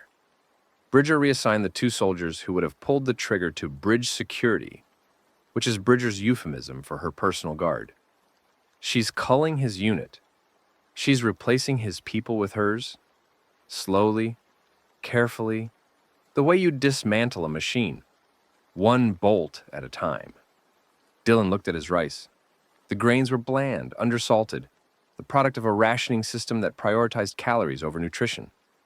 He thought about the meals he'd made in the restaurant, the care he'd taken with seasoning, with presentation, with the small details that turned food into something more than fuel. That life was impossibly distant now, a civilization's breadth away. What does Bridger want? He asked. Control. Total, complete, unchallengeable control. Dale set down his spoon. But the question isn't what she wants. It's what she's afraid of. And I think, based on what the soldiers say, based on the encrypted communication she received, based on the way she's been behaving, I think she's afraid the truth will come out. What truth? The outbreak's origin. Hargrove Pharmaceuticals. The contaminated livestock antibiotic. The government's foreknowledge. Dale lowered his voice. Bridger was National Guard. She was following orders when the outbreak hit. The same orders every commander got. Maintain order, suppress information, prevent panic. She knew. Before the public, before the news, before the first person turned on camera, Bridger knew what was coming and she didn't warn anyone. The information crystallized something that had been floating in Dylan's mind since the toll station radio room. The classified documents the radio operator had mentioned. The government's role in the outbreak's spread. Bridger wasn't just a tyrant. She was complicit, and her grip on the zone wasn't about leadership. It was about burial. She was burying the truth under military discipline and razor wire. Do you have proof? Dylan asked. Not yet, but Alice does. Dale leaned closer. She found documents at Fort Campbell, classified military communications about the outbreak origin. She took them. They're in her notebook. Alice has classified military documents, hidden in her notebook between caloric calculations and weather observations. She's been sitting on them since before we entered the zone. Dylan looked across the mess tent to where Alice sat alone, eating her rice with precise mechanical bites, her notebook closed beside her tray. The quietest person in the group, the most overlooked, had been carrying a weapon more powerful than any gun since Act 3. Does Bridger know? Bridger doesn't know Alice exists. She's a middle-aged woman in administration. She's invisible. Dale almost smiled. That's her superpower. The confrontation with Bridger happened sooner than Dylan expected. On day 8 of general assignment, the zone's PA system crackled with an announcement that was different from the usual work shift and mealtime notifications. Colonel Bridger's voice, clipped, authoritative, the voice of someone accustomed to being obeyed, came through the speakers mounted on poles throughout the island. Attention all residents. Effective immediately, all intersection movement is suspended. Residents are to remain in their assigned sections until further notice. Violation of this order will result in immediate confinement. This is a security measure in response to a perimeter breach on the island's south shore. Details will be provided when the situation is contained. Bridger out. The labor section froze. Workers set down tools. Guards at the section gates shifted their rifles to ready position. The barrier between the zone's sections, which had been permeable, passable with a work badge, became hard. The gates closed. The razor wire gleamed. "What perimeter breach?" Wade said. He was standing beside Dylan at the construction site, shovel in hand, eyes on the nearest gate. "I don't see anything on the south shore." "That's because there's nothing there. I was on the wall 10 minutes ago. The shore's clear." Wade's voice was tight. "This isn't a security measure. It's a lockdown." "For what?" "For whatever she's about to do." They found out within the hour. The lockdown's real purpose became clear when soldiers, Bridger's inner circle, not the regular guards, moved through the labor sections conducting what they called a security audit. In practice, this meant searching barracks, confiscating personal belongings deemed unauthorized, and questioning workers about their contacts in other sections. They came to Barracks 7 at midday. 4 soldiers, armed, moving with the efficient brusqueness of people, executing orders they didn't question. They went through the cots, opening bags, checking pockets, turning out bedding. "What are you looking for?" Wade asked. "Unauthorized materials, communications, contraband. We're construction workers. What contraband would we have? That's what we're here to find out." They found nothing in Wade's things. He had almost nothing to find. In Dylan's bag, they found the receipt with his note to Wade, the folded letter from Wade, and Glenn's map of West Tennessee. "What's this?" The soldier held up the map. "A road map, from before we entered the zone." "Why do you have a road map?" "Because I walked 400 miles to get here, and the map was how I navigated." The soldier looked at the map, at Dylan, at the map again. "I'm confiscating this. It's a road map. It's an unauthorized document depicting the zone's surrounding geography. Confiscated. By order of Colonel Bridger." Dylan clenched his jaw. The map was Glenn's, one of the last physical artifacts of their journey. The paper worn soft at the folds, Glenn's pencil route still visible. Losing it felt like losing a piece of the road. "You can keep the letters," the soldier said, and moved on. That evening in the barracks, Wade sat on his cot across from Dylan. The other workers were asleep or pretending to be. The floodlight outside cast geometric shadows through the plywood walls. "She's tightening," Wade said. "Every week, a little more. First it was weapons, then tools, then personal documents. Next it'll be the ability to talk to each other." "How long has this been happening?" "Since that communication, the encrypted one." Whatever she learned, it scared her badly enough to turn this place into a police state. He flexed his stump, an unconscious gesture, the phantom grip of a hand that wasn't there. "There's a rumor in the barracks. One of the older guys, Marcus, he was here from the beginning. He says Bridger received documents proving the government knew about the outbreak in advance. Documents with her name on them. Orders she followed. Alice has documents like that." Wade's head came up. "What?" "Classified communications from Fort Campbell.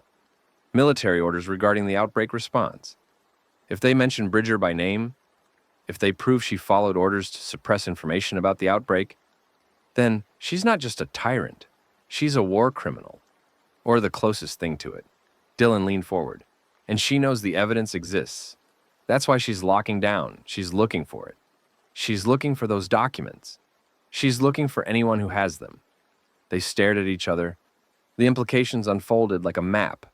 Glenn's map, the one they'd taken, the one that was now in Bridger's hands being analyzed for God knew what. "Alice needs to hide those documents," Wade said. "Alice needs to use those documents." "To do what?" "To turn this place around. If the soldiers, if Garza and his people, see proof that Bridger knew about the outbreak and followed orders to suppress it, that changes everything. That changes loyalty. You can follow a strict commander. You can't follow someone who let your family die because she was told to keep quiet." Wade was quiet for a long time. The floodlight hummed outside. Somewhere in the zone, a generator coughed and caught and continued its monotone run. You're talking about revolution, Wade said. I'm talking about survival. Bridger is going to seal this island. She's going to blow the bridge and lock everyone in here and control everything. She's building toward it. The lockdowns, the confiscations, the separation of the population into controllable sections. When she's ready, she'll pull the trigger. And do what? Run this place as her own country. 3,000 people, captive labor force, military government. No outside contact, no escape, no alternative. She'll control the food, the water, the power. Anyone who objects gets expelled, thrown off the island into a city full of the dead. That's insane. That's power. The same power every dictator in history has wielded. The power of the only option. Stay and comply, or leave and die. Dylan's voice was harder than he'd intended. He heard himself and recognized someone he hadn't been 2 months ago. Someone who thought in terms of power dynamics and leverage and the calculus of human desperation. The road had changed him, or revealed him. We need a plan, Wade said, and the word we was the first step across the distance between them. The plan grew in pieces, assembled by people in different sections, who couldn't meet except in stolen moments and coded notes. Alice's notebook became the blueprint, literally, as she began mapping the zone's layout, guard positions, and supply locations in her precise schoolteacher hand. The core elements. Glenn's contribution, route analysis. Even without his confiscated map, he'd memorized the zone's layout and the surrounding geography. He identified 3 potential exit routes if the bridge was destroyed. Boat crossing at the island's north tip, swimming the Wolf River Channel, suicidal in winter but possible, or descending the island's reinforced south shore to the Mississippi and crossing with a raft. Rena's contribution, medical intelligence. The zone's hospital had a supply of sedatives, enough she calculated to incapacitate a dozen soldiers if administered through the mess hall's water supply. I'm not suggesting we poison anyone, she said during a whispered conversation at the mess tent. I'm suggesting we have the option.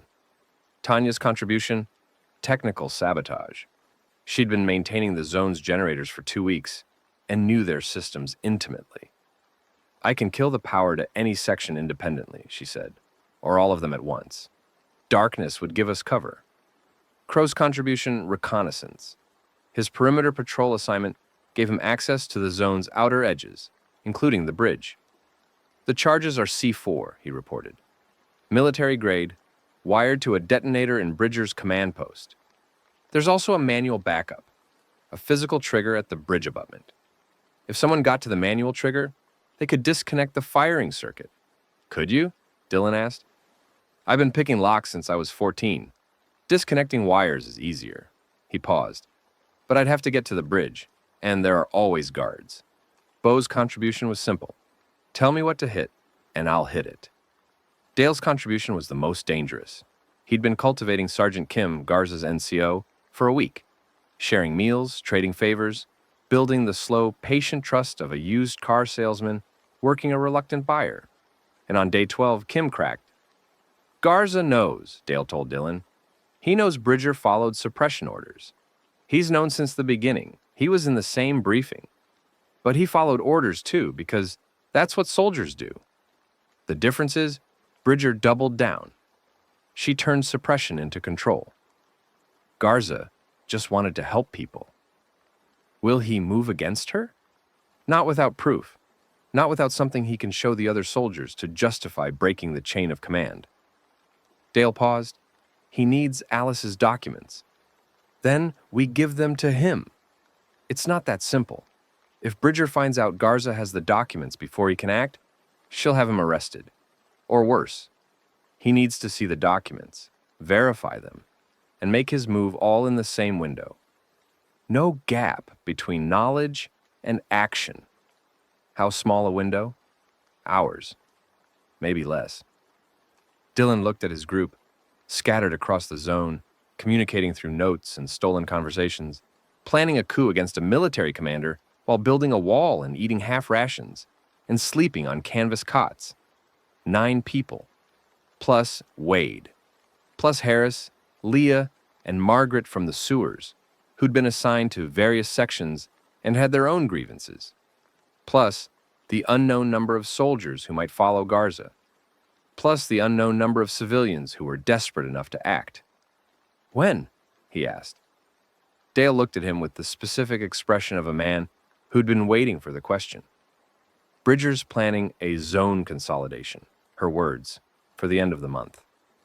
That's when she'll seal the bridge. We move before then, or we don't move at all. That's 10 days. Then we have 10 days. The 10 days were the most dangerous of Dylan's life. More dangerous than the road, than the sewers, than the Gatlinburg Strip. Because the threat wasn't physical. It was social. Every conversation was a risk. Every note was potential evidence.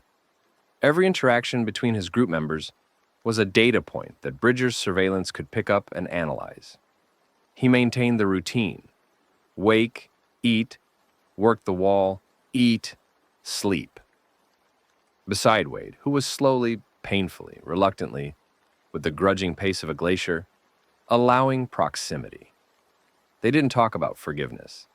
They didn't talk about the 8 months of silence or the fire axe or the text that said, "Leave me alone."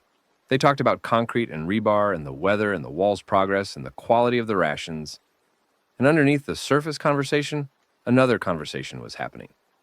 The one conducted in shared glances and proximity and the simple fact of showing up every day, consistent, present. On day 3 of the 10-day countdown, Josie was reassigned from sanitation to labor section D. She appeared at the construction site in the morning, looking out of place among the adult workers, a 7-inch height deficit that she compensated for with a scowl that could curdle milk. "What happened?" Dylan asked. "I punched a guard." "You—" He grabbed my arm. I reacted. She rubbed her knuckles, which were bruised. "In sanitation, there's a guard named Holt, who thinks being 17 and female means I'm available for commentary. I've been ignoring it for 2 weeks. This morning," he commented, and grabbed. So I punched him. "Josie, don't Josie me. I know it was stupid. I know it drew attention. But I'm not going to let some guy with a rifle and an attitude put his hands on me because the world ended." Her jaw was set, her eyes bright with an anger that was older than the situation warranted.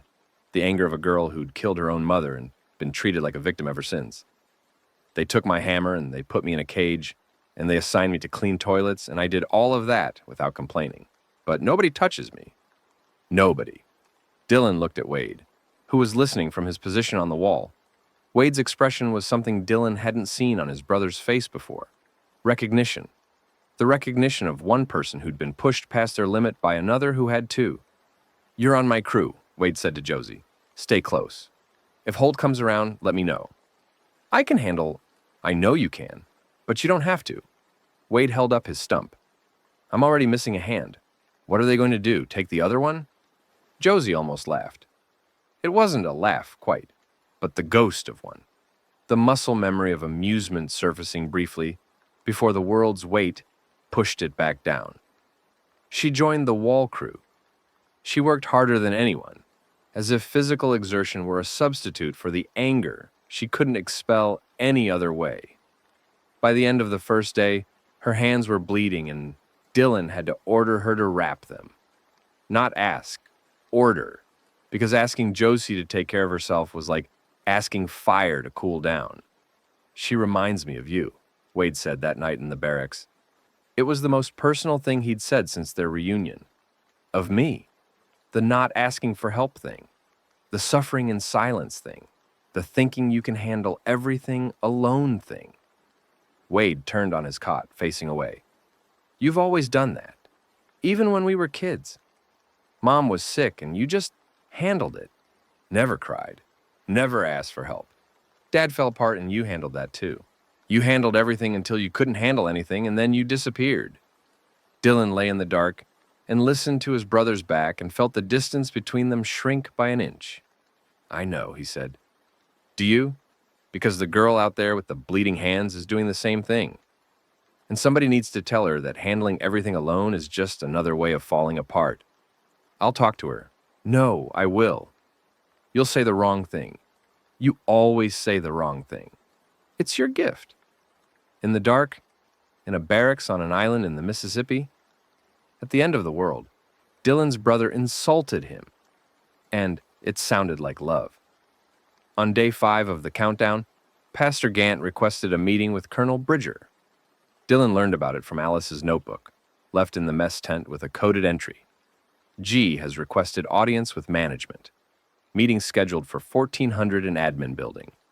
Concern, conditions in labor sections. He's going to get himself killed, Dylan said to Rena, who'd conveyed the message during a chance encounter at the water station. He's going to do what he's always done, try to talk to power. It's his nature. Rena's expression was neutral, but her hands were busy, wrapping her braids tighter than usual. He believes in dialogue, even now. Bridger isn't a deacon at a church meeting. No.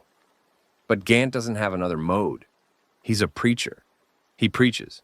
He mediates. He believes people can be reached. She paused. Sometimes he's right, and sometimes he gets shot. The meeting happened at 2 o'clock in the administration building, the former River Park Visitors Center, now Bridger's command post. Dylan couldn't attend, couldn't even approach the building without authorization. He worked the wall and checked his watch and waited. Gant returned at 5 o'clock. He walked into the labor section through the gate, nodded to the guards, and sat on a bench near the construction site. His face was composed, his clerical collar straight, his hands folded in his lap. He looked like a man who'd just given a sermon.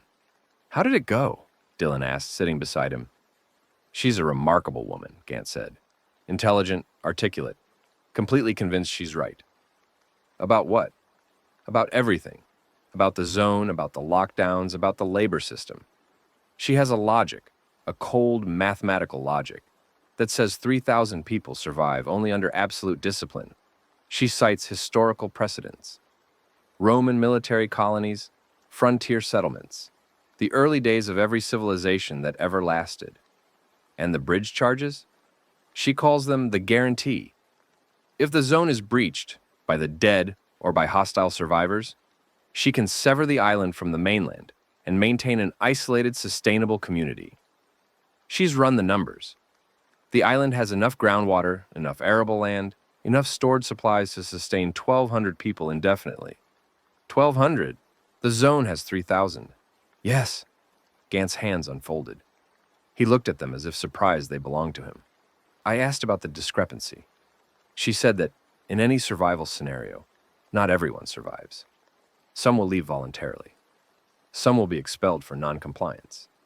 Some will die of natural causes, and, this is her word, some will be optimized. Optimized. She means culled. She didn't say it. She didn't have to. Gant's voice was steady, but his eyes were doing something Dylan hadn't seen before.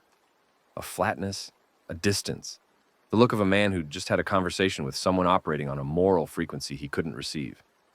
She's going to reduce the population to a sustainable number, Dylan said. She's going to reduce the population she considers non-essential. Labor workers, late arrivals, anyone who isn't military or critical infrastructure. Gant looked at Dylan. Your group, my flock, the people we brought here. How? Expulsion? She didn't specify. She spoke in abstractions, optimization, consolidation, right sizing, corporate language, the language of someone who's stopped thinking of people as people. He paused. She asked me to serve as the zone's chaplain, to help maintain morale during the transition. What did you say? I said I'd think about it. He clasped his hands again. What I thought was, this woman is going to kill half the people on this island, and she wants me to help them accept it. So we're right. We have to move. You have to move. I'm going to do what I can from the inside. He looked at Dylan with an expression that had something final in it, the expression of a man making arrangements. If she thinks I'm her chaplain, I have access. I can move between sections. I can talk to people. I can be useful. Pastor, I'm not a soldier. I'm not a strategist. I can't pick locks or fix generators or fight. What I can do is talk and listen and be in rooms where decisions are being made. He touched his Bible, which he'd been allowed to keep, because even Bridger recognized the utility of religion. Let me do what I'm good at. Dylan wanted to argue. He wanted to say that Gant was putting himself in danger, that Bridger was unpredictable, that the role of inside man was a role that got people killed. But Gant's eyes held a clarity he hadn't seen since before the church in Goodlettsville, a sense of purpose that the road had stripped away and the zone had somehow restored. "Be careful," Dylan said. "I was careful for 55 years. It didn't save anyone." Gant stood, adjusted his collar, and walked toward the section gate. "I'll get word to you through Alice. Keep building your plan." He walked away and Dylan watched him go, and the weight of carrying people who chose to carry themselves was a different kind of weight. Lighter in the hands, heavier in the heart. Day 7. 3 days to Bridger's consolidation. The plan was taking shape in Alice's notebook, written in a shorthand only she could decipher between the columns of caloric data and weather observations. It had phases. Phase 1, darkness. Tanya kills the zone's generators simultaneously. Total blackout. Duration. Estimated 10 minutes before the military's backup systems engage. Phase 2, proof. During the blackout, Alice gets the Fort Campbell documents to Lieutenant Garza via Sergeant Kim. Garza reads them by flashlight. 10 minutes to change a man's worldview. Phase 3, bridge. Crow reaches the bridge abutment during the blackout and disconnects the manual firing circuit for the C4 charges. This prevents Bridger from sealing the island, even if she triggers the detonator. Phase 4, confrontation. Dylan and whoever is with him reach the command post and confront Bridger directly, using the documents as leverage and Garza's, hoped for, support as military authority. Phase 5, resolution. Either Bridger stands down or she doesn't. If she doesn't, Garza's forces take control. If Garza doesn't move, they run, down the island's shore, across the Wolf River Channel by whatever means available, into the city, into the dead. It was a terrible plan. Too many variables, too many assumptions, too much reliance on a lieutenant they'd never met making a decision in 10 minutes that contradicted everything he'd been trained to do. "It's the best bad plan we have," Alice said during a brief whispered meeting at the mess tent.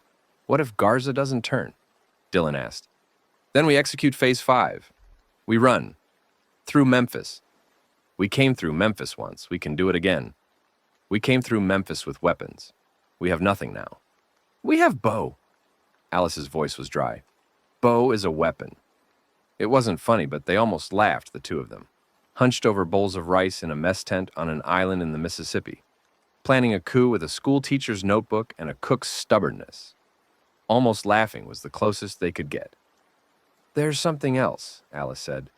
She opened her notebook to a page Dylan hadn't seen. A page filled not with numbers, but with text, dense and small. The handwriting of someone recording something too important to trust to memory.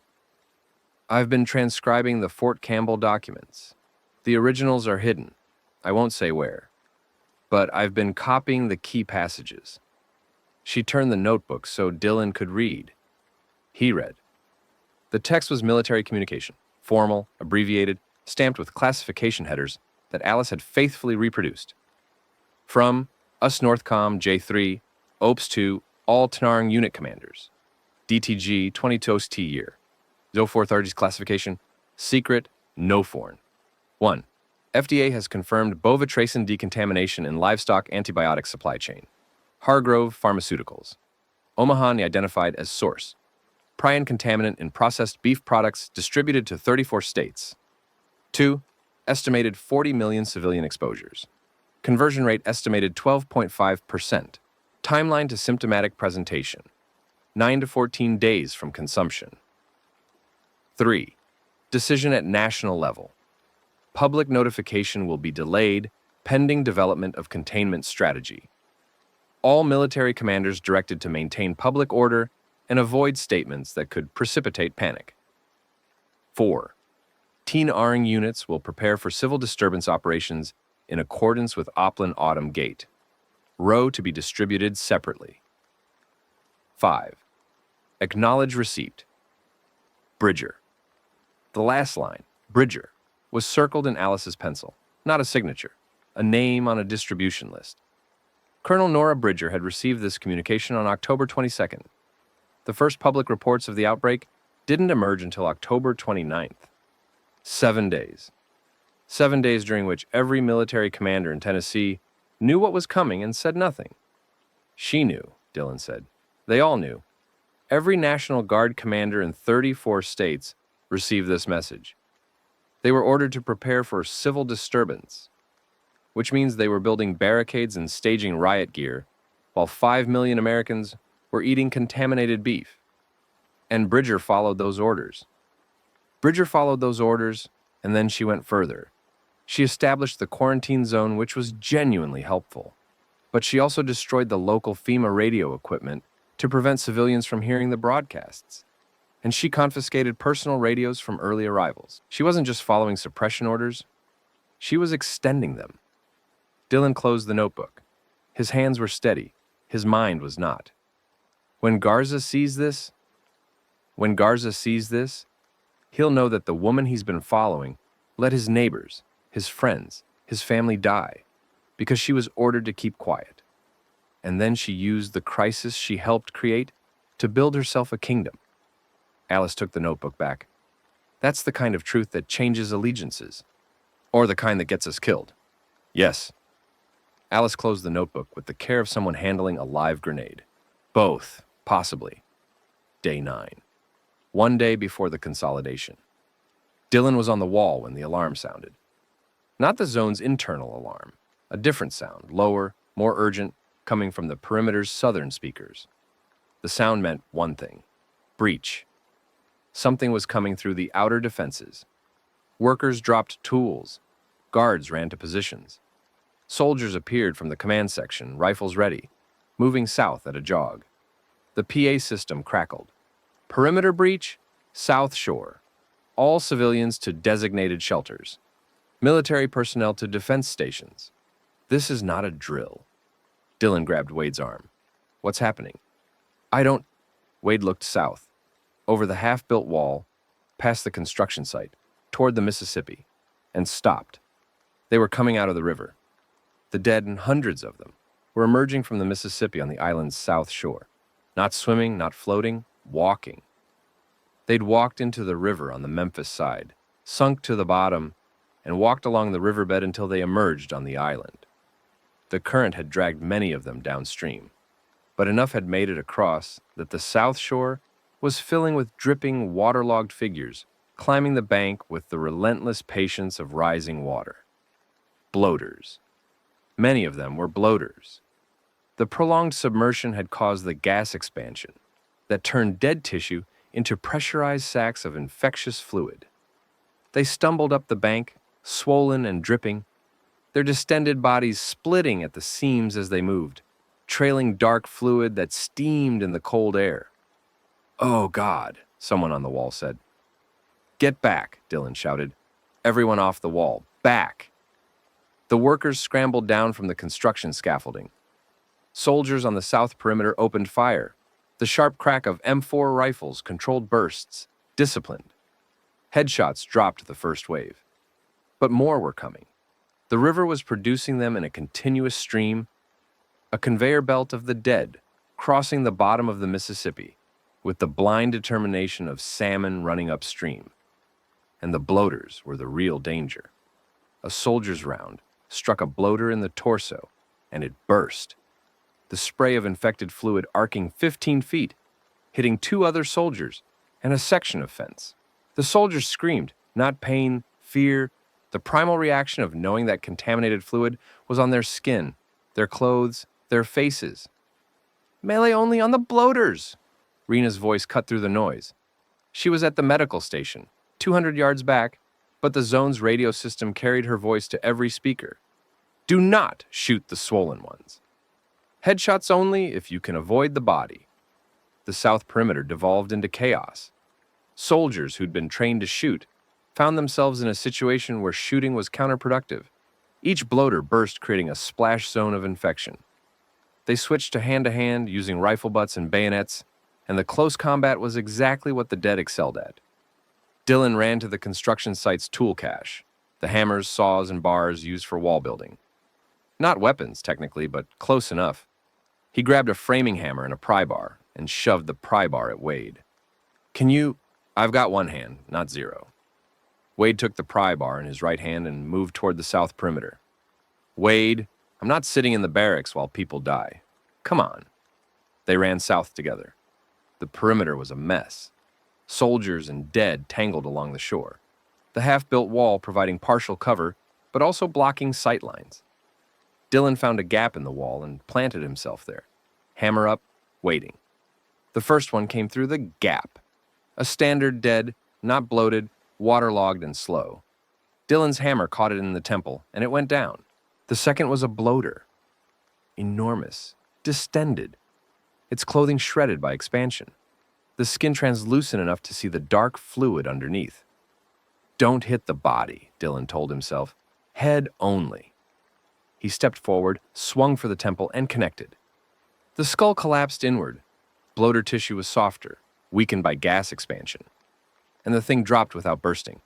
The spray was minimal. A splatter from the shattered skull, contained to a 2-foot radius. Dylan jumped back and the fluid hit the ground where he'd been standing.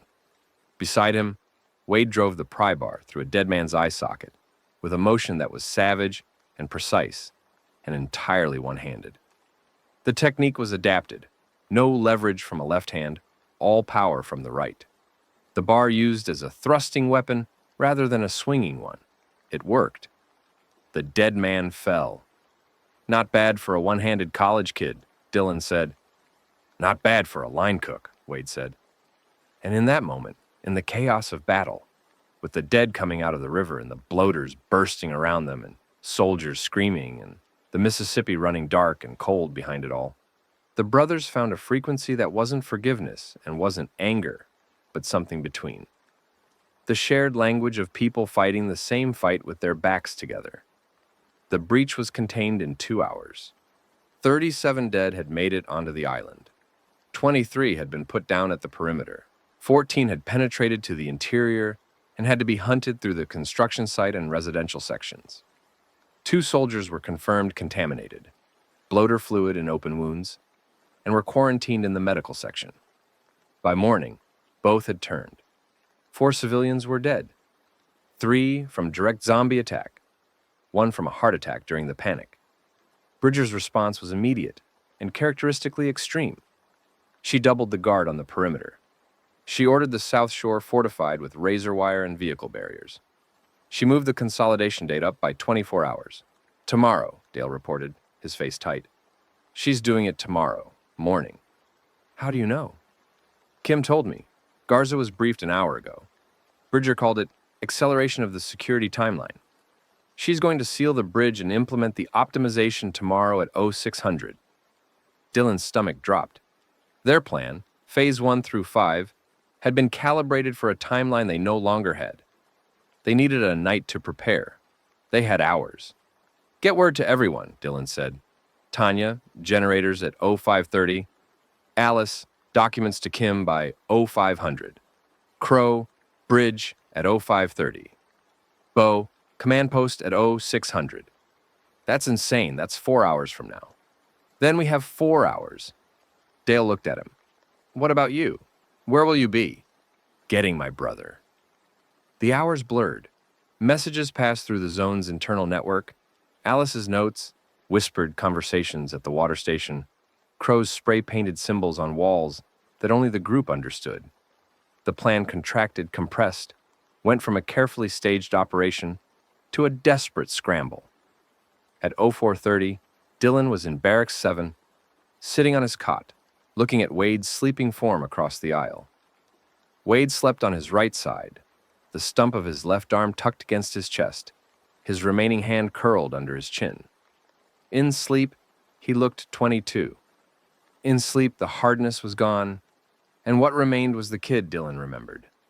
The one who'd held up the fish at Norris Lake, the one who'd cried for their mother, the one who'd fallen asleep on Dylan's shoulder. Wade, quietly. Wade's eyes opened, instantly alert, the sleep of someone who'd learned to wake ready. It's time, he asked. It's time. They dressed in the dark. Dylan put on every layer he had. The thermal underwear from the Jackson Distribution Center, the flannel jacket, the boots he'd been wearing since Knoxville, resoled twice.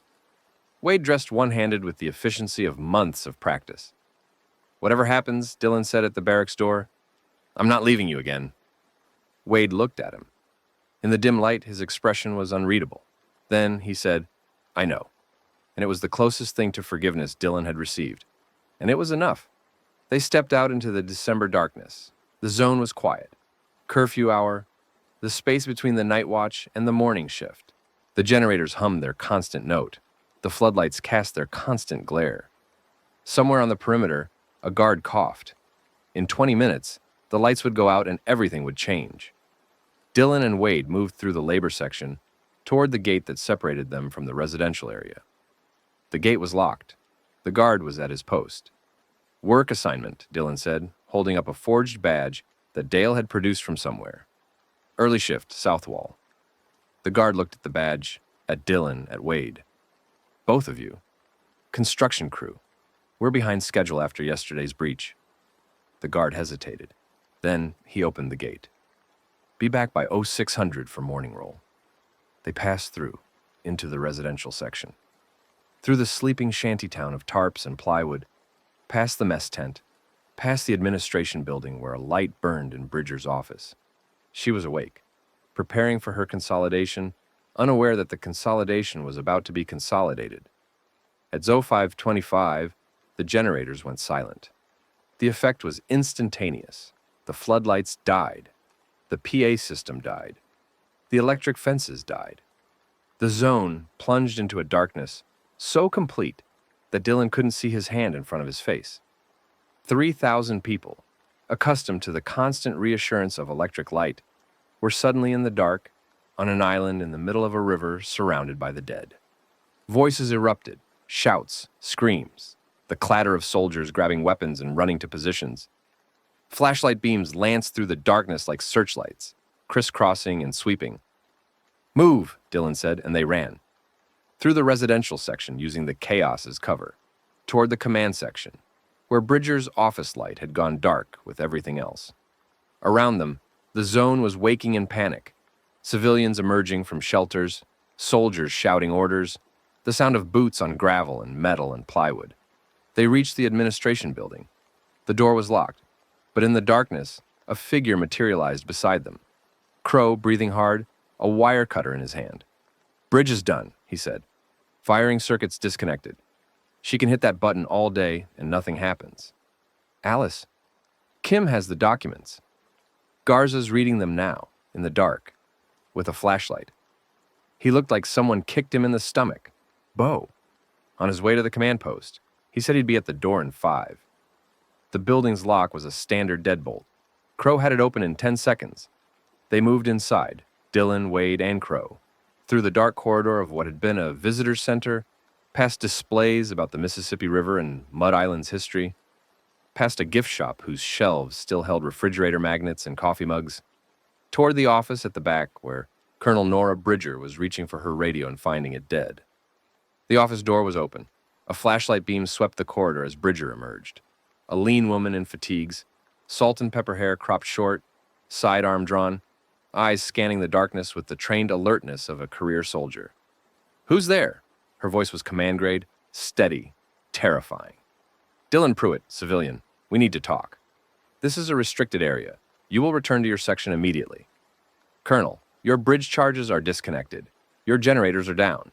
And Lieutenant Garza is currently reading classified U.S. Northcom communications that prove you received advance warning of the outbreak and followed orders to suppress notification to the civilian population." The flashlight beam found Dylan's face. He squinted into it but didn't look away. Bridger was silent for 3 seconds. In those 3 seconds, Dylan watched something happen behind her eyes. A calculation rapid and precise, the mental equivalent of a chess player seeing the board shift. She was assessing, evaluating options, running scenarios.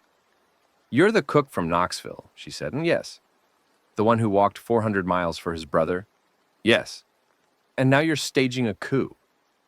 I'm asking you to step down, voluntarily. before people get hurt. Bridger's sidearm came up, not aimed at Dylan, held at her side, ready, a statement of capability rather than intent. "You don't understand what I've done here," she said. 3,000 people are alive because of me, because I made decisions that people like you find uncomfortable. I enforced discipline. I rationed.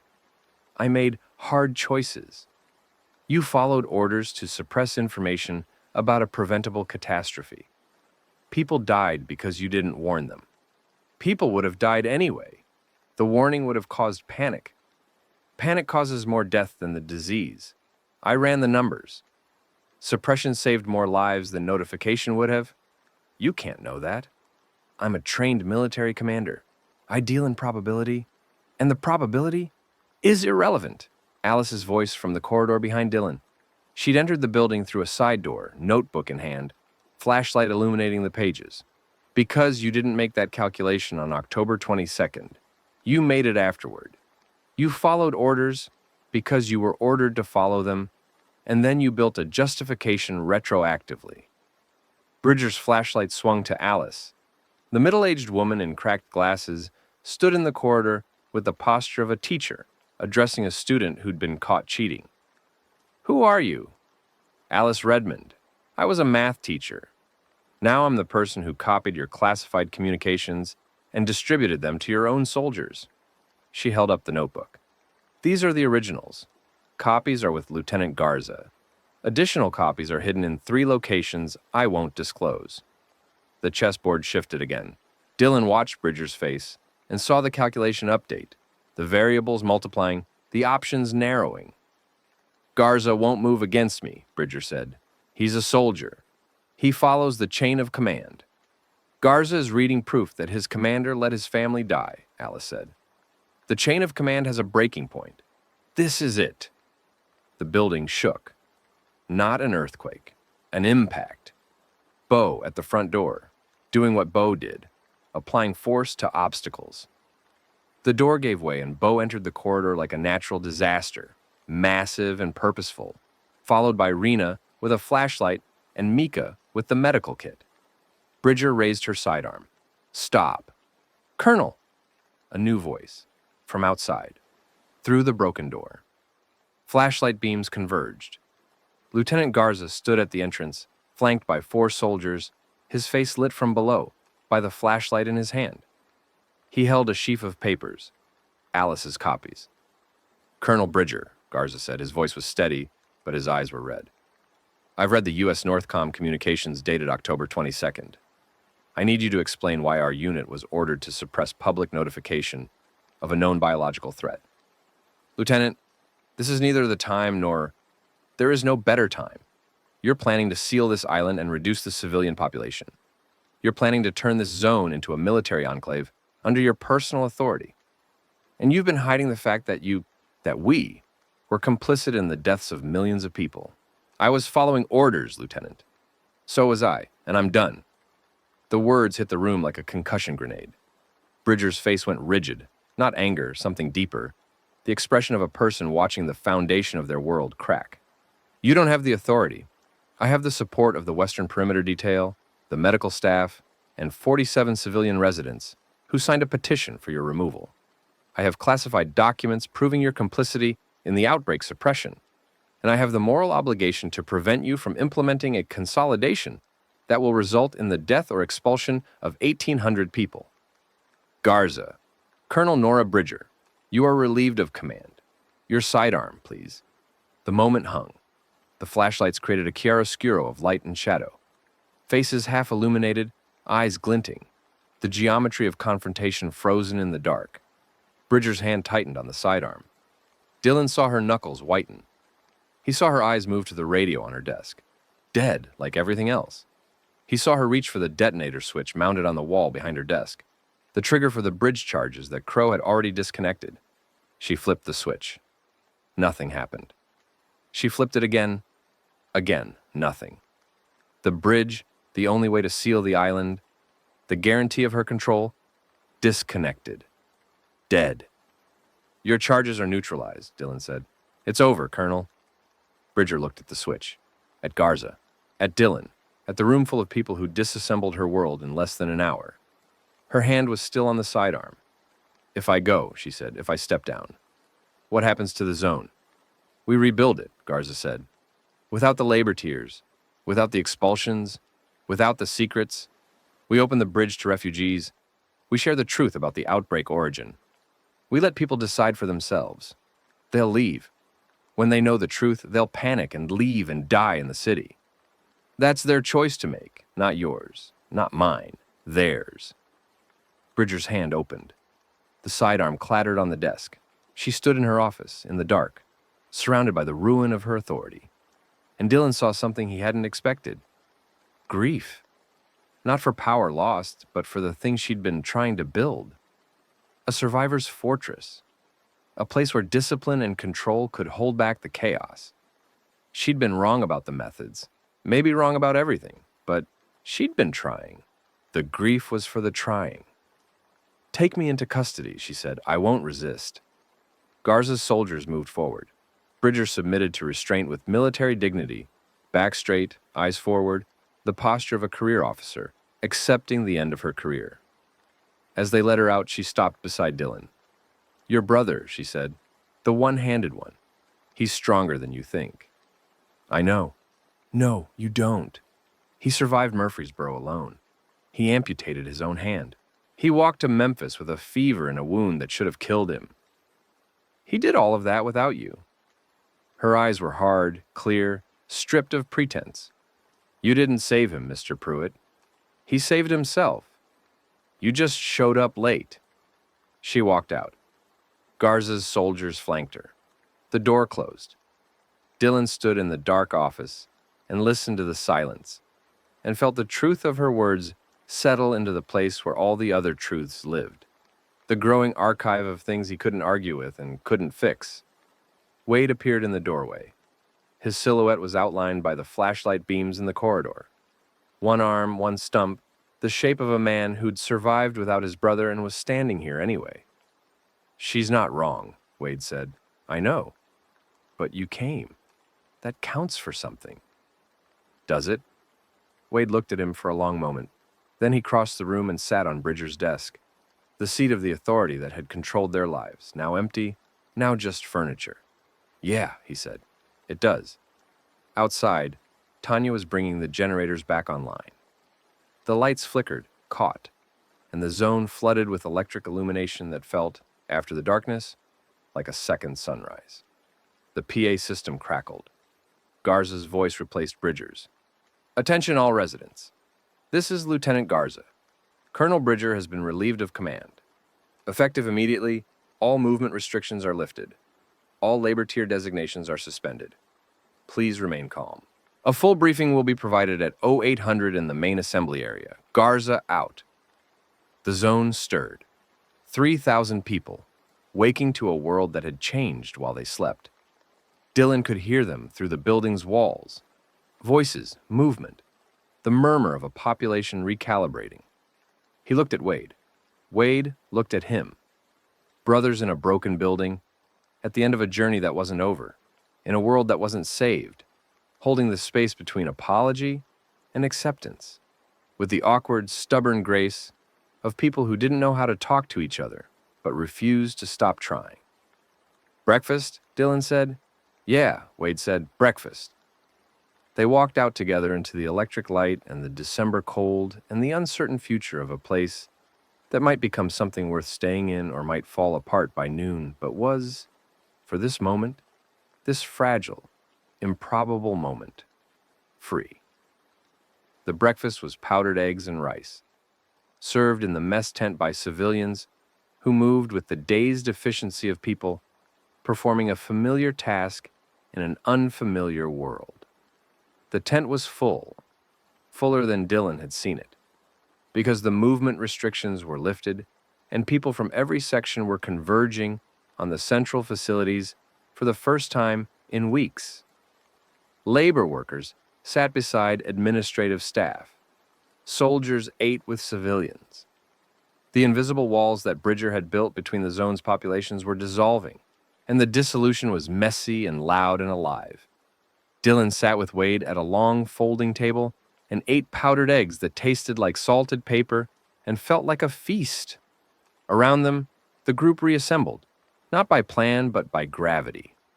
Rena appeared first, sliding onto the bench across from them with her tray and a look of exhausted satisfaction. Then Bo, who took up the space of two people and ate with the methodical focus of a machine refueling.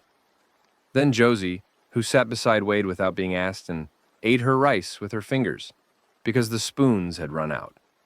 Glenn arrived slowly, his limp worse in the cold morning air. He sat at the end of the table and held his coffee. Real coffee, liberated from Bridger's command reserve by Garza's soldiers, in both hands. The tremor was visible. He didn't hide it. "Morning," he said. "Morning," Dylan said. Crow dropped from somewhere above. He'd been on a rooftop, because Crow is always on a rooftop, and landed in the seat beside Glenn with the casual grace of a cat. "So," Crow said, "we overthrew a military dictator before breakfast. What's for lunch?" Mika arrived with Tanya. They sat together close, a proximity that had developed during the weeks in the zone. Mika's clinical detachment finding a compliment in Tanya's quiet practicality. Tanya's hand was on her stomach. In the mess tent's light, Dylan noticed for the first time that her midsection had changed. Not obviously, not to someone who wasn't looking, but the slight convexity of early pregnancy was there if you knew to see it. Alice was last. She sat at the table with her notebook, thinner now, pages torn out and distributed. The weapon she'd carried since Fort Campbell partially depleted. She set it on the table and looked at Dylan. "Pastor Gant?" Dylan looked around the mess tent. Gant wasn't there. "Has anyone seen him since last night?" Alice asked. Heads shook. No one had seen Gant since before the blackout. He'd been in the command section, playing his role as Bridger's chaplain, positioned for the inside game he'd volunteered for. "He was in the admin building before we went in," Crow said. "I saw him near the office. He was talking to one of Bridger's guards." A cold thread pulled through Dylan's chest. "Which guard?" "The one at Bridger's office door. Big guy, shaved head." Dylan stood up. "Where's Bridger being held?" Bridger was in the zone's brig, a converted storage container on the island's north end, reinforced with steel plate and fitted with a heavy lock. Two of Garza's soldiers stood guard. They let Dylan approach but wouldn't let him in. "I need to talk to her," Dylan said. "Lieutenant Garza's orders. No unauthorized contact." "Then get Garza." Garza arrived in 10 minutes. He was younger than Dylan had expected, mid-30s, Hispanic, with the kind of face that looked like it smiled easily in a previous life but hadn't smiled in months. He wore his authority like a new coat, slightly too large, not yet broken in. "Mr. Pruitt," his handshake was firm. "I understand I owe you and your people a considerable debt. You owe Alice Redmond. She's the one with the documents. I've spoken to Ms. Redmond, remarkable woman." He glanced at the brig. "You want to talk to Bridger?" "Pastor Gant, one of my people. He was in the admin building last night, acting as Bridger's chaplain. Nobody's seen him since." Garza's expression tightened. "I'll ask her." He entered the brig alone. 3 minutes later, he came out. His face had changed. Bridger says Gant confronted her in her office before the blackout. He told her he knew about the consolidation plan and asked her to stand down voluntarily. When she refused, he said he'd go to the soldiers himself. And she ordered her personal guard to detain him. The guard, Sergeant Holt. Holt! The name hit Dylan like a slap. Holt. The guard from sanitation who'd grabbed Josie. Holt took Gant to the bridge abutment. Bridger says she ordered him held there, pending the consolidation. Garza paused. "But Holt wasn't at the bridge when my people secured it this morning. And Gant wasn't either. Where are they?" "We don't know. Holt is unaccounted for. He's not answering radio calls, and he wasn't at any of the guard posts during the transition." The cold thread in Dylan's chest became a wire taut and cutting. Holt had Gant. Holt, who'd been Bridger's enforcer, who'd grabbed Josie, who'd been stationed at the bridge where Crow had disconnected the charges in the dark. If Holt had been at the bridge during the blackout, he might have seen Crow. He might have fled. With Gant. "We need to find them," Dylan said. "I'll put a search detail on it." "Now." Mr. Pruitt, I have 3,000 people to manage and a command transition to execute. I'll put a search detail on it as soon as I have personnel available. A man's life is one of many concerns I'm balancing this morning. I understand your urgency. I share it. But I can't dedicate resources to a missing person search when I don't even have a full count of the zone's population yet. Garza's voice was firm, not cruel, but the firmness of a man learning to be in charge and discovering that leadership meant disappointing people. Give me 4 hours. Dylan didn't have 4 hours. He knew it the way he knew the smell of the dead, instinctively, in the gut, below rational thought. Gant was in trouble, and 4 hours was 4 hours too many. He went to find Bo. Bo didn't need explanation. Dylan said, "Gant's missing, Holt has him, we need to search." And Bo picked up the nearest heavy thing, a section of rebar he'd been using on the wall, and said, "Where?" They searched the island's perimeter first. The south shore, still littered with debris from yesterday's breach. The west bank, facing the main channel of the Mississippi. The north tip, where the island narrowed to a point and the current ran swift. Nothing. Crow joined them, climbing the zone's highest structures and scanning with binoculars. Rena organized a search pattern, dividing the island into quadrants. Wade came despite Dylan telling him not to, the pry bar in his right hand. They found Gant at 11 o'clock in the morning on the island's east side, near the old amphitheater. He was sitting against the amphitheater's concrete wall, his legs extended, his Bible open on his lap. His clerical collar was red. The rest of him was still. Dylan reached him first. The wound was in his abdomen. A knife wound, not a gunshot, deep and ragged. The kind of wound that bled slowly and painfully and took hours to kill. Gant's hands were pressed over it, the Bible held in place by the pressure, its pages soaked through. Pastor. Gant's eyes opened. They were clear, focused, present. The eyes of a man who was still here, but not for long. "Holt," Gant said. His voice was a whisper, thin as paper. He panicked. During the blackout, I tried to talk to him. A cough, dark fluid at the corner of his mouth. I always think talking will work. Don't talk. Rena was already there on her knees, pulling Gant's hands away from the wound. Her face went flat when she saw it. The professional mask, the one that meant the news was bad. "We need to get him to medical," she said. But her hands told a different story. They moved with the deliberate care of someone performing comfort, not triage. "How bad?" Dylan asked. Rena looked at him. The look said everything. "Get Mika," Dylan said to Crow, who was already running. They carried Gant to the medical tent on a makeshift stretcher, a tarp and 2 pieces of rebar, Bo carrying one end, Dylan the other. Gant weighed less than Dylan expected, the weight of a man who'd been eating half rations and giving his food to others. In the medical tent, Mika assessed the wound with the clinical precision of her training. Liver laceration. Significant internal hemorrhaging. He's been bleeding for... She checked Gant's pulse, his pupils. "Hours. Since last night. Can you..." "No."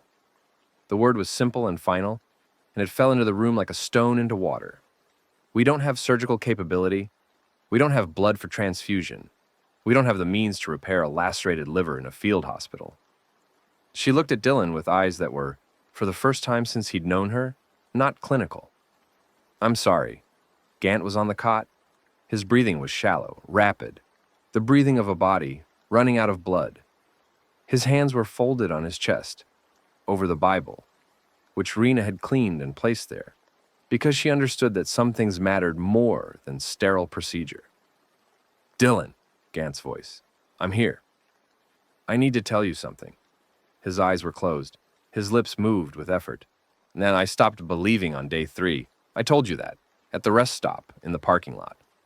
I remember. I was wrong. Not about God. I still don't know about God, but about belief." He opened his eyes. "I thought belief was knowing.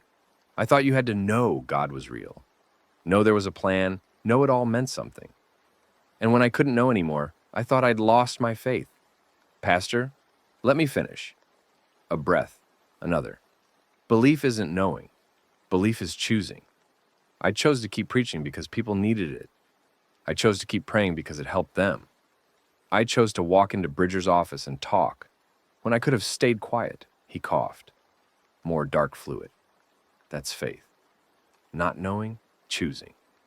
Choosing to act as if it matters, even when you can't prove it does. Rena was holding his hand. Dylan hadn't noticed her take it. Mika stood at the foot of the cot, her clinical mask shattered, tears tracking down her face in clean lines. "Tell Josie it wasn't her fault," Gant said. "Her mother, tell her that what she did was grace. Not violence, grace. I'll tell her. And Dylan." His grip on the Bible tightened. "Your brother. Don't waste the time you have left arguing about the time you wasted. Just be there. That's all anyone can do. Be there." His breathing changed. Slower. Longer gaps between inhales. The sound of a body surrendering to the mathematics of blood loss. The cold equation that Rena could calculate and Mika could measure, and neither of them could change. Pastor Louis Gant died at 11:47 a.m. on a December morning in a field hospital on Mud Island, Memphis, Tennessee, with a blood-soaked Bible on his chest in the hands of people who loved him on his arms. He was 55 years old. He'd spent his whole life trying to talk to people, to reach them, to bridge the gaps that fear and anger and despair carved between human beings. In the end, he died trying to talk to a man who didn't want to listen.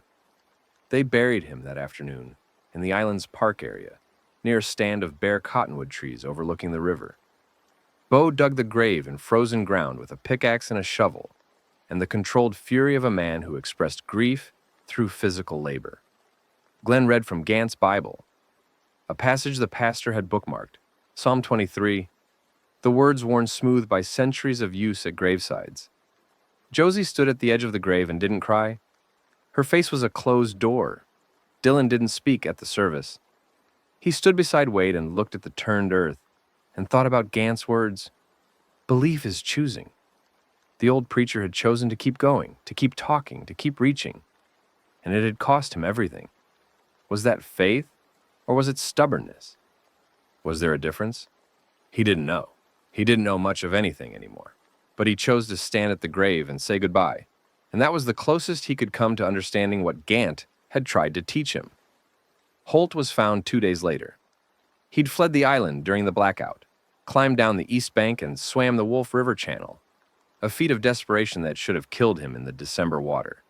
He'd made it to the mainland and was found by Garza's patrol team 3 blocks east in an abandoned house, hypothermic and incoherent. He was brought back to the zone and confined. Dylan visited him once. Holt was in the brig, the same container that had held Bridger, shivering under a blanket, his face gray, his eyes unfocused. He was a big man, younger than Dylan had expected, with the soft features of someone who'd been a high school bully and never grown out of it. "Why?" Dylan asked through the container's ventilation slot. Holt didn't answer. He stared at the wall. He was a preacher. He was trying to help. He was in the way. Holt's voice was flat, dead, not remorseful, not defiant, just empty.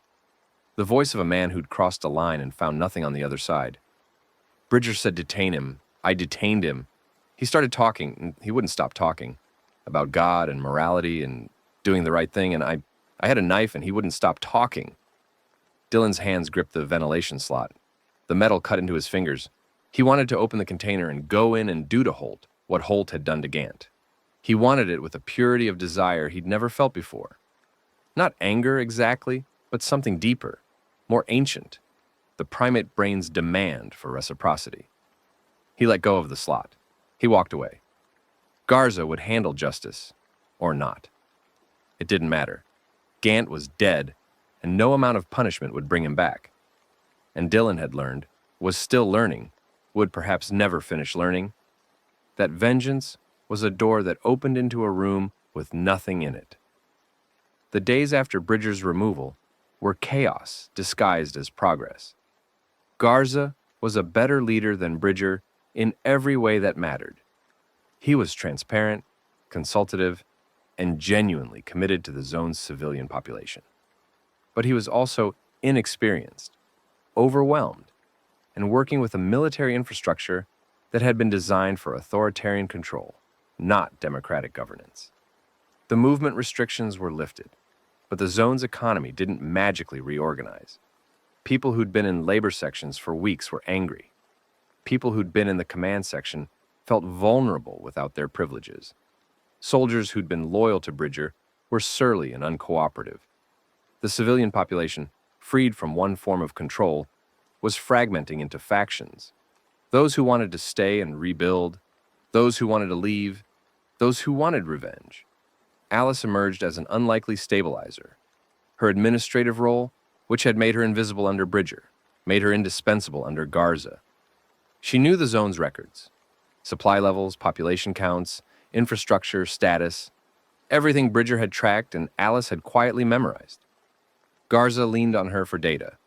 The data was always precise, always current, always delivered without commentary. "She's running this place," Dale said to Dylan, watching Alice brief Garza on ration projections. "The math teacher's running the last functioning government in Tennessee."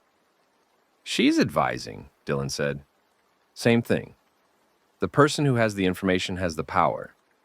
Alice has all the information." Dale's voice carried a note Dylan hadn't heard before. Not admiration exactly, but recognition. One person who understood the mechanics of influence, acknowledging another. Dale himself had shifted in ways that worried Dylan. With the zone's command structure in flux, Dale's trading network had expanded from commodities into something more abstract: favor brokering. He connected people with needs to people with resources, always taking a commission, always maintaining his network's centrality. It was useful. It was also self-serving in ways that were becoming harder to distinguish from the power building Alice had warned about on the road. "Dale," Dylan said one evening, finding him in the mess tent, deep in conversation with a group of former labor workers. "A word." They stepped outside. The December air was brutal. The temperature had dropped to single digits, and the wind off the river cut through every layer.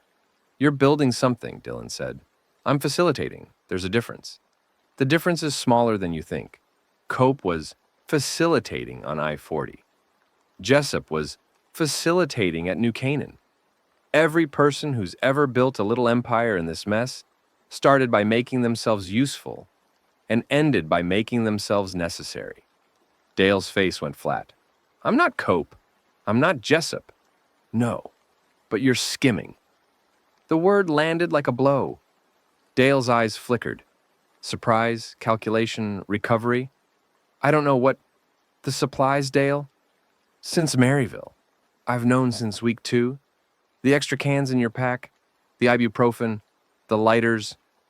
You've been building a personal stockpile since the beginning." Dale was silent for 5 seconds. Then his shoulders dropped an inch. The physical signature of a man who'd been caught and was deciding whether to deny, deflect, or confess.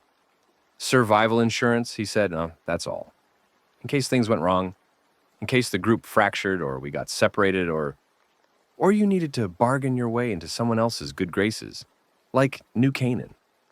The mention of New Canaan, the megachurch compound they hadn't reached yet in real time, but that existed in the story's future, the place where Dale would eventually betray them, hit something.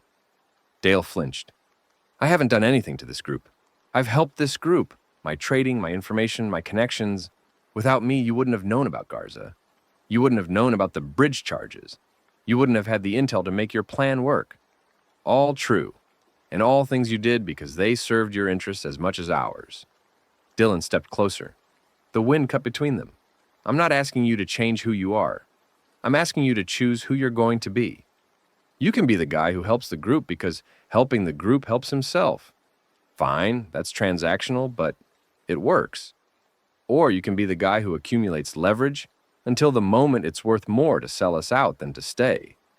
"I would never, Dale." Dylan's voice was quiet and held no anger. "We both know you're capable of it. The question is whether you'll choose not to." Dale looked at him for a long time. The wind blew, the generators hummed. Somewhere in the zone, a child was crying. One of the civilian families, a sound that had no place in December in Memphis, at the end of the world, and yet was as persistent as gravity. "I'll think about it," Dale said. He walked away. Dylan watched him go and felt the specific helplessness of seeing a problem you'd identified but couldn't solve. Dale was who Dale was. The road hadn't changed him. It had refined him. The apocalypse was a market, and Dale was a trader, and traders always looked for the best deal. Dylan could only hope the best deal remained staying with the group. Because if it didn't, if someone offered Dale something better, Dale would take it. He would take it without looking back. The zone's reconstruction consumed the next week. Garza opened the bridge to refugees. A trickle at first, then a steady flow, as word spread along the survivor networks that Memphis was open again. Dylan's group threw themselves into the effort. Bo on construction, Tanya on electrical systems, Rena and Mika in the expanded medical facility, Glenn on logistics, Alice in administration. Crow patrolled the perimeter and in his off hours continued his private project. Spray painting markers and messages on the island's structures, arrows and symbols that communicated safety, direction, hope. Dylan worked the wall.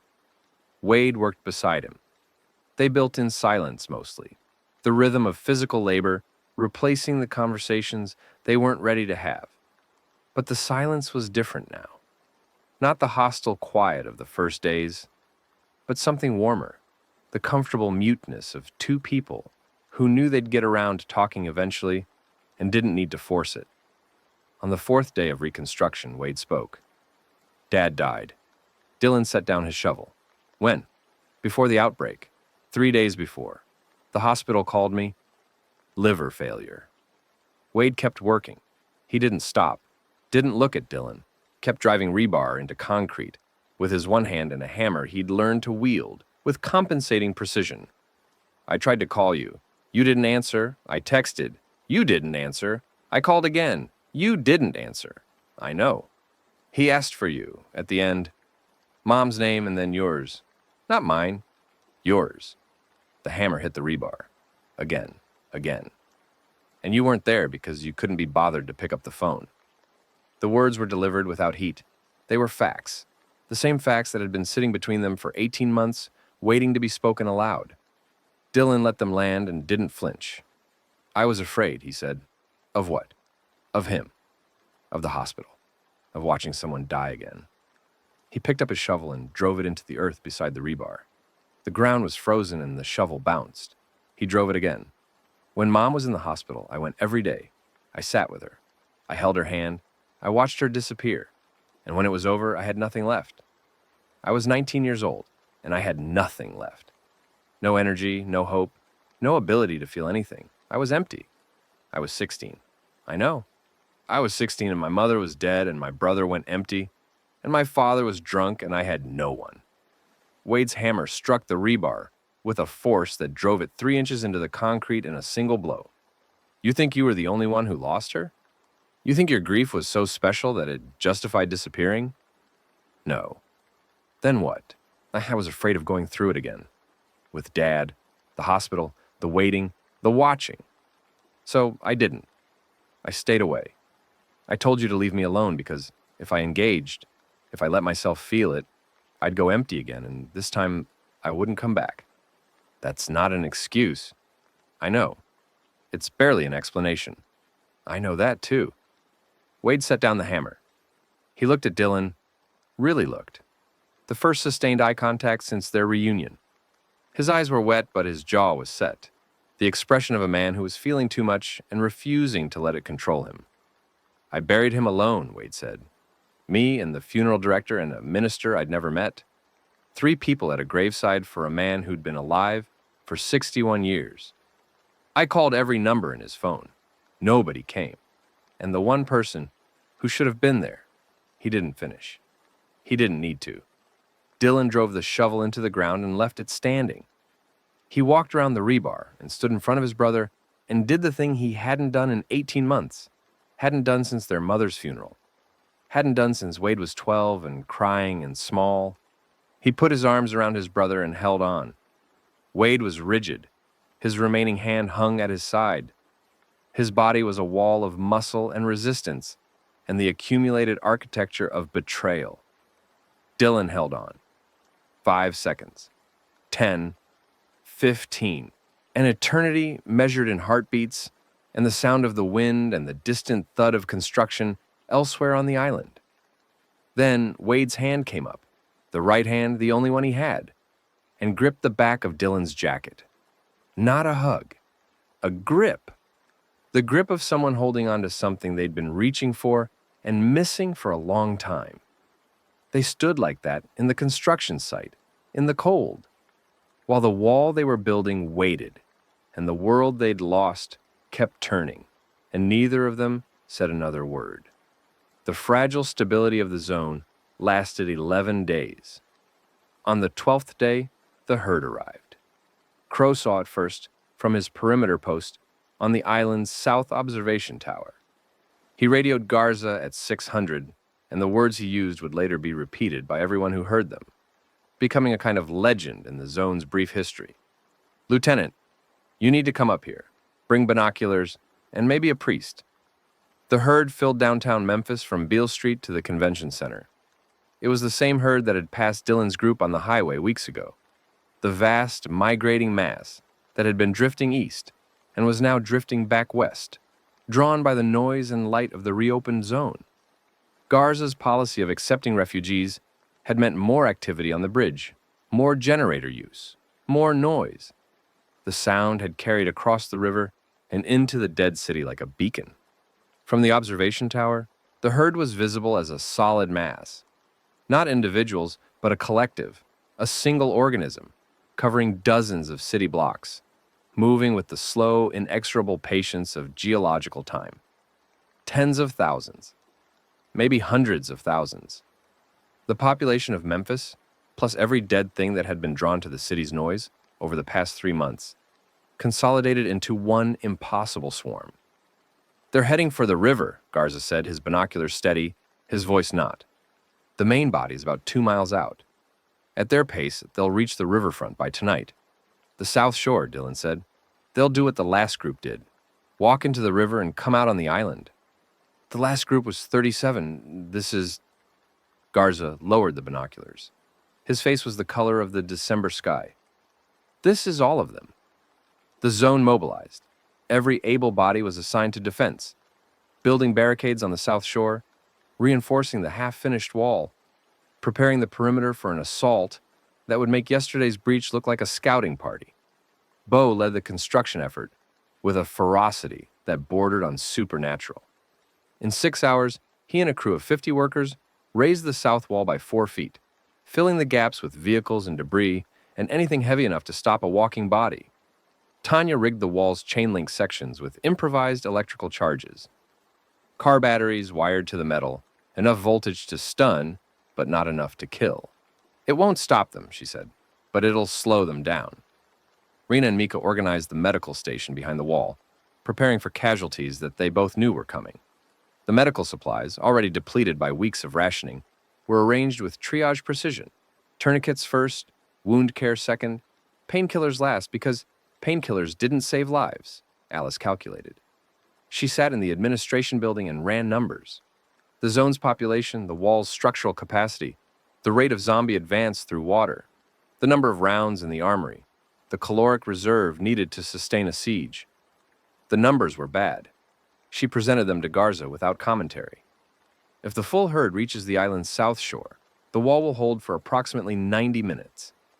After that, we're overrun. She adjusted her glasses. Alternatively, if we can redirect the herd, draw the main body away from the island, the numbers reaching the shore might be manageable. "Draw them how?" Garza asked. "Sound. They're driven by sound. If we can create a sustained noise source south of the city, louder than the generators, more directional, the herd's leading edge will pursue it, like a river following a channel. We'd need something mobile and loud, a vehicle with speakers, and someone willing to drive it." The room went quiet. Everyone present understood what Alice was describing: a person in a vehicle, driving through or around a herd of hundreds of thousands, making enough noise to draw them away from the island. A suicide mission in everything but name. "I'll do it," Glenn said. He was standing at the back of the room, having entered without Dylan noticing. His rifle was slung over his shoulder. His hands were in his pockets. "Glenn," Dylan started. I've been thinking about this for a while. His voice was calm. The calm of someone who'd made a decision long before the moment of announcement. Not this specific situation, the general concept. The moment when someone has to do the thing nobody wants to do. You're not... I'm 61 years old. I have Parkinson's that's getting worse by the week. My hands shake so badly I can barely hold a coffee cup, let alone a rifle. I'm the slowest person in the group. I eat rations that could feed someone younger and stronger. And I know every road in Tennessee. He pulled his hands from his pockets.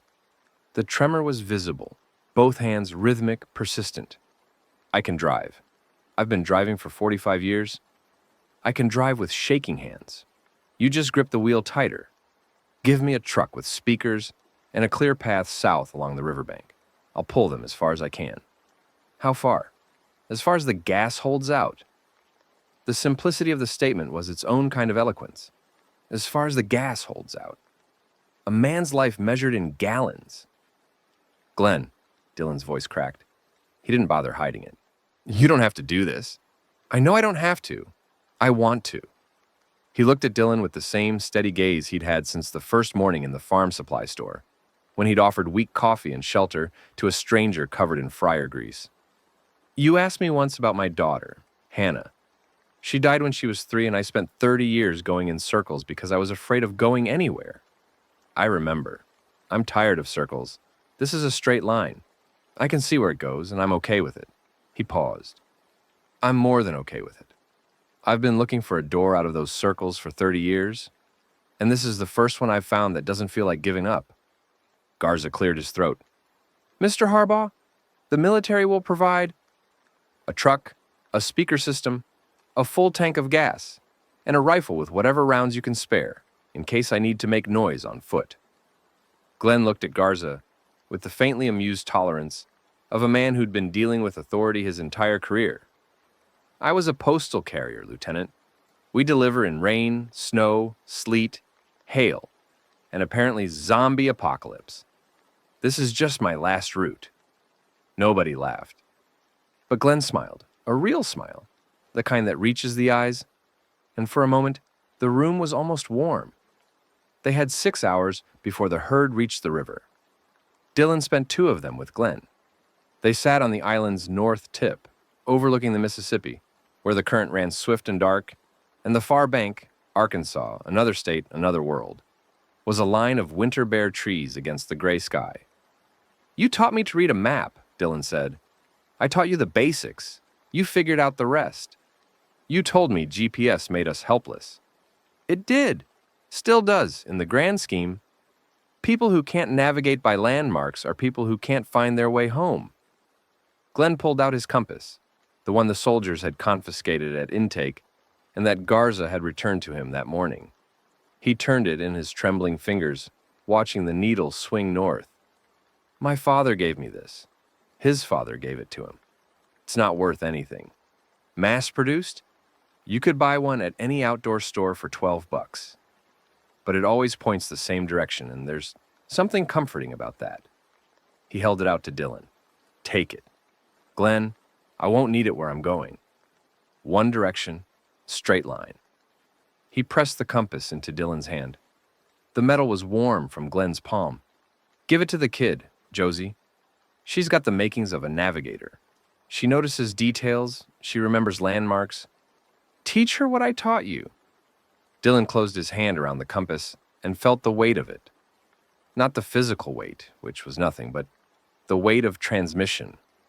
Knowledge passed from hand to hand, generation to generation. The ancient human chain of I learned this, now you learn it. Carry it forward. Thank you, Dylan said, for everything. Since the farm supply store. For the coffee and the maps and the stories nobody wanted to hear. Everybody wanted to hear them. They just didn't know it yet. Glenn stood brushing off his pants with the automatic gesture of a man who'd been keeping his uniform clean for 30 years. Walk me to the truck? Yeah. They walked together across the island, through the zone that was preparing for battle, past the civilians who were carrying children and supplies to the north end shelters, past the soldiers who were loading magazines and setting positions, past the wall where Bo was still working, still building, his pickaxe rising and falling with the rhythm of a man who expressed love through labor. The truck was a military cargo vehicle, an LMTV, 6 wheels, a flatbed loaded with speakers salvaged from the zone's PA system, and a generator to power them. The cab was reinforced with sheet metal that Tanya had welded that morning, cutting vision through the windshield to narrow slits, but providing protection against hands and teeth. The fuel tank was full, 20 gallons, enough for roughly 200 miles at highway speed, less on city streets, less still if the truck had to push through bodies. Glenn climbed into the cab. The seat was too far back. He adjusted it forward, his legs shorter than the last driver's.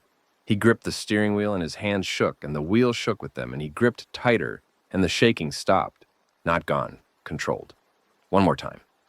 The group gathered at the truck, not all of them. Tanya was at her generator post. Alice was in the administration building running calculations. Dale was somewhere in the zone, doing whatever Dale did. But the core was there. Dylan, Wade, Rena, Mika, Bo, Josie, Crow. Rena reached through the cab window and squeezed Glenn's arm. "You stubborn old man." "Flattery." His eyes crinkled. Bo said nothing. He put his hand on the truck's hood and stood there for a moment, his massive frame dwarfing the vehicle, and then he turned and walked away. His shoulders were shaking.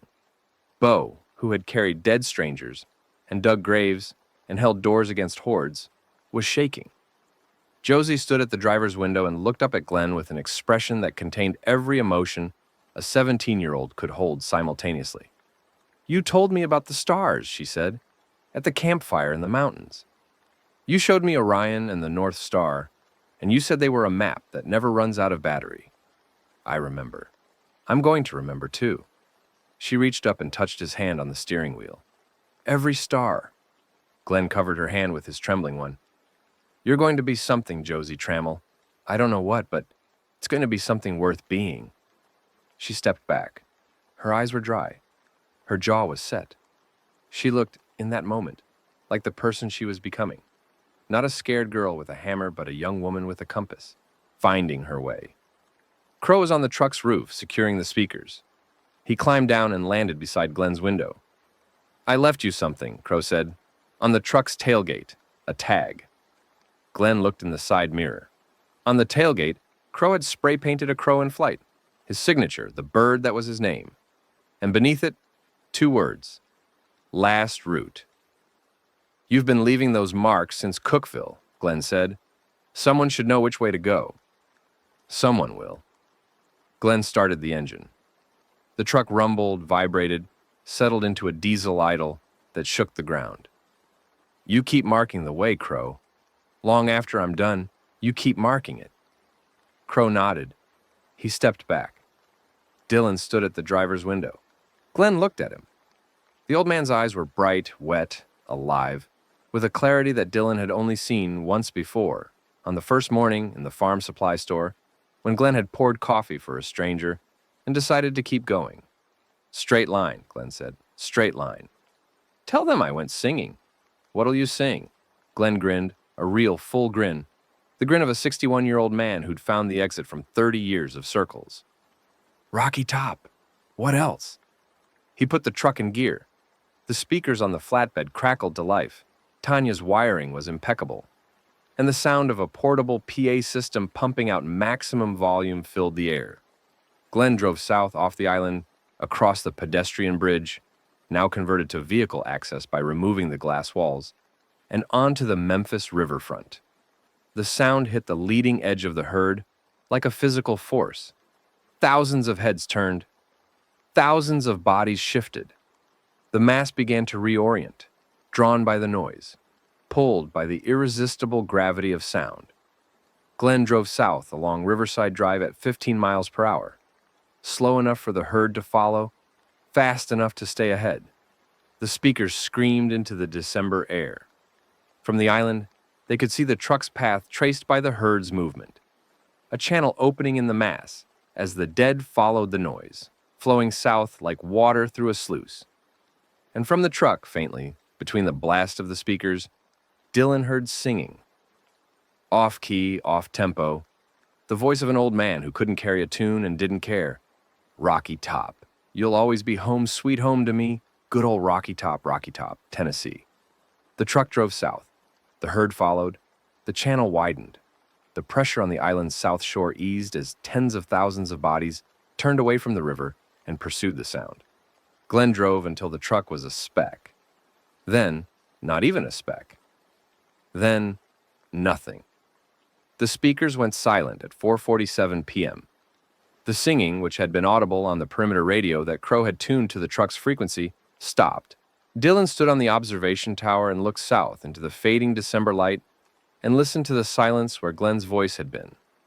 The herd was still moving south, following the echo of sound that no longer existed, pursuing a ghost. They'd follow it for miles, maybe days. Long enough. "He's gone," Crow said from beside him. "Yeah." He went singing. "He did." Crow pulled a spray paint can from his jacket. He'd hidden one, of course he had, and tagged the observation tower's railing. A crow in flight, an arrow pointing south, and beneath the arrow, Glenn. Dylan looked at the tag and thought about compass needles and paper maps and stories nobody wanted to hear. He thought about circles and straight lines and the particular courage of a man who'd found his direction after 30 years of looking. He turned away from the south and looked north, at the zone, at the people, at the work that remained. The herd was diverted but not destroyed. The zone was free but not safe. His brother was alive but not healed. And somewhere in the dark, on the road, in the woods, in the cities of the dead, others were walking, surviving, looking for the marks that Crow left on the walls, following the arrows, heading west. The light faded. The river ran. The dead drifted south, chasing the memory of a song. 3 days after Glenn's sacrifice, the zone began to breathe. The diverted herd had thinned Memphis's downtown to manageable levels. The Southern movement had pulled tens of thousands out of the city center, opening corridors that Garza's patrols could clear and hold. The South Shore saw only sporadic arrivals from the river, singles and pairs, not the massed assault they'd feared. The wall held.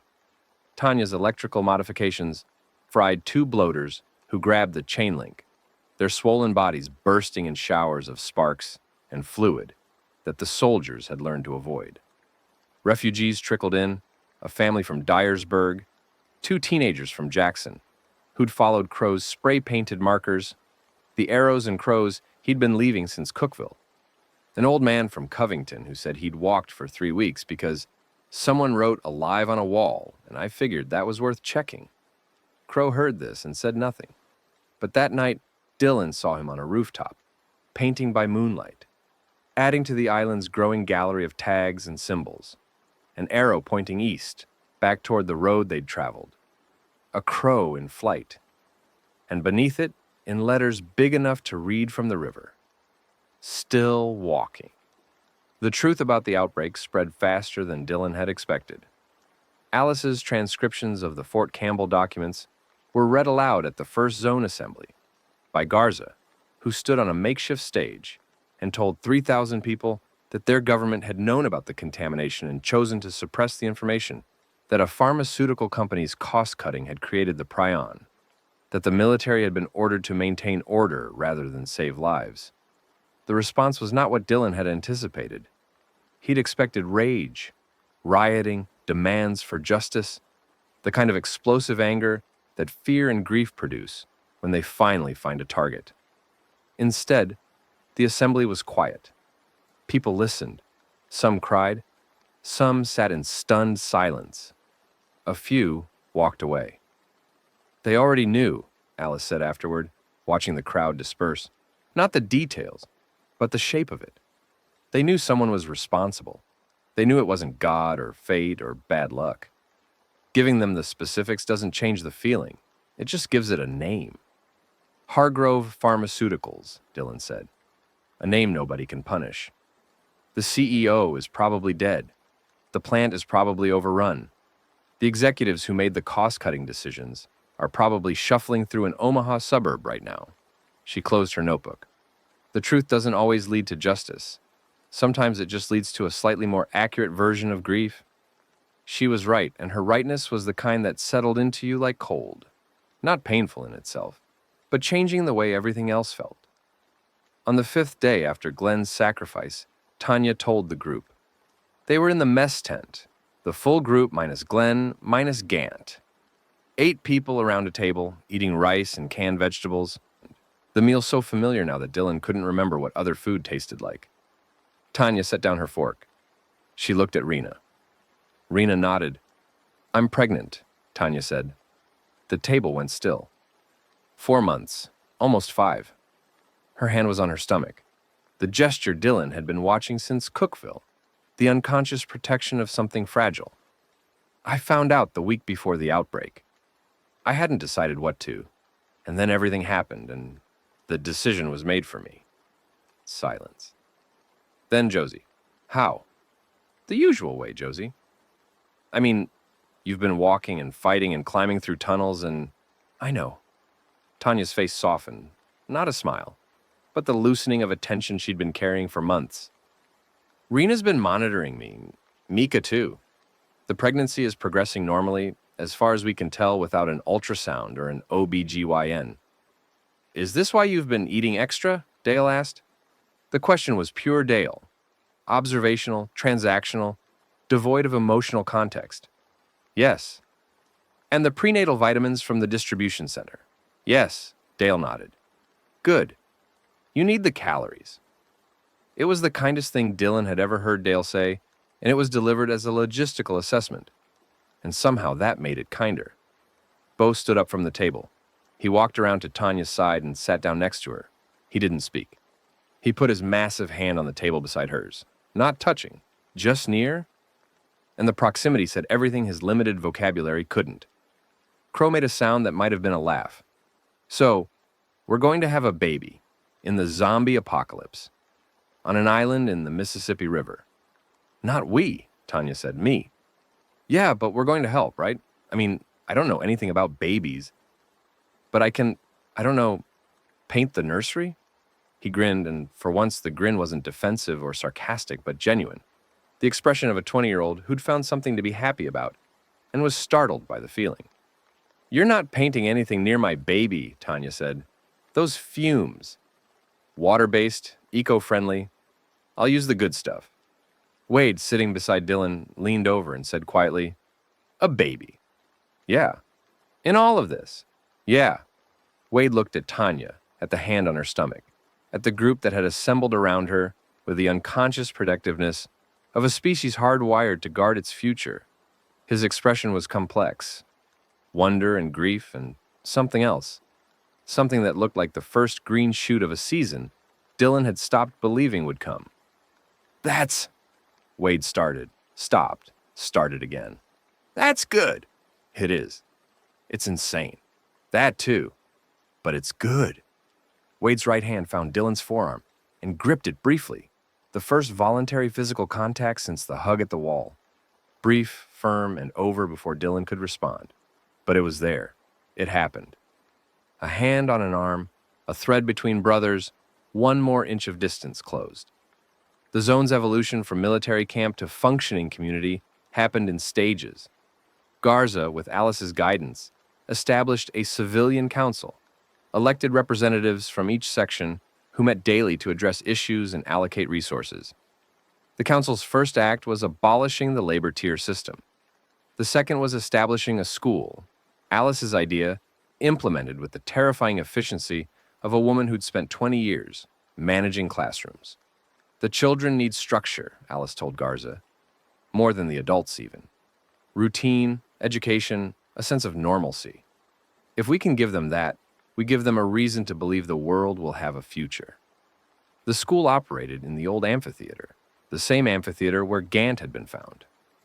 Alice had cleaned the space, set up benches, and recruited 3 other former teachers from the civilian population. The curriculum was improvised. Reading, math, basic science, and, Alice's addition, survival skills. They need to know how to purify water, identify edible plants, treat a wound, and navigate by stars, she told the other teachers. These aren't optional skills anymore. They're as essential as reading. Josie attended the school. Not as a student. She was past the age where Sitting in a classroom felt natural, but as a teaching assistant, working with the younger children, Dylan watched her teach a 9-year-old how to tie a tourniquet and thought of Gant's words. She's going to be something worth being. The compass Glenn had given him, the one he'd passed to Josie as instructed, hung on a cord around her neck. She touched it sometimes, absently, the way she'd touched the hammer. A talisman of a different kind, not the instrument of violence she'd carried out of her mother's house, but the instrument of direction, of finding your way. Mika's death happened on a Tuesday. It was the second week of the zone's new era, and the perimeter had been quiet. Glenn's sacrifice had bought them time, the diverted herd still drifting south. The river's zombie traffic reduced to a manageable trickle. Garza's patrols were clearing the mainland buildings closest to the bridge, expanding the zone's safe perimeter into the city block by block. Mika was part of the medical team assigned to a patrol clearing a hotel on the riverfront. The Peabody, once famous for its lobby ducks, now famous for the 87 dead things that had been locked inside when the staff barricaded the doors during the outbreak.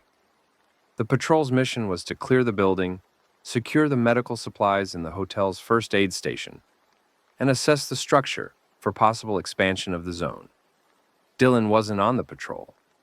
He heard about it from Rena, who burst into the mess tent at noon with blood on her hands and an expression he'd never seen on her face. Not the clinical mask, not the dark humor, but something raw and broken underneath. Mika's been bitten. The words didn't register. Dylan heard them as sounds, syllables, phonemes, without semantic content. His brain refused to assemble them into meaning. A runner, Rena said, in the hotel stairwell. It came from above. The upper floors were supposed to be clear. The patrol had swept them, but it was hiding. In a closet. It came out when the patrol was descending and it hit the middle of the column. And she was pulling a wounded soldier out of the way and it... Where? Left shoulder, deep, multiple punctures. Shoulder, close to the neck, close to the brain. Transformation time, 6 to 8 hours. Maybe less for a bite that deep, that close. Where is she? Medical tent. Rena's voice broke. The sound was more frightening than anything Dylan had heard in the apocalypse, because Rena didn't break. Rena was the one who held everyone else together.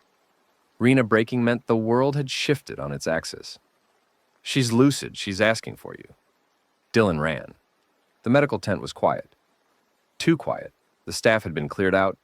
The other patients moved to a secondary space. Mika was on a cot in the tent's center, alone except for a single guard at the entrance. She was lying on her back, her left shoulder bandaged, the white gauze already showing red. "Hey," she said when Dylan entered. "Hey." "Sit down. You look worse than I do." He sat on the edge of the cot. She looked fine. That was the horror of the early stages. The bite was hidden under bandages. Her skin was its normal color. Her eyes were clear. She could have been resting after a long shift, taking a break, waiting for a friend. "How long?" he asked. Rena estimates 6 hours from the bite. It happened at 9:30, so call it 15:30, maybe earlier. She looked at the tent ceiling. "I've been running the clinical timeline in my head. Stage 1 starts with fever and confusion. I'll lose coherent speech by stage 2. By stage 3, she stopped. You know stage 3. "Mika, listen to me." She turned her head to look at him. "I've been thinking about this since before it happened. Since I became a nurse. Since I started this career. In a world where this wasn't a possibility, but where death was always a possibility. How I wanted to go. You don't have to. I want it to be fast. I want it to be before stage 2, while I'm still me." Her voice was steady. The clinical voice, the assessment voice, the voice that had kept her sane through months of horrors by processing them as data. "And I want you to do it." The request landed on Dylan like a falling wall.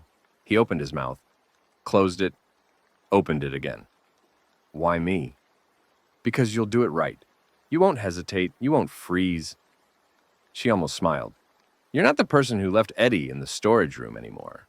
You're the person who crossed Tennessee. That person can do this." "I don't want to." "I know. That's why I'm asking you. not someone who wants to. He looked at her. She looked at him. The tent was quiet except for the generator hum and the sound of the river and the distant construction of a wall that was being built to keep the dead out, not realizing that the dead were already here, in the tent, in the wound, in the 6-hour countdown that was ticking like a clock made of blood. When? He asked. 1400, while I'm still clear, while I can say goodbye. She reached out with her right hand, the left arm was immobilized, and took his hand. Her grip was warm, alive. I need to tell you something first. Okay, in the refugee camp, before I joined your group, there was a child and a boy, maybe 8. I saw the early signs, the fever, the flushed skin, the slight tremor in his hands. Stage 1. I knew what it meant. What did you do? Nothing. The word was flat. I said nothing. I walked away. Because there was no treatment, no cure, nothing to be done. And warning the camp would have caused a stampede that would have killed more people than the boys turning would. That's not nothing. That's triage. That's what I tell myself. But the truth is, I was afraid. Afraid of the reaction, afraid of the chaos, afraid of being wrong. She squeezed his hand. 6 people died when the boy turned. In the panic. 6 people who might have lived if I'd spoken up and let the camp evacuate in an orderly way, instead of discovering the boy mid-turn and running. You can't know. I can know that I made a choice and people died. The same way you made a choice about Eddie and he died alone. The same way everyone in this world has made choices that got people killed. Her eyes were bright, wet, but her voice remained steady. I'm telling you this so you know that what you're about to do for me is not murder. It's mercy. The same mercy I should have shown that boy. The same mercy you should have shown Eddie. The mercy of acting when acting is the only kind thing left. Dylan held her hand and felt the warmth of it and the life in it and the countdown running beneath the skin. I'll be here at 1400, he said. Bring the others. I want to see them. He left the tent and walked into the December air and stood in the middle of the path and breathed. In and out, in and out. The air was cold and clean and smelled like river water and generator exhaust and the particular mineral note of frozen earth. It smelled like the world, which was still here, still turning, still producing sunlight and cold and the sound of the Mississippi carrying its burden to the sea. He found Rena at the water station. She wants to see everyone at 2 o'clock, he said. I know. Rena's face was controlled, the clinical mask back in place but cracked at the edges. I'll tell the others. Rena. What? She asked me to... He couldn't say it. The word stuck. He'd killed the dead without hesitation, had become efficient at it, mechanical. The hatchet or hammer finding the temple with an accuracy that was becoming frightening. But this wasn't the dead. This was Mika. This was a person he knew and cared about, and had walked 400 miles beside. I know what she asked, Rena said. She told me. She looked at him with eyes that held everything and showed nothing. Can you do it? I don't know. Can you let someone else do it? She asked me. Then you'll do it. Not a question. A diagnosis. Rena's hand found his arm and gripped it. Firm, brief, the same gesture Wade had made. The language of people who didn't have words for what they felt and used touch instead. You'll do it because she asked, and because it's right, and because you're not the person you were 3 months ago. And then you'll carry it, the same way you carry everything else, and you'll keep walking. What if I can't? You can. I know because I've been watching you learn. Every day, every dead thing you've put down, every hard decision you've made, you've been training for this, not the act. The ability to do what's necessary and survive it. She walked away. Dylan stood at the water station and watched the water drip from the purification tank and counted the drips the way you'd count the seconds on a clock. At 1400 they gathered. The tent was small with 8 people in it. Dylan, Wade, Rena, Bo, Josie, Crow, Tanya, Alice. Mika was on the cot, propped up slightly, her face flushed now. The fever beginning. Stage 1's first signal. But her eyes were clear and her voice was strong, and she looked at each of them in turn. No speeches, she said. I hate speeches. I'm a nurse, not an orator. Nobody laughed. Nobody cried. They stood around her cot in a rough circle, and the tense canvas walls rippled in the wind, and the generator hummed its constant note. Rena, you're the best medic I've ever worked with. And I trained under Dr. Oduya at UT Medical. So that's saying something. You're better, Rena said. You always were. I was more clinical. You're more human. The patients need human. She shifted her gaze. Bo, you carried me across the sewer junction when I slipped. You didn't say anything. You just picked me up and kept walking.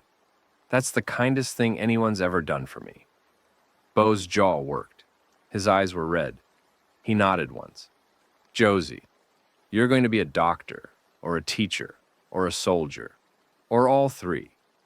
Whatever you become, remember that the worst part of any job is the part where you have to let go. Josie's hand found the compass at her neck. She gripped it. Crow, you're immune. I know, I've known since the sewer.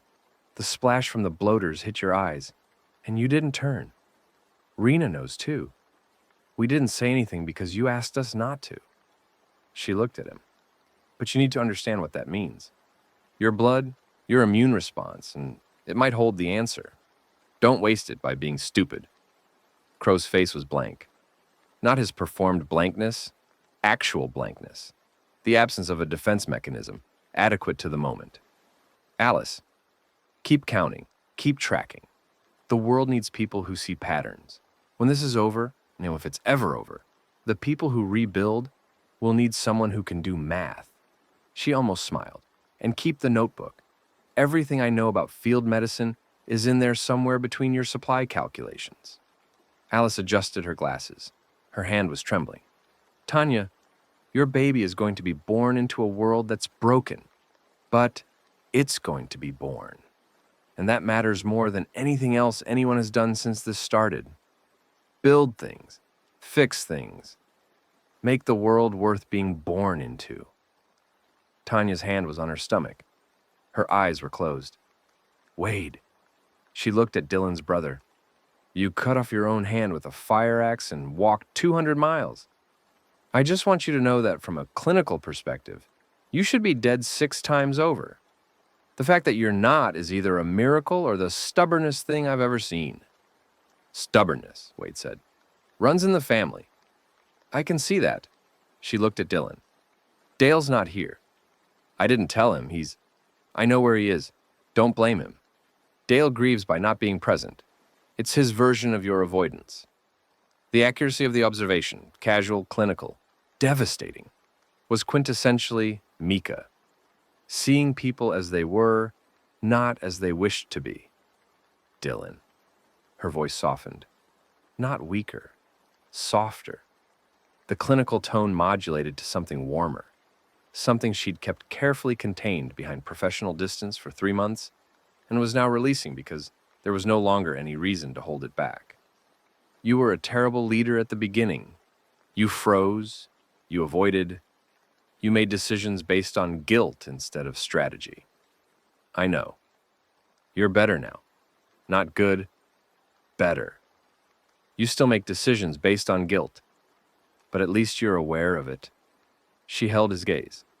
Take care of them, all of them. Not because you owe them, because that's guilt thinking. Because they're yours. Because you chose them and they chose you, and that's what matters. I will. Good. She looked at the tent ceiling.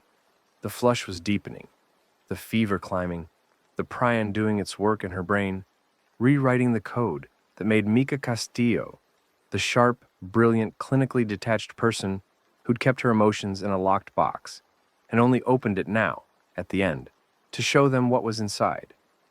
Now, she said, before I lose myself. The group filed out, one by one touching her hand, her arm, her face.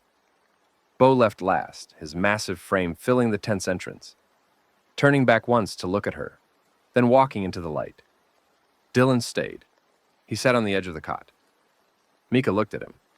Her eyes were still clear. Stage 1, the fever and confusion, was advancing but hadn't yet taken the clarity. She had minutes, maybe less. Quick, she said. And the temple. Left side. It's thinner. Mika, I'm not scared. I thought I would be, but I'm not. I'm tired. She closed her eyes. I'm very, very tired. Dylan reached for the sidearm Garza had authorized for this purpose, a 9mm loaded, placed on the bedside table by a soldier who'd done this before, and whose hands had been steadier than Dylan's were now. He picked it up. The metal was cold. Mika's breathing was changing, faster. The fever was spiking. He could feel the heat radiating from her skin. Her hands were twitching, the first involuntary muscle spasms of stage 2 approaching. Thank you, she whispered, for coming to the rest stop, for not leaving me in that bathroom. Dylan placed the muzzle against her left temple. His hand was shaking. He tightened his grip, the way Glenn had gripped the steering wheel, controlling the tremor through force of will. Mika opened her eyes one more time. Clear, present, hers. It's okay, she said. He pulled the trigger. The sound was enormous in the small tent. Then it was silent. Then there was nothing but the generator hum and the river and the December wind and the space where Mika Castillo had been, which was now just air, and the pistol in Dylan's hand, which was now just metal, and the weight he'd been told he'd carry, which settled onto his shoulders with the permanence of bone. He set the gun on the table. He stood up. He walked out of the tent and into the light, and his group was there, standing in a line, and none of them said anything because there was nothing to say.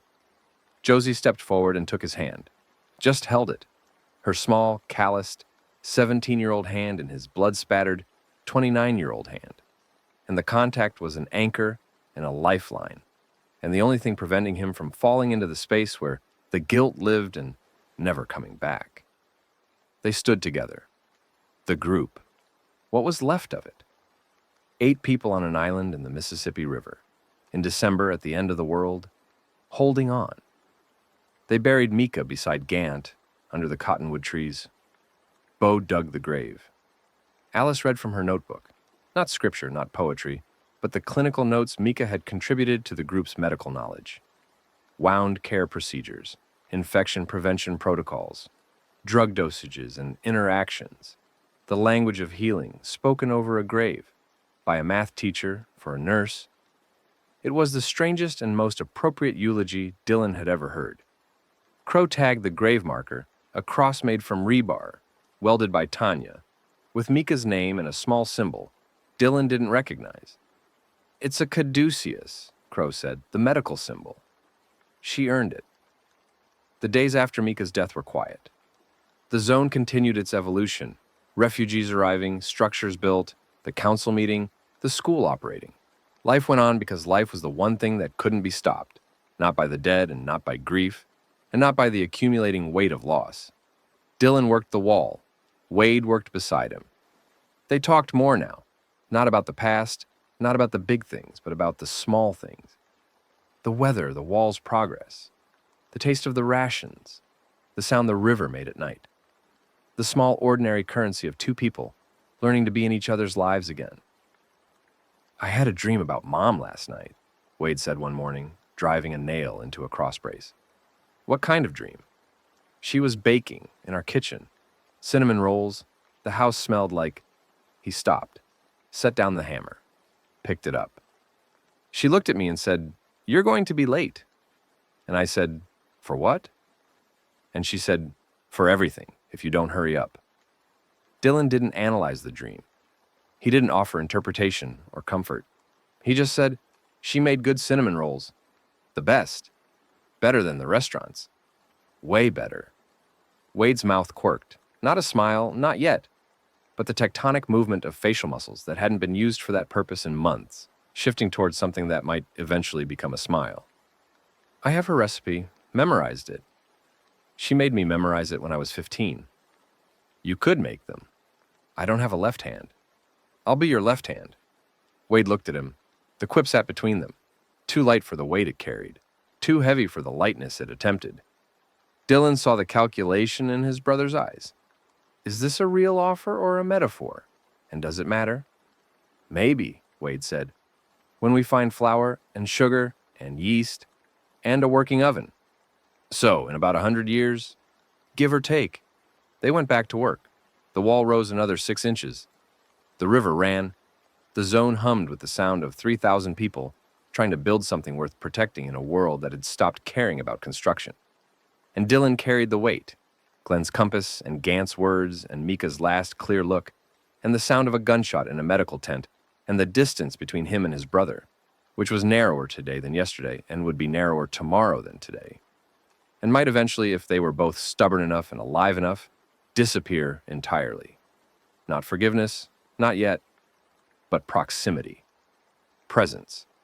The act of showing up every day, consistent, patient, in the way that Rena had prescribed, and the road had taught and the dead had, in their mindless, relentless way, demonstrated. You keep moving forward, because that's the only direction there is. Alice made her choice on a Wednesday. Dylan found out about it from Garza, who summoned him to the administration building with the controlled urgency of a man delivering news he didn't want to deliver.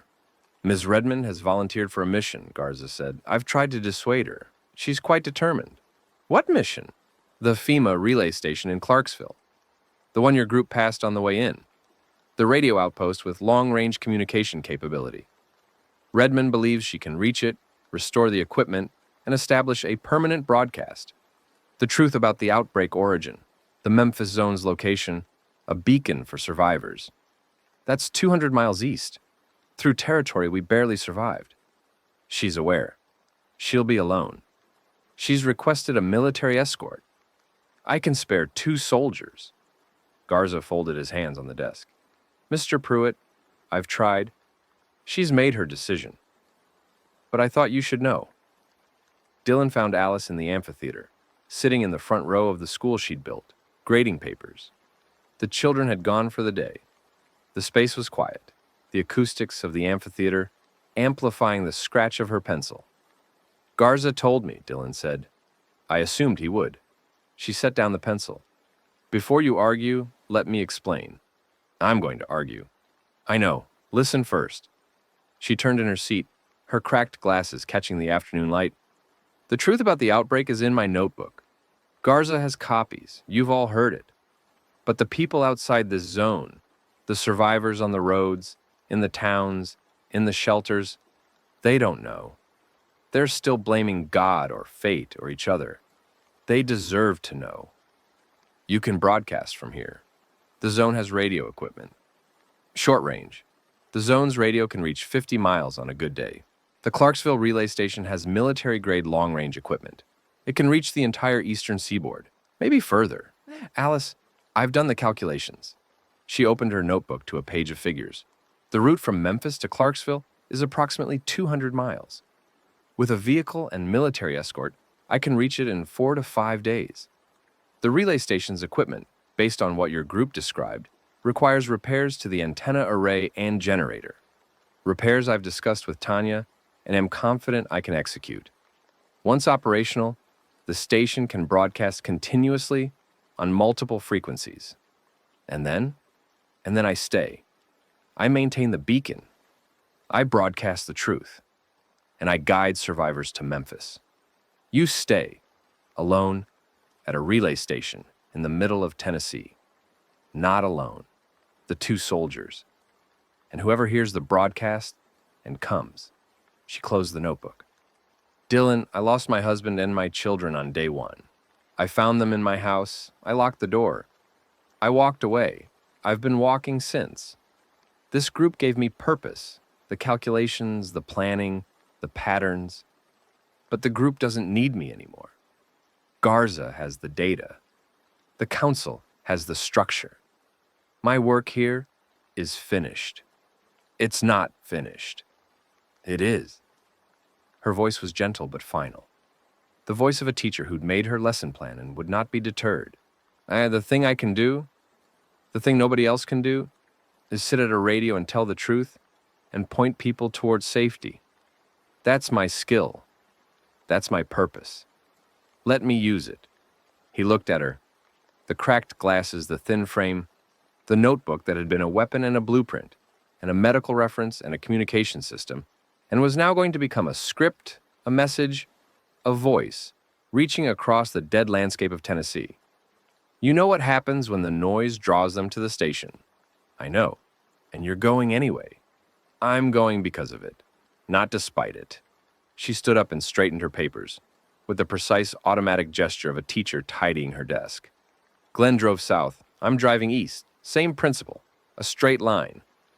Dylan wanted to argue more, wanted to find the words that would keep this woman, this quiet, methodical, indispensable woman, on the island, in the zone, alive. But he'd learned through Gant and Glenn and Mika that there were people who chose their exits, and the most respectful thing you could do was stand at the door and say goodbye. "What's the last thing you'll broadcast?" he asked. Alice looked at him. Behind the cracked glasses, her eyes were clear and certain and held the specific peace of someone who'd found their answer. "This is Alice Redmond. If you can hear this, Memphis is real. Keep moving west. Don't stop." She left the next morning. A military truck, 2 soldiers, her notebook, and a radio she'd modified with Tanya's help. Dylan's group stood at the bridge and watched the truck cross to the mainland and turn east, into the December morning, into the dead city, into the 200 miles of territory that lay between the island and the relay station. Crow tagged the bridge abutment, an arrow pointing east, a pair of glasses, and the words, Alice Redmond. They never heard from her directly. But 3 weeks later, on the emergency frequency that Garza's radio operators monitored continuously, a signal appeared, clear, strong, repeating on a 20-minute loop. "This is Alice Redmond at the Clarksville FEMA relay station. The zombie outbreak was caused by a contaminated livestock antibiotic manufactured by Hargrove Pharmaceuticals. The United States government had advanced knowledge and suppressed public notification. Memphis, Tennessee, has a functioning quarantine zone on Mud Island. Coordinates follow. If you can hear this, keep moving west. Don't stop." Repeating? The broadcast ran for 47 days before it went silent. Garza sent a patrol to check. They found the relay station's generator running on fumes, the radio still cycling, and Alice Redmond's notebook open on the desk, her last entry dated and precise. Day 44. Generator fuel at 3%. Estimated broadcast time remaining, 72 hours. Zombie activity increasing, approximately 200 within audible range. Soldiers KIA day 31 and day 38. Station perimeter compromised but interior secure. Have received 14 confirmed responses to broadcast from survivor groups in Kentucky, Virginia, and Alabama. All directed to Memphis. Work complete. Below the entry, in handwriting that was steady and clear, "My name is Alice Redmond. I was a middle school math teacher. I had a husband named Robert and 2 children named James and Sarah. They died on October 29th. I have calculated the distance between that day and this one in miles, in days, in calories, in lives lost and lives saved. The math doesn't balance. It never will. But the broadcast is running and people are moving west, and that is the best equation I could solve. The zone endured. Not perfectly, not easily, but with the stubborn persistence of people who decided that living was worth the trouble. Garza governed. The council met. The school taught. The wall held. Refugees arrived, guided by Crow's markers, by Alice's broadcast, by the simple human instinct to move toward light. Dylan's group, and what remained of it, settled into the zone's rhythms. Bo built, Tanya maintained, Rena healed, Josie learned, Crow watched, Dale traded, Wade worked, and Dylan led. Not because he was the best or the strongest or the smartest, but because he was the one who kept showing up. Every morning at the wall, at the mess tent, at the council meetings, at the perimeter checks. Present, consistent, carrying the weight. The weight was enormous now. Glenn's compass, Gant's Bible, Mika's clinical notes, Alice's notebook, Eddie's fists on steel. The child crying in the sewer they'd never reached because the sewer was still ahead of them in the story's chronology, but the echo was already in Dylan's bones, planted there by the journey's accumulated grief, a premonition of loss that the road had taught him was always, always coming. But the weight was not all there was. There was also Tanya's hand on her stomach, the curve increasing weekly, the promise of something new. Crow's tags on every wall, the arrows pointing the way, the word alive repeated like a prayer. Josie's compass, catching the light, pointing north, pointing forward. Raina's hands capable and steady, healing what could be healed. Bo's silence, solid as the walls he built, and Wade. Wade beside him on the wall, one-handed, angry, broken, alive. Wade, who hadn't forgiven him yet and might never fully forgive him, but who showed up every morning and worked beside him and was, by the simple fact of his presence, the answer to the question Dylan had been asking since the restaurant kitchen in Knoxville. Am I worth something? Did I matter to anyone? The answer was not a word. The answer was a hand on a pry bar, driving rebar into concrete. The answer was proximity, presence. A brother who'd been abandoned and who came back anyway.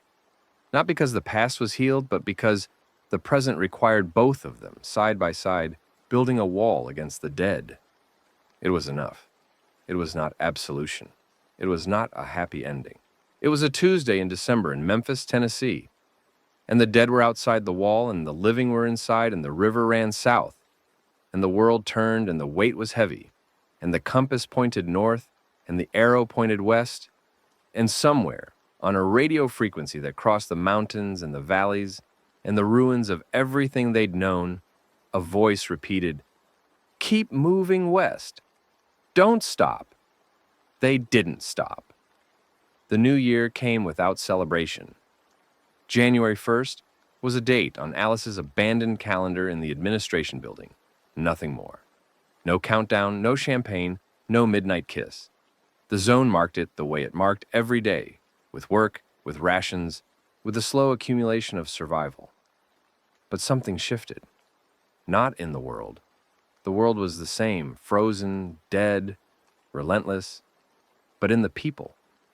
The new year was a psychological boundary, a line crossed, and crossing it meant something even if nobody said it aloud. They'd made it. Through October's chaos and November's road and December's siege and loss, they'd made it to January, and January meant the future was no longer an abstraction, but a place they were standing in. Dylan noticed the shift in small ways. Josie started a journal, writing in it every night by candlelight, the same way Alice had written in her notebook, but with the sprawling, unguarded penmanship of a 17-year-old who was learning that recording what happened was a form of resistance against forgetting. Bo hummed while he worked. Not a tune exactly, more a vibration, a resonance that came from somewhere deep in his chest and spread through whatever structure he was building, like warmth through stone. Tanya's pregnancy had become visible enough that strangers noticed, and the noticing changed the way they looked at her. With something that wasn't quite hope, but was adjacent to it, the way a green shoot in February isn't quite spring, but promises it. Rena cut her braids. It was a Thursday. Dylan found her in the medical tent, standing in front of a mirror, a cracked hand mirror she'd salvaged from the hotel clearing, with a pair of surgical scissors and a pile of braids on the floor. "What are you doing?" "Changing." She cut another braid. It fell with a soft sound, like a finger snap. "I've had these braids since nursing school. Donna, the tech I worked with at the animal hospital, she braided them for me every 3 weeks. It was a ritual. Coffee, braiding, talking about dogs, and terrible boyfriends. Rena, Donna's dead. The ritual is dead. The braids are maintenance I don't have time for. In a world where time is the most valuable thing we have." She cut the last one. Her hair, freed from the braids, was short and natural, a dark crown close to her scalp. She looked different, sharper, more herself somehow, as if the braids had been a frame and removing them revealed the actual picture. "How do I look?" "Like someone I wouldn't want to argue with." "Good. That's the goal." She set down the scissors. "I've been thinking about after." "After what?" "After all of this. When the dead decay. When the prion burns itself out. When the world starts growing back." She looked at him in the cracked mirror, her reflection fragmented but recognizable. "Someone's going to need to train medics. Dozens of them. Hundreds. Every community that survives is going to need medical personnel. And there's no medical school anymore. Just people like me who know things and people like Josie who need to learn them. You want to start a medical school? I want to start a training program here on the island, using what Mika taught me and what I already know. Veterinary medicine adapted. It's not elegant, but it works. She turned from the mirror. I'm telling you because you're the person people listen to, and I need resources, space, supplies, students. Garza will give me the space if you ask. Ask him yourself. You don't need me. No, but I want your support. Because when this works, and it will work, it'll be the first institution we've built that isn't about defense or food or shelter. It'll be about the future. And the future needs someone standing behind it, saying, "This matters." Dylan looked at her, this woman who'd walked out of an animal hospital with blood on her shoes and a dead colleague behind her, and who had, through 400 miles in 4 months and the loss of friends and the constant proximity of death, never stopped being the person who fixed things. "It matters," he said. "Good, I'll start next week." She swept the braids off the floor and dropped them in a waste bin. "Tell Josie she's my first student." The zone's expansion into mainland Memphis was Garza's most ambitious project. Block by block, his patrols cleared the buildings closest to the bridge, establishing a buffer zone that pushed the dead back from the island's access point. The cleared zone grew. 1 block, then 4, then 8. Each building was searched, secured, and marked with Crow's spray-painted symbols. An arrow for safe passage, an X for danger, a crow for cleared. The work was dangerous. Patrols encountered zombies in every building, singles in apartments, pairs in offices, clusters in lobbies and stairwells. The variety was the hardest part. No 2 encounters were the same, no 2 buildings predictable. A hotel might be empty. A convenience store might hold 30. A parking garage might contain something worse. Bo was on the crew that found the second mound. It was in the basement of a downtown office building. 12 stories of corporate space that had locked down during the outbreak, trapping employees in conference rooms and offices where they'd turned and then migrated downward, drawn by the building's HVAC system, which had continued running on backup power for weeks, pulling air through the lower levels. They'd converged in the basement, 30 or 40 of them, in a space too small for that many bodies, and over the course of 2 months, the pressure and decomposition had fused them. The mound filled the basement's main corridor.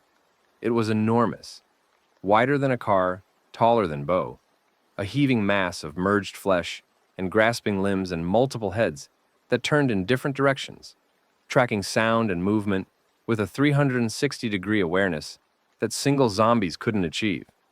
It moved by dragging itself forward on dozens of arms, crushing debris and furniture beneath its bulk, emitting a sound that was like nothing Dylan had ever heard. A wet, harmonic moan, dozens of vocal cords vibrating in unison, producing a chord of the dead. "Fall back," the patrol leader ordered. "We don't have the ordnance for this." But the mound had been activated by their presence. It was moving toward the stairwell, the only exit, with a speed that was terrifying for something so large.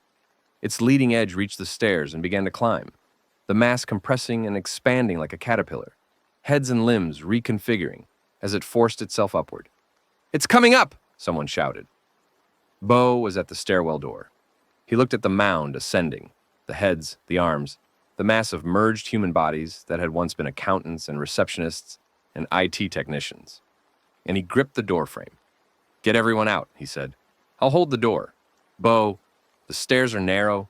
It can't fit through the door if I'm in the way." He braced himself in the frame, his massive body filling the opening, his hands gripping the concrete edges. "Go." The patrol evacuated. Tanya, who'd been on the electrical team, assessing the building's systems, was the last out. She stopped at the ground floor entrance and looked back down the stairwell.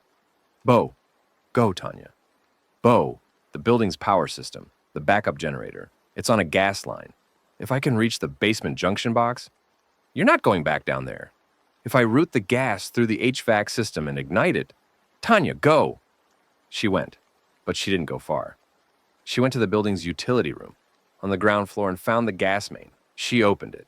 Natural gas. still pressurized in the city's underground lines, began flowing into the building's ventilation system, filling the ducts, seeping into every room on every floor. "Everyone out of the building," Tanya said into her radio. "Now! Get clear. 200 feet minimum." Bo heard her. He understood. He held the door for 30 more seconds, the mound pressing against his back, its limbs reaching around the frame, its fingers scraping his jacket, and then he let go. He ran. The mound surged through the doorway and into the ground floor lobby, its mass expanding as it cleared the stairwell's constraints. It filled the lobby with the wet sound of bodies dragging across tile. Bo burst through the building's front door and ran. Tanya was at the building's edge, holding a road flare, one of the military supplies she'd been carrying for exactly this kind of contingency. "Fire in the hole," she said, and threw the flare through a broken window. The gas ignited. Not an explosion, a conflagration. The building's interior became an inferno in seconds, the natural gas burning through the HVAC system, the flames following the ductwork through every floor, turning the entire structure into a vertical furnace. The mound, trapped in the lobby, burned. The sound it made, that harmonic moan, rising in pitch as the fire consumed it, carried across downtown Memphis and was heard on the island, where people stopped what they were doing and looked east and saw a column of fire rising from a building that would burn for 3 days. Bo stood on the street, breathing hard, his jacket scorched, his beard singed. He looked at the building, at Tanya, at the road, flare's remnant in her hand. "You're scary," he said. Tanya's hand found her stomach. "I'm an electrician. We understand systems." The fire drew the dead. Of course it did. Fire meant noise and light and movement. And the dead were moths of flesh. Hundreds converged on the burning building, walking into the inferno and burning, adding fuel to a fire that would smolder for weeks. The convergence had the unintended benefit of thinning the surrounding blocks, drawing zombies out of buildings and into the open where Garza's patrols could dispatch them or redirect them. Crow, watching from a rooftop, called it zombie pest control. You set one fire and they all come to it, like a bug zapper. He was sketching in a notebook he'd started keeping. Not words, but drawings. Maps of the cleared zone, with symbols for zombie density and safe routes. His own version of Alice's data collection, visual instead of numerical. "You're becoming useful," Rena told him. "I'm not sure how I feel about that." "Don't worry, I'll do something stupid soon to balance it out." Looking forward to it. The banter was medicine. It was the sound of people who'd earned the right to be casual with each other, who'd been through enough that lightness wasn't denial but survival. The psychological equivalent of catching your breath between waves. But the lightness couldn't hold against what was coming. Dale disappeared on a Tuesday in mid-January. Dylan noticed at the morning meal. Dale's seat, he always sat in the same spot, third table from the left, facing the entrance so he could watch people come and go, was empty. His ration card hadn't been punched. "Has anyone seen Dale?" Dylan asked. Nobody had. Not since the previous evening when Crow had seen him near the bridge, talking to someone Crow didn't recognize. A newcomer, one of the recent refugees, a thin man in a military surplus jacket. Dylan went to Dale's assigned quarters. His cot was stripped. His personal items, the disposable lighters, the trading goods, the small stockpile he'd been accumulating since Maryville, were gone. All of it. Packed and removed with the efficiency of a man who'd planned his departure. On the cot, a note. Dale's handwriting quick and slanted. D. Don't look for me. Found something better. It's not personal. Good luck with Memphis. You're a better leader than you think. Dale P.S. I didn't take anything that wasn't mine. Check the group supplies. It's all there. Dylan checked. Dale was telling the truth. The group's shared supplies were untouched. Dale had taken only his personal stockpile, the things he'd been skimming and trading for since the beginning. He hadn't stolen. He'd just left. Where would he go? Wade asked when Dylan told the group. Wherever the best deal is. Dylan folded the note and put it in his pocket, next to the receipt and Wade's letter, and the accumulated paper weight of a journey that kept producing documents of loss. Dale always said survival was transactional. Someone offered him a better transaction. The newcomer Crow saw him with, Rena said. The one in the surplus jacket. Find out who he is. Crow found out within the hour. The newcomer was a man named Pryor, a former Army supply sergeant who'd been running a trading network between survivor communities across West Tennessee. He'd come to the Memphis zone not as a refugee, but as a scout, assessing the zone's resources and governance for a consortium of settlements that were beginning to cooperate, sharing food, information, and security across a loose network that stretched from Jackson to Dyersburg. Dale had seen the network for what it was, an emerging economy. And Dale, who'd been a salesman his whole life, had found his market. He went to be a trader, Alice's voice said in Dylan's head, the echo of a woman 200 miles away who'd once said, "The people who control the roads will control everything." Dale wasn't controlling roads. He was controlling the flow of goods between communities, which was the same thing with different infrastructure. Should we go after him? Bo asked. No. Dylan sat with the group, Wade, Rena, Bo, Josie, Crow, Tanya, and looked at the 6 faces that remained from the 10 who'd walked out of Maryville, plus the 3 from the tunnels, Harris, Leah, Margaret, who'd become peripheral members of the zone's community, plus the soldiers and civilians who'd become allies. Dale made his choice. We don't own people. He walked with us when it served him, and he left when it didn't. Dylan paused. I'm not angry. I'm not even surprised. I knew this was coming since Maryville. The skimming, Rena said. The skimming, the calculating, the constant assessment of who was useful and who wasn't. Dale survived by attaching himself to whoever had the most to offer. We had the most to offer on the road. Pryor's network has the most to offer now. That's cold, Josie said. That's Dale. He's not evil. He's not a traitor. He's a survivor in the most literal sense. He survives by finding the best available option and taking it. On the road, that made him useful. Here, it made him restless. Out there, Dylan gestured east toward the mainland. It'll make him successful. Or dead. Either way, it's his choice. The group absorbed Dale's departure the way they'd absorbed every loss, in silence, individually, each person filing it into their own internal category. But this loss was different from the deaths. Death was an ending. Departure was a judgment. Dale had weighed them and found them wanting, or at least found something else that weighed more, and the sting of that was its own kind of grief. Crow sprayed a tag on the bridge abutment that night, a $sign with wings. He didn't explain it. He didn't need to. January deepened. The cold was brutal now. Single digits at night, teens during the day, the river running with ice flows that ground against the island's shore with a sound like teeth on bone. The dead were slower in the extreme cold, their movements reduced to a shuffle that was almost comical.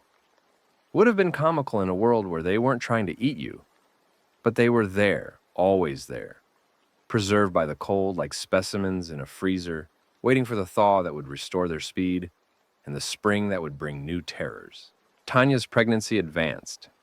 She was 6 months now, the curve of her belly undeniable, and the zone's population treated her with a reverence that made her uncomfortable.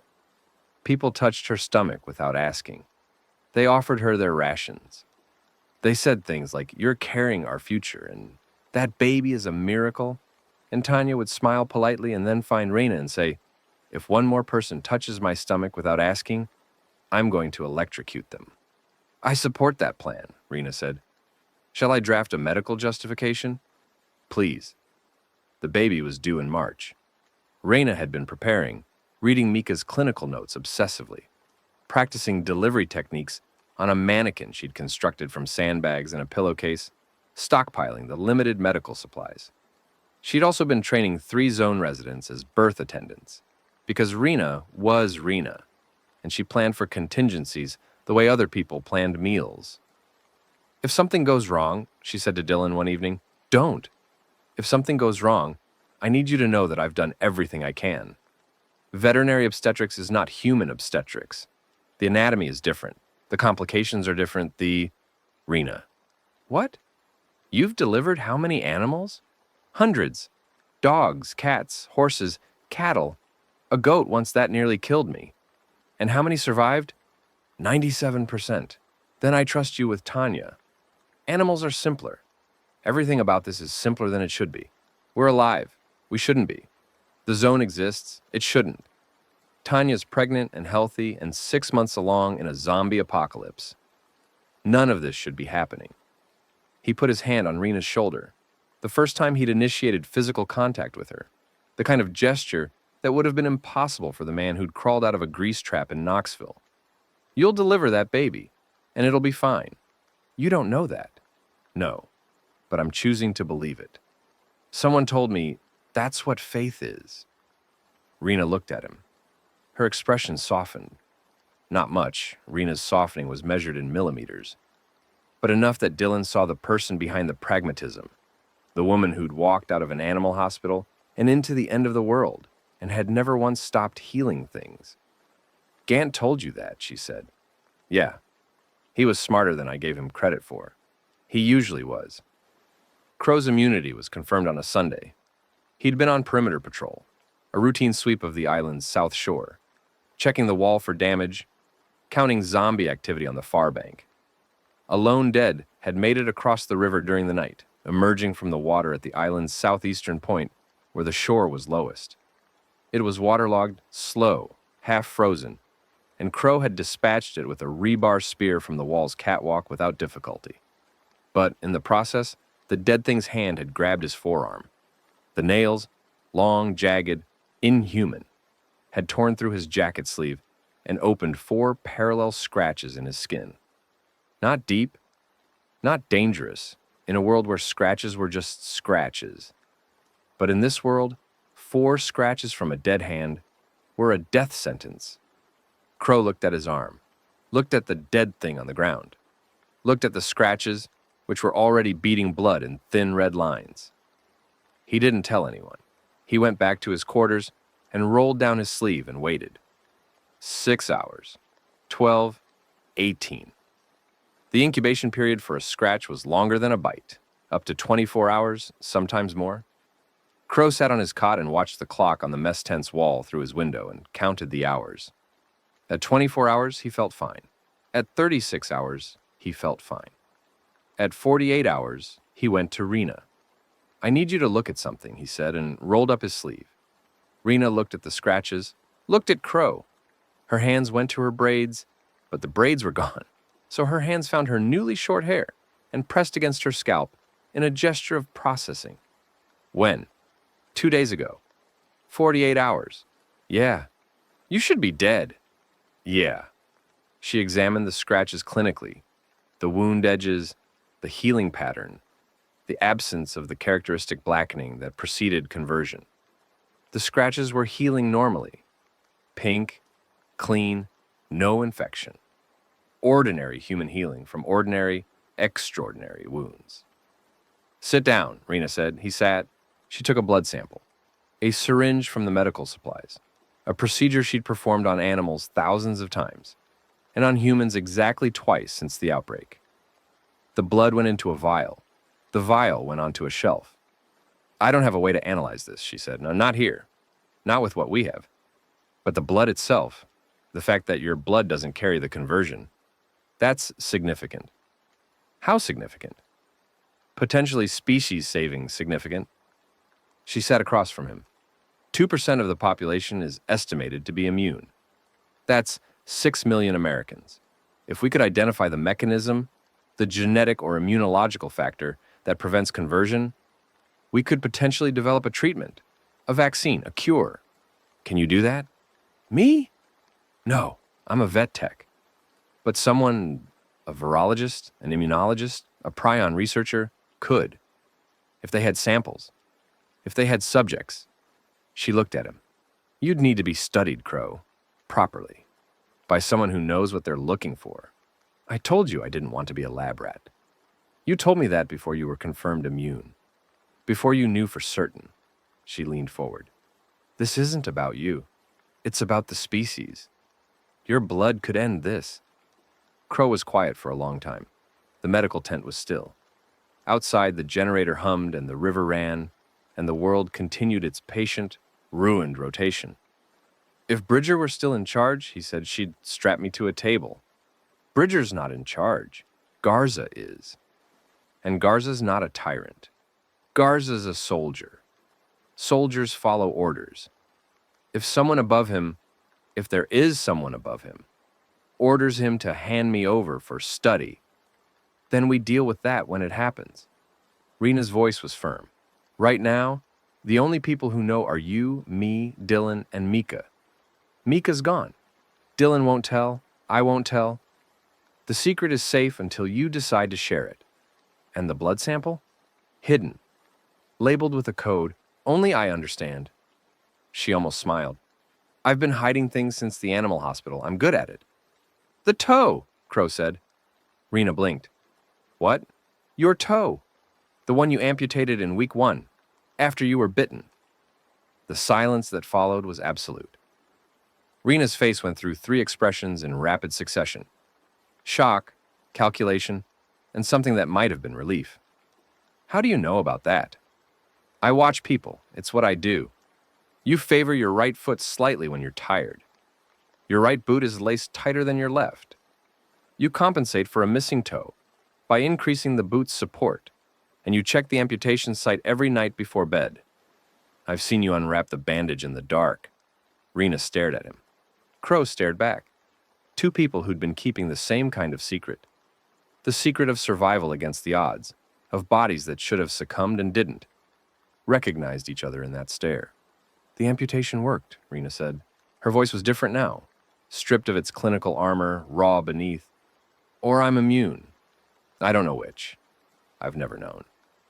Every morning I wake up and check my pulse and my temperature and my reflexes, and I don't know if today is the day the prion activates in some delayed cascade or if I'm safe. Same, Crow said. Yeah? Every morning, pulse, temperature, reflexes, waiting for the shoe to drop. He looked at his scratched arm. Maybe the shoe's not going to drop. Maybe not. But you don't know. No. They sat in the medical tent and shared the not knowing, the particular bond of 2 people who lived in the space between survival and uncertainty, who woke every morning to a question they couldn't answer and got up anyway. I'll do it, Crow said. The study, the blood work, whatever needs to happen. But on my terms, not strapped to a table, not locked in a lab. I choose who examines me, and I choose when to stop. Agreed? And Rena. What? You should get tested, too. Your blood might be the same as mine. Rena looked at her hands, the strong, capable hands that had sutured wounds and delivered animals and amputated her own toe in a moment of desperate courage. She flexed her fingers. The missing fingertip, the one from the dog bite pre-outbreak, was a small absence that she'd lived with for years. The missing toe was a newer absence, a different kind of loss. I'll think about it, she said. Crow left the tent. Rena sat alone with the blood sample and the not knowing and the small, fragile possibility that inside her veins and Crow's veins, inside the 2% of humanity that the prion couldn't touch, was the answer to the question the whole world was asking. The days lengthened. January's brutal cold began, imperceptibly, to ease. Not warmth exactly, but a softening. The difference between cutting wind and merely cold air. Between frozen ground and ground that gave slightly under a boot heel. The river's ice floes thinned. The sky, which had been an unbroken gray lid since November, began to show cracks of blue. Spring was coming. And spring, they all knew, would change the equation. The cold preserved the dead. The cold kept them intact, functioning, dangerous but slow. Spring meant warmth. Warmth meant decay. The millions of zombies that had been maintained by winter's freezer would begin to rot, to break down, to lose the muscle and tendon that powered their terrible patience. The runners would be the first to decline, their muscle-dense bodies requiring intact tissue to generate speed. The bloaters would swell further in the heat, becoming more unstable, more prone to bursting. The standard dead would soften, stumble, eventually collapse. By June, Rena told the council, the zombies exposed to summer heat will be significantly degraded. By August, in Tennessee's climate, many will be non-functional. Not all. Those in sheltered, cool environments will last longer. But the outdoor population will thin dramatically. How dramatically? I estimate a 50 to 70% reduction in functional zombies by end of summer. The prion keeps the brainstem active, but the brainstem needs a body to operate. When the body decays past a certain point, the signal has nothing to drive. So we wait, Garza said. We prepare. Summer will be an opportunity, the window when we can expand, clear, and secure territory that's currently impassable. But we need to be ready to move when the window opens. The council planned. The zone planned. Dylan's group planned. Everyone planned for the spring that was coming. The thaw that would change everything. The season of decay that was, paradoxically, the season of hope. But before spring came, one more thing had to happen. Wade asked Dylan to walk with him. It was a late January evening, the sky holding the last light of a short winter day, the river reflecting the blue-gray gradient of dusk. They walked along the island's western shore, where the Mississippi ran wide and the far bank, Arkansas, was a dark line of trees against the horizon. They walked in silence for a while. The silence was different now from the silence of their first days. It was companionable, not hostile. The silence of two people who'd been through enough together that they didn't need to fill every moment with sound. Wade spoke first. I've been thinking about what Bridger said. Which part? The part where she said I saved myself. That you didn't save me. That you just showed up late. Dylan's chest tightened. She was right. She was partly right. Wade stopped walking. They stood at the island's western point, where the shore narrowed and the river's current was visible as a smooth, relentless flow. I did save myself. The fire axe, the walk to Memphis, the 3 months in the labor section, that was me. I did that. I know. But you saved other people. Glenn, Josie, Rena, Bo, Mika, Alice, Crow, Tanya, even Dale for a while. You kept them alive. You got them here. 9 strangers who'd be dead without you. Some of them died anyway. Some of them died making choices. Gant chose to confront Bridger. Glenn chose to drive the truck. Mika chose to pull that soldier out of the way. Alice chose to go to Clarksville. Wade turned to face him. You didn't kill them. The world killed them. You gave them something to die for, which is more than most people have. Dylan looked at the river.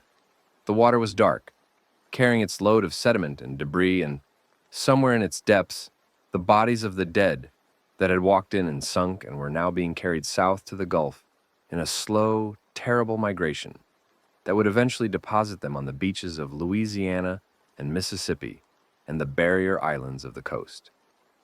I came for you, Dylan said. Not for them. They came because I was going somewhere, and they needed somewhere to go. But I didn't start this for noble reasons. I started this because I was guilty, because the last thing I said to you was, leave me alone. And the guilt was eating me alive, and I needed to fix it. I know. And Bridger was right about that too. The journey was about my guilt, not your rescue. Maybe at the beginning. Wade's hand, his right hand the only one, found Dylan's arm. Not a grip this time, but a rest. His palm flat against Dylan's forearm, the weight of contact without pressure. But it stopped being about guilt somewhere on the road. I don't know where, you'd have to tell me. But the person who walked into Bridger's office wasn't a guilty man looking for absolution. He was a leader fighting for his people. Shut up. I'm saying something and I need to finish it. Wade's voice cracked, and the crack let through everything he'd been holding. The anger and the grief and the love and the grudging, stubborn, impossible forgiveness that had been growing in the space between them like a plant in concrete, finding the cracks, pushing through. You left me alone for 8 months. You missed Dad's death. You missed his funeral. You missed every call and every text and every chance to be my brother. And I hated you for it. I hated you while I was cutting off my own hand, and I hated you while I was walking to Memphis, and I hated you while I was in the labor section, and I hated you when you showed up, because showing up after everything felt like an insult. Wade, I'm not done. His hand tightened on Dylan's arm. But hate doesn't last. Not the real kind. The real kind. The kind that means you care enough to be angry. It burns itself out eventually, and what's left is just the caring, without the anger.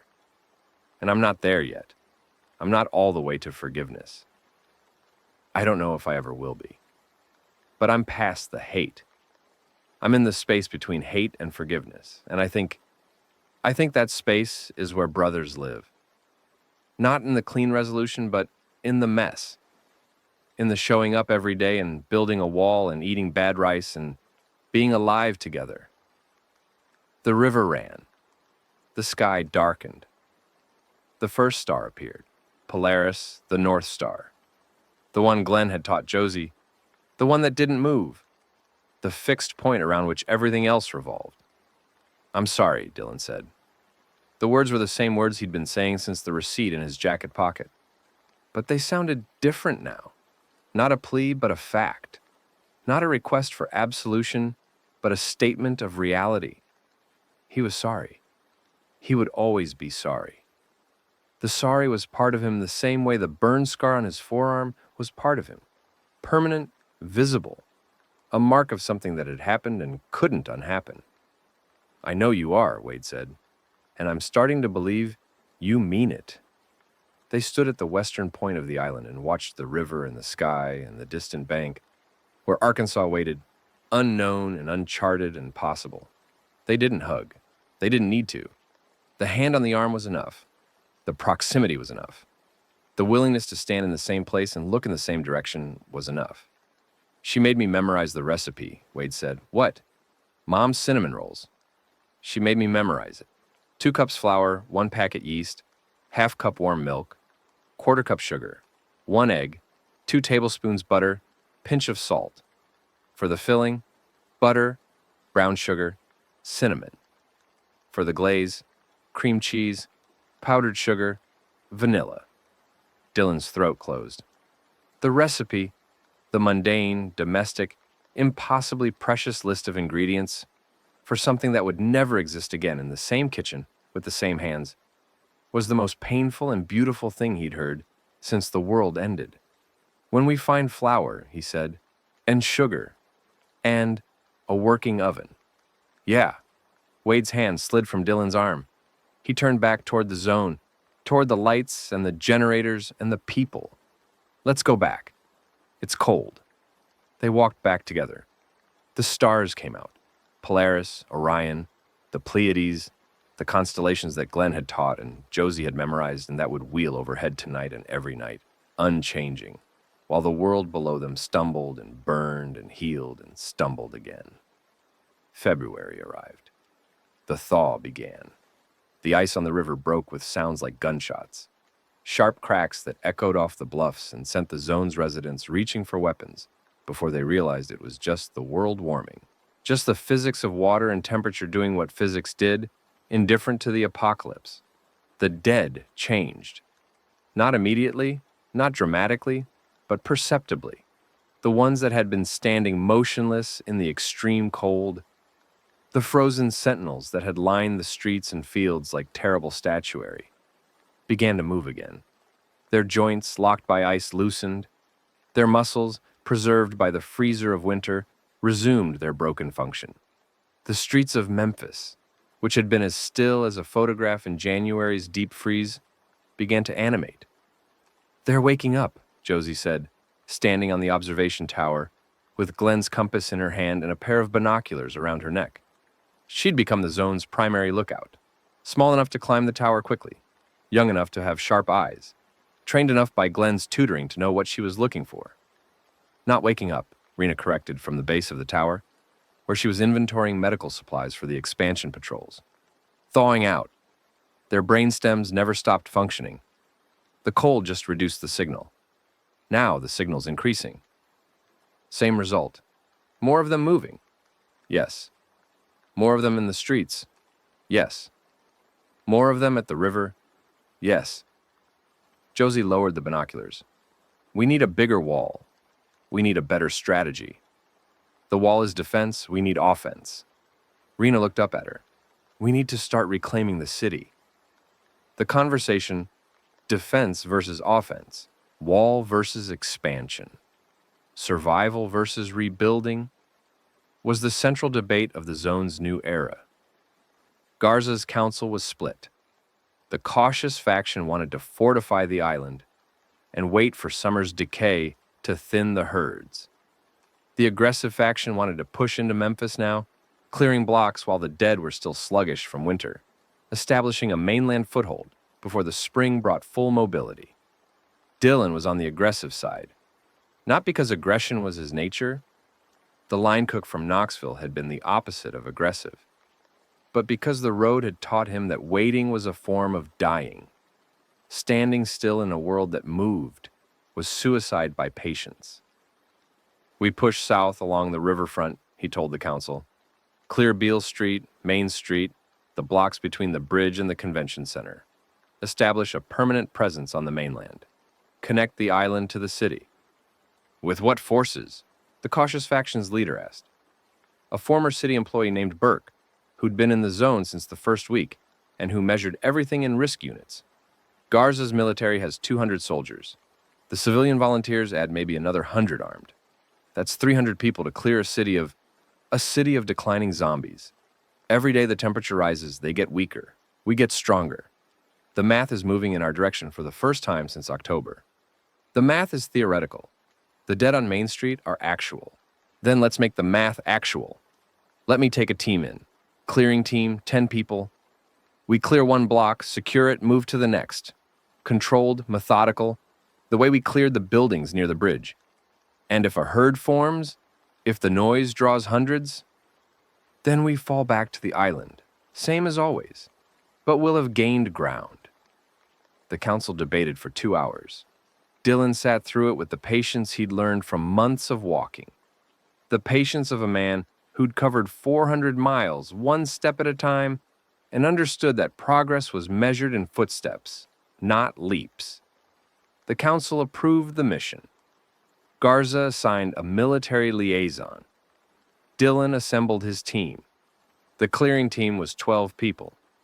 Dylan, Wade, Bo, Crow, Josie, over Rena's objection. She's 17. She's the best scout we have. 6 of Garza's soldiers, and Harris from the tunnel group, who'd proven himself as a steady hand in the building clearing operations. They crossed the bridge on a February morning that was cold but clear. The first truly clear day in weeks, the sky blue from horizon to horizon, the sun low and bright and casting long shadows across the riverfront. The dead were sparse near the bridge. Garza's patrols had been maintaining a cleared zone. But beyond the buffer, the streets were occupied. Dylan carried a hatchet, not the Fisker's X7 from his apartment, which had been lost somewhere on the road, but a new one from the zone's tool supply, heavier, with a longer handle. The feel of it in his hand was familiar and terrible and necessary. Wade carried his pry bar. One-handed, right-handed, the weapon an extension of his arm, in a way that was both impressive and heartbreaking. Bo carried a fire axe, not a pickaxe. He'd switched after the mound encounter, preferring the axe's broader blade for the close quarters work of building clearing. Crow carried nothing. His job was scout, not fighter. He moved ahead of the team, light and fast, reading the terrain and reporting back through hand signals he'd developed with Josie, a private language of gestures that communicated numbers, direction, threat level, and zombie type with the efficiency of military sign language. Josie carried a claw hammer. Not her original. That was still in the zone's confiscated weapons storage, and she'd asked for it back every day for a month before Garza relented. The original hammer, the one from her father's garage, the one she'd used on day 2. It was in her hand now, and she was, Dylan observed, complete in a way she hadn't been since arriving at the zone. They cleared Beale Street in 4 hours. The famous music strip, home of blues clubs and neon signs and the ghost of B.B. King, was a ruin of broken windows and collapsed awnings and dead things that shuffled between the clubs like the world's worst pub crawl. The team moved methodically. Crow scouted, Josie confirmed. Bo and Dylan led the entry. The soldiers secured the flanks. Building by building, block by block, the dead fell and the living advanced. The work was brutal. Not physically. The dead in February were slow, clumsy, half-frozen and degrading, but psychologically. Each building was a capsule of the life that had been. A blues club with instruments still on the stage, a restaurant with plates still on the tables, a souvenir shop with shelves of Memphis memorabilia, Graceland magnets, Elvis shot glasses, Beale Street t-shirts, all perfectly preserved, perfectly pointless, artifacts of a civilization that had died while its souvenirs survived. In a bar on the corner of Beale and 2nd, they found a jukebox. The bar's backup generator had died weeks ago, but the jukebox was battery-operated, a modern unit designed to run during power outages. Crow, who couldn't resist a machine, pushed a button. Music filled the bar. B.B. King, The Thrill Is Gone. The guitar note bending and sustaining in the dusty air. The team froze. The dead outside turned toward the sound, but the bar's doors were shut and barricaded, and the sound was muffled enough to draw interest without drawing a horde. Nobody moved for the duration of the song, 3 minutes and 39 seconds, of a dead man playing guitar in a dead city, and 12 living people standing in a dead bar, listening, because music was the one thing the apocalypse couldn't kill. When the song ended, Crow hit the button again. A different track. Al Green, Let's Stay Together. Turn it off, one of the soldiers said. It'll draw them. One more, Josie said. Her eyes were closed. The hammer was at her side. The compass was at her neck. She was swaying slightly to the music, and the motion was so purely, fundamentally human, the involuntary response of a living body to rhythm and melody, that Dylan couldn't bring himself to stop it. One more, he said. The song played. Al Green's voice filled the bar. Outside, the dead pressed against the windows, drawn by the sound, their clicks and moans, a counterpoint to the music. Inside, 12 people listened and swayed and remembered what it felt like to hear something beautiful. Then Crow turned off the jukebox and they went back to work. They cleared Beale Street and 2 blocks north by sundown. Bo marked the perimeter with barricades, overturned cars and dumpsters, positioned to funnel any zombie approach into choke points. Crow tagged every cleared building with his symbols. The soldiers established observation posts at the intersections. This is ours now, Dylan said, standing at the corner of Beale and Main, looking at the cleared streets. The neon signs were dark, but still intact. B.B. King's Blues Club, the Rum Boogie Cafe, Silky O'Sullivan's. The signs of a city that had been alive with music and tourism, and the specific defiant joy of a place that had survived cotton and slavery and floods and recession, and had kept playing the blues through all of it. We'll keep it, he said, and he meant it. Not just the blocks, not just the buildings, but the idea of the city, the memory of what it had been, and the possibility of what it could become.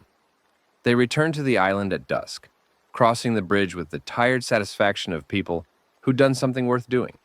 The zone's lights were on, generators humming, floodlights casting their glow, and the sight of the illuminated island from the mainland, with the Mississippi running dark behind it, and the Arkansas bank dark beyond that, was the most beautiful thing Dylan had seen since the outbreak. It looked like civilization. Small, fragile, improbable, but real. The weeks that followed were a rhythm of clearing and building. Dylan's team pushed further into Memphis each day, block by block, building by building. They cleared the riverfront. They cleared Main Street. They reached the Peabody Hotel, the one where Mika had been bitten, and cleared it completely, floor by floor, room by room, until the lobby with its famous fountain stood empty and echoing and clean. Crow put a spray-painted crow on the lobby floor, next to the fountain where ducks had once marched. Beneath it, Mika, The cleared zone grew. A week after the first push, they controlled 8 square blocks. 2 weeks later, 16. The dead fell back, not retreating, they didn't retreat, but thinning. The attrition of daily clearing, reducing their numbers block by block. The February thaw brought increased mobility, but also increased decay. Zombies that had been frozen and preserved began to show the deterioration that warmth accelerated. Skin sloughed. Joints failed. The runners, the fast ones, the dangerous ones, were the first to decline, their muscle-dense bodies rotting faster than the standard dead. "They're falling apart," Josie reported from her observation post. "I counted 30 that couldn't walk this morning. Just lying in the street. Still moving their arms, still clicking, but their legs are done." "The beginning of the end," Rena said. "The beginning of the beginning," Dylan corrected. Spring was coming.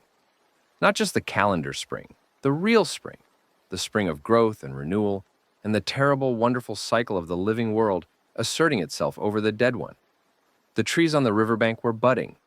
The grass in the zone's growing plots was pushing through soil that Tanya's generators had heated with buried cables.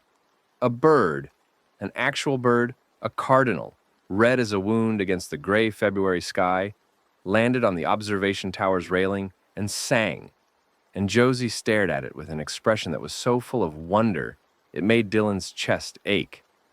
The world was not over. The world had paused. And now, it was pressing play.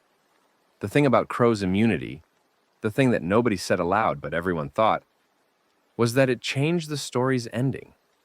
Not just the zone's story, not just the group's story, but the story. The human story. The narrative of a species brought to its knees by a prion that folded wrong, and a corporation that cut corners, and a government that chose silence. Because if immunity existed, if it was in the blood, if it could be studied and understood and replicated, then the dead were a temporary condition. A horrible, devastating, species-altering temporary condition, but temporary. The prion would be understood. The mechanism would be mapped. The 2% would become the 100%. Not today, not this year, maybe not this decade, but someday. The possibility was the most dangerous thing in the world. More dangerous than the herds, than the runners, than the mounds, than the human tyrants who built kingdoms on the bones of the dead. Because hope, unchecked, was a form of blindness. And blindness in a world of the dead was suicide. Dylan understood this. He'd learned it on the road. The balance between hope and caution, between moving forward and watching your step.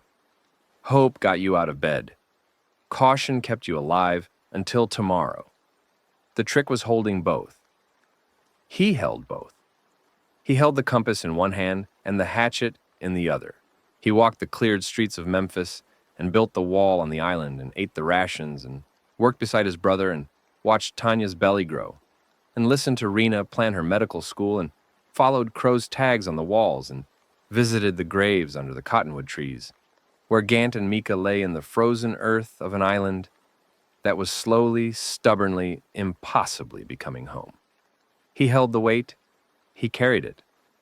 Not because he was strong, the cook from Knoxville had never been strong, but because he'd learned that carrying weight was what you did. You picked it up and you moved, and you didn't put it down, because putting it down meant stopping, and stopping meant dying, and dying meant the weight won. The weight didn't win. He didn't win either. There was no winning. There was only continuing. There was only the next step, the next block, the next wall, the next meal, the next morning. There was only the hand on the hatchet and the compass in the pocket and the brother beside him and the baby growing in Tanya's belly and the spray-painted arrows on the walls pointing west, always west, towards something that wasn't an ending, but wasn't a beginning either, but was, stubbornly and defiantly, and against all odds, a middle. A middle was enough. A middle was more than anyone had a right to expect. On the last day of February, Dylan walked to the island's western point, the spot where he and Wade had stood in January, where the Mississippi ran wide and the Arkansas bank was visible as a line of trees against the sky. The evening light was different now, warmer, golden where it had been gray, soft where it had been harsh. The river had cleared its ice and ran brown and strong, carrying the sediment of a continent toward the sea. On the far bank, the trees were showing the first faint green of early spring. Not leaves yet, but the promise of leaves, the buds that would open in a few weeks and transform the bare branches into something alive. He stood alone. Not because he wanted solitude. The man who'd crawled through a grease trap to avoid human connection was gone, replaced by someone who understood that people were the point, but because some moments needed to be experienced individually before they could be shared. He pulled the receipt from his pocket. It was soft with wear, the pencil words barely legible, the paper thin as tissue. He read it one more time. Wade, I'm coming. I know you can't read this. I know this is for me, not you, but I'm coming.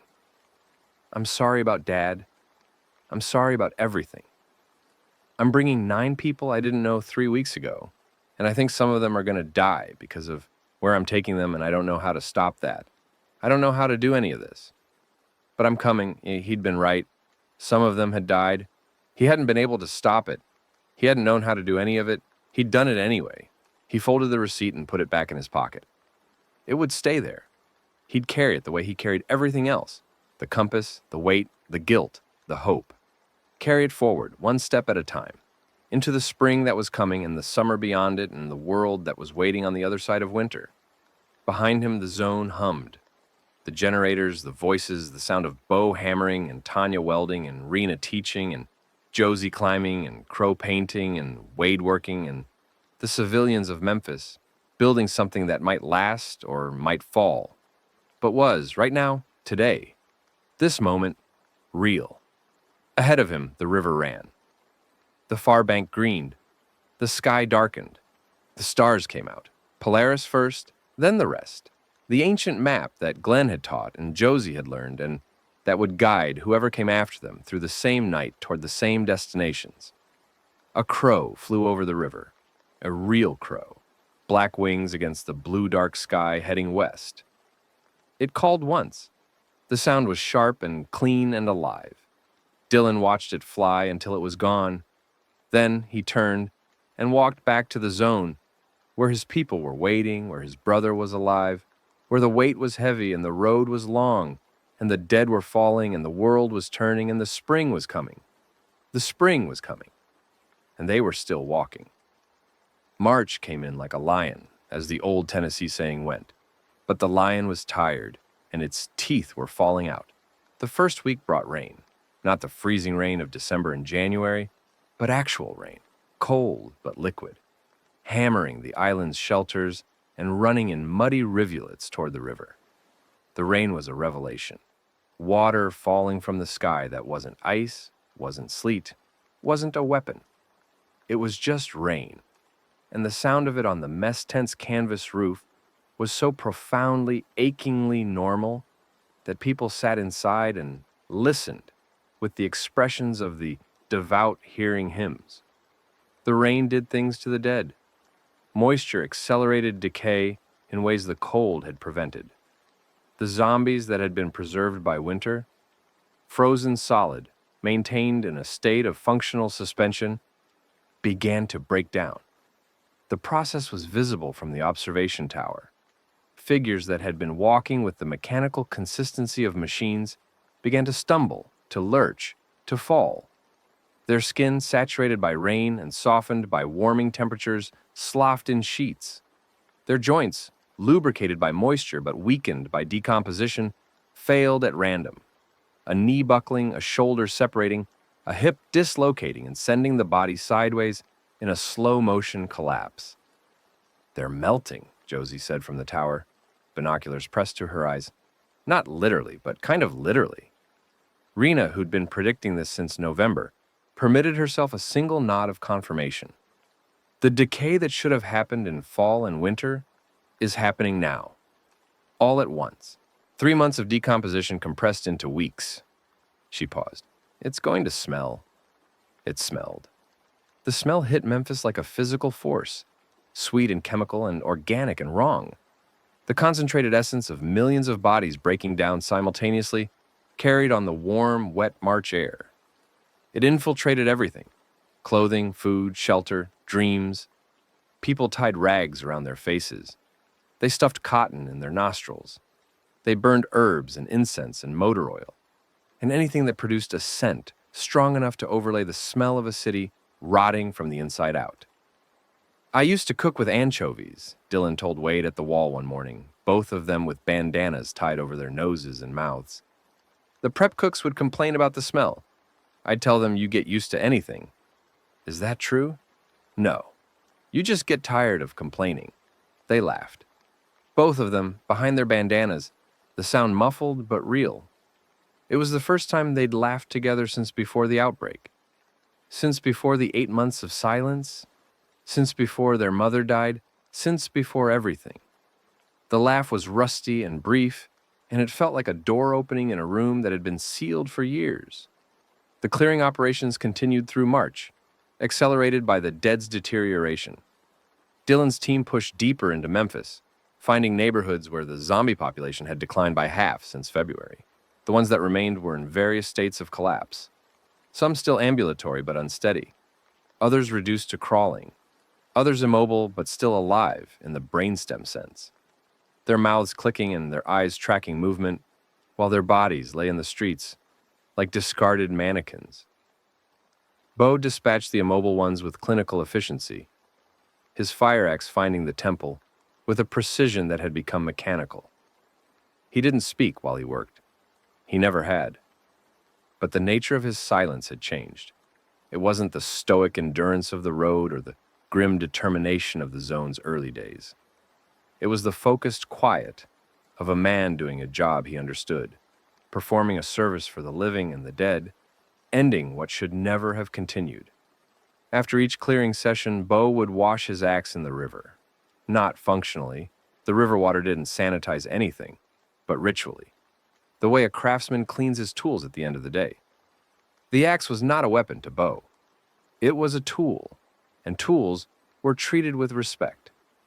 Tanya watched him from the construction site one afternoon. 8 months pregnant now, her belly enormous, her movements careful and deliberate, her hand never far from the toolbox she still carried. She'd stopped working on generators and electrical systems a month ago. Rena's orders, and had been reassigned to the administrative building where she designed infrastructure plans on paper. Water systems, electrical grids, the skeleton of a city that might someday exist on the bones of the one that had died. He's different, Tanya said to Dylan. They were sitting on a bench near the construction site, watching Bo work. Different how? Quieter. Which seems impossible because he was already the quietest person I've ever met. But it's a different kind of quiet. She shifted on the bench, adjusting for the baby's weight. He's been teaching himself to read. What? In the evenings, in the barracks. He thinks nobody notices, but I see him. He has a children's book, one of the ones from the school. He sits on his cot and sounds out the words.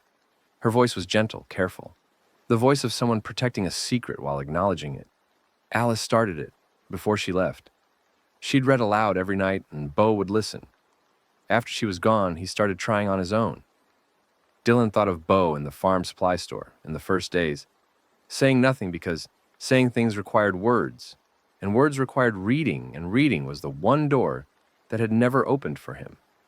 He thought of Bo carrying the heaviest packs without complaint, digging graves in frozen earth, holding doors against hordes, because physical labor was the language he spoke fluently when the verbal one failed.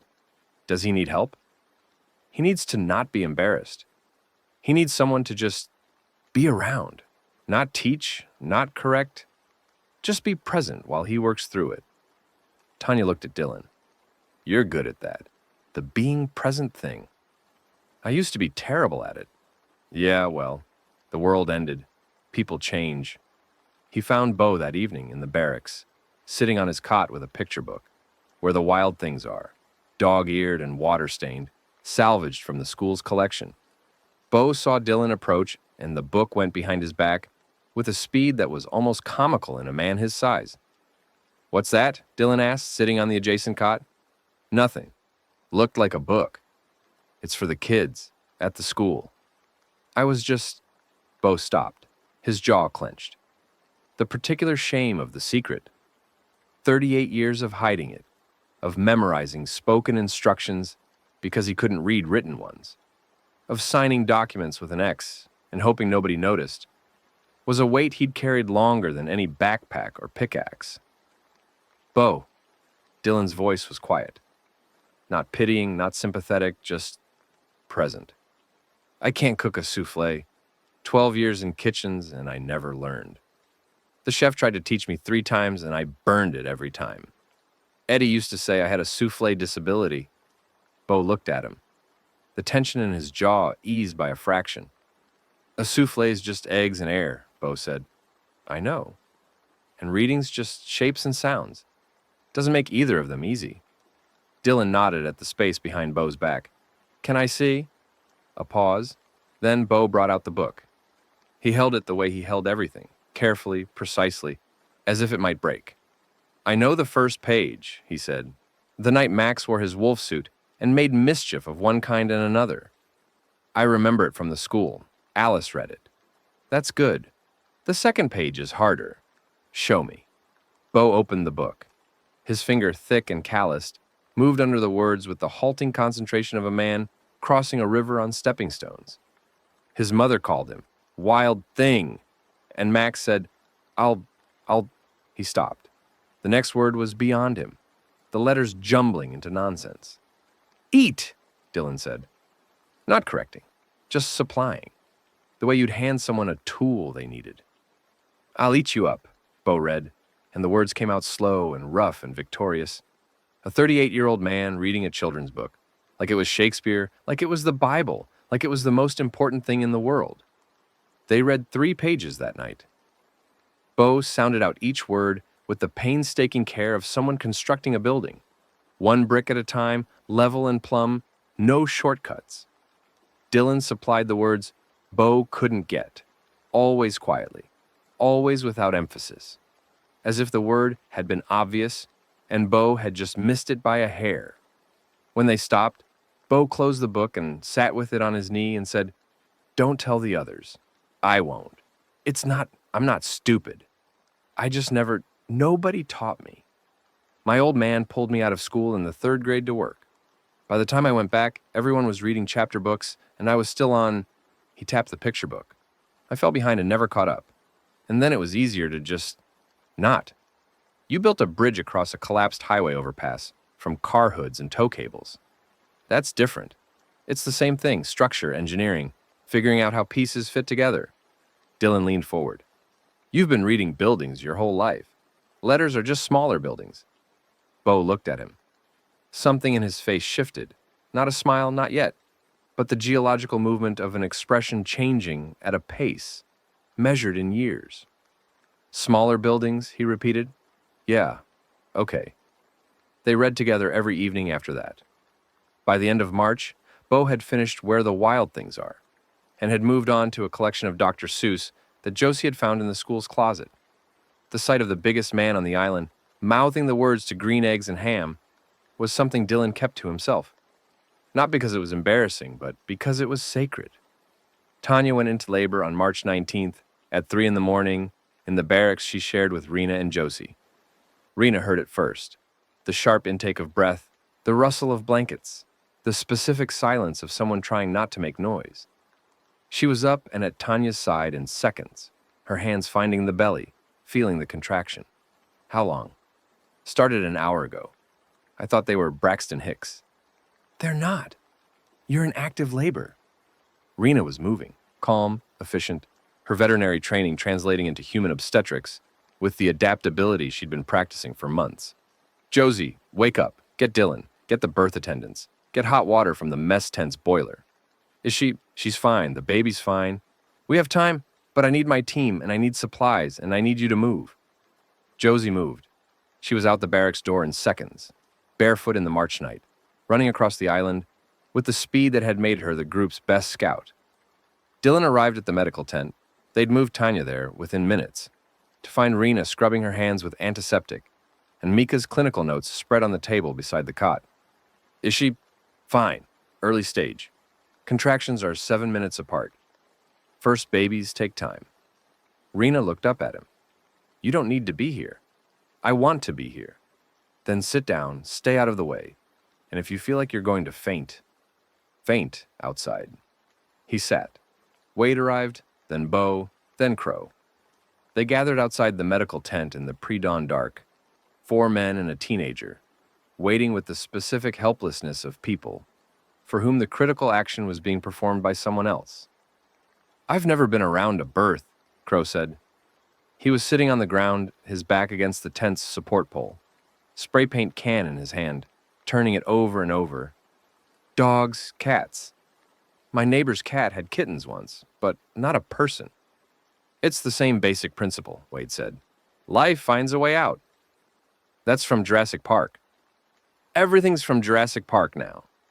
Bo sat on an overturned bucket and read from a pocket-sized New Testament that Josie had given him, one of the few books in the zone with small enough text to challenge him. His lips moved as he sounded out the words, and the juxtaposition of the huge man reading scripture while a woman labored 20 feet away was, Dylan thought, the most perfectly human scene he'd witnessed since the world ended. The labor lasted 14 hours. Rena was magnificent. She managed the contractions, monitored the baby's position, adjusted Tanya's posture, coached her breathing, and performed the delivery with the steady, capable hands that had brought hundreds of animals into the world and were now, for the first time, bringing a human. The birth attendants, 3 zone residents Rena had trained, assisted with precision. Josie ran supplies. The medical tent became a crucible of effort and pain and life, the sounds of Tanya's labor carrying across the island and drawing people to the tent's perimeter, where they stood in silence and waited. At 5:17 p.m., in the golden light of a March afternoon, with the Mississippi running outside and the zone's generators humming and the smell of a decaying city drifting on a warm breeze, the baby was born. A girl.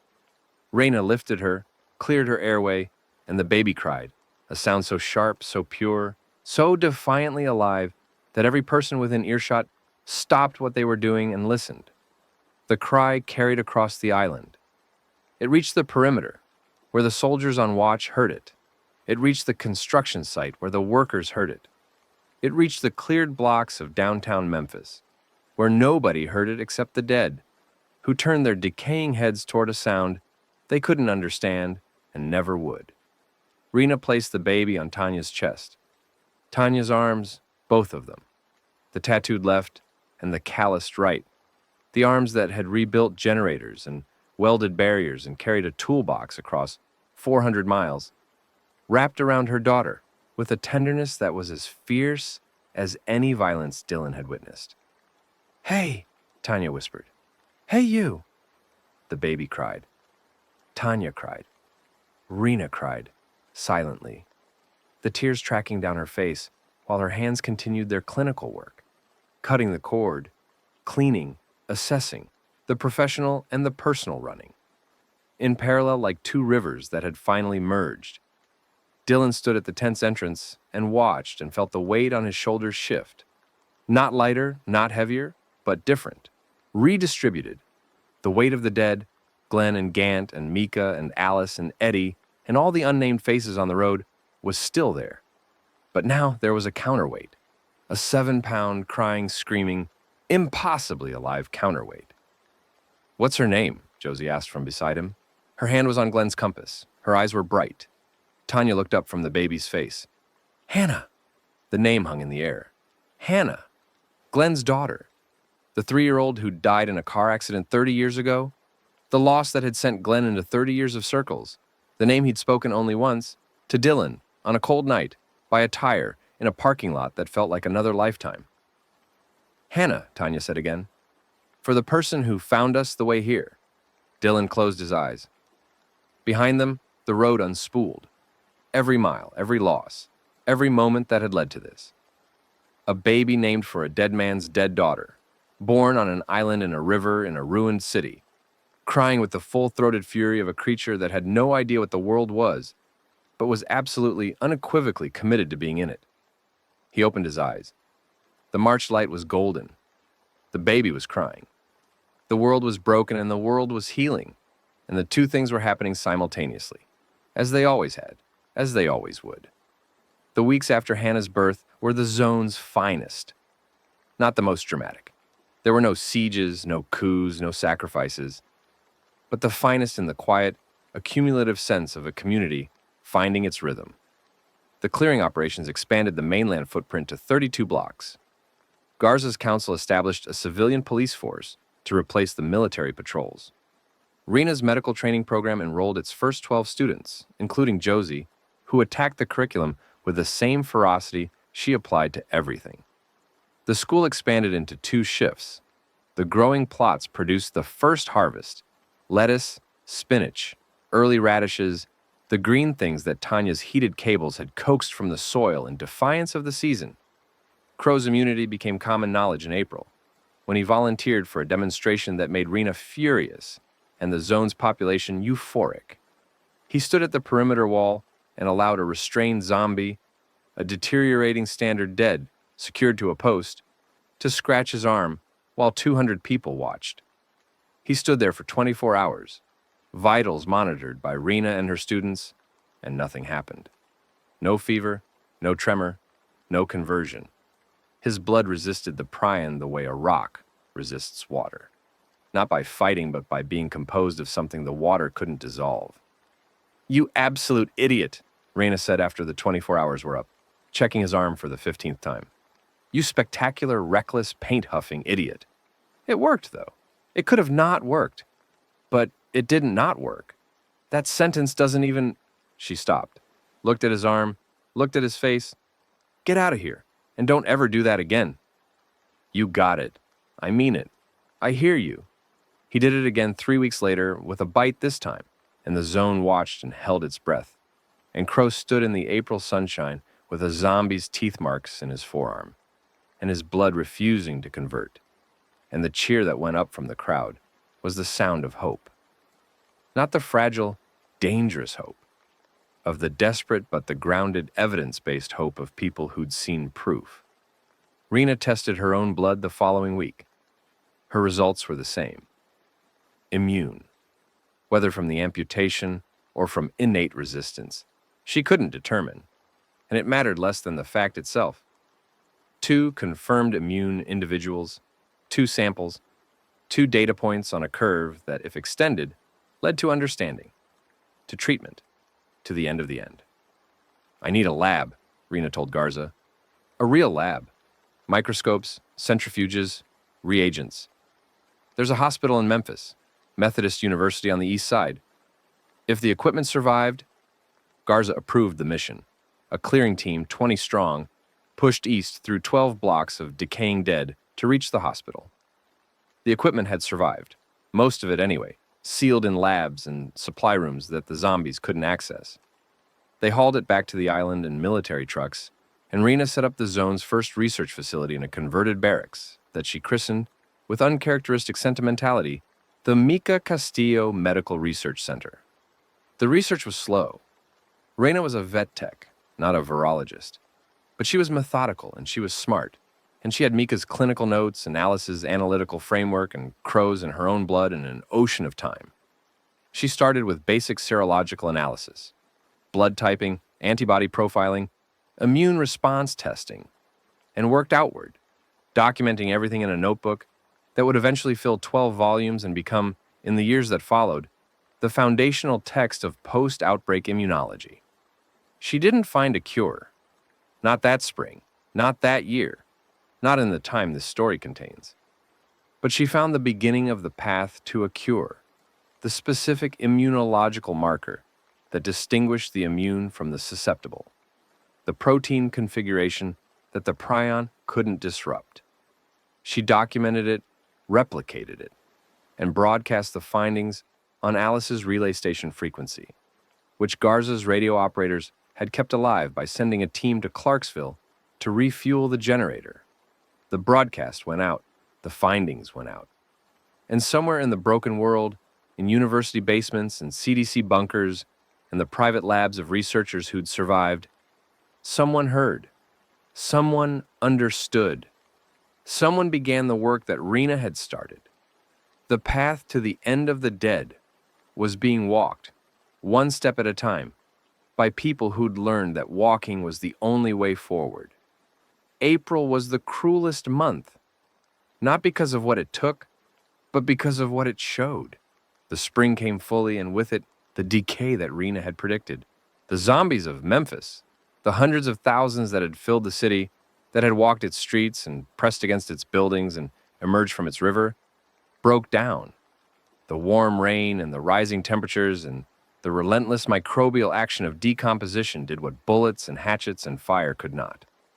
They reduced the dead to the dead. The streets of Memphis became an ossuary. Bodies lay where they'd fallen, in intersections, on sidewalks, in the lobbies of buildings, in the seats of cars.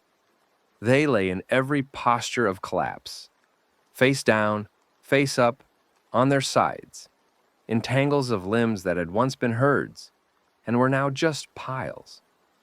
Some were still moving, the brainstem signal persisting even as the body around it dissolved. Hands grasping, mouths clicking, eyes tracking, but with no body capable of executing the commands. The clearing team's work shifted from combat to disposal. Bo led the effort, organizing crews that gathered the remains and transported them to burn sites outside the cleared zone.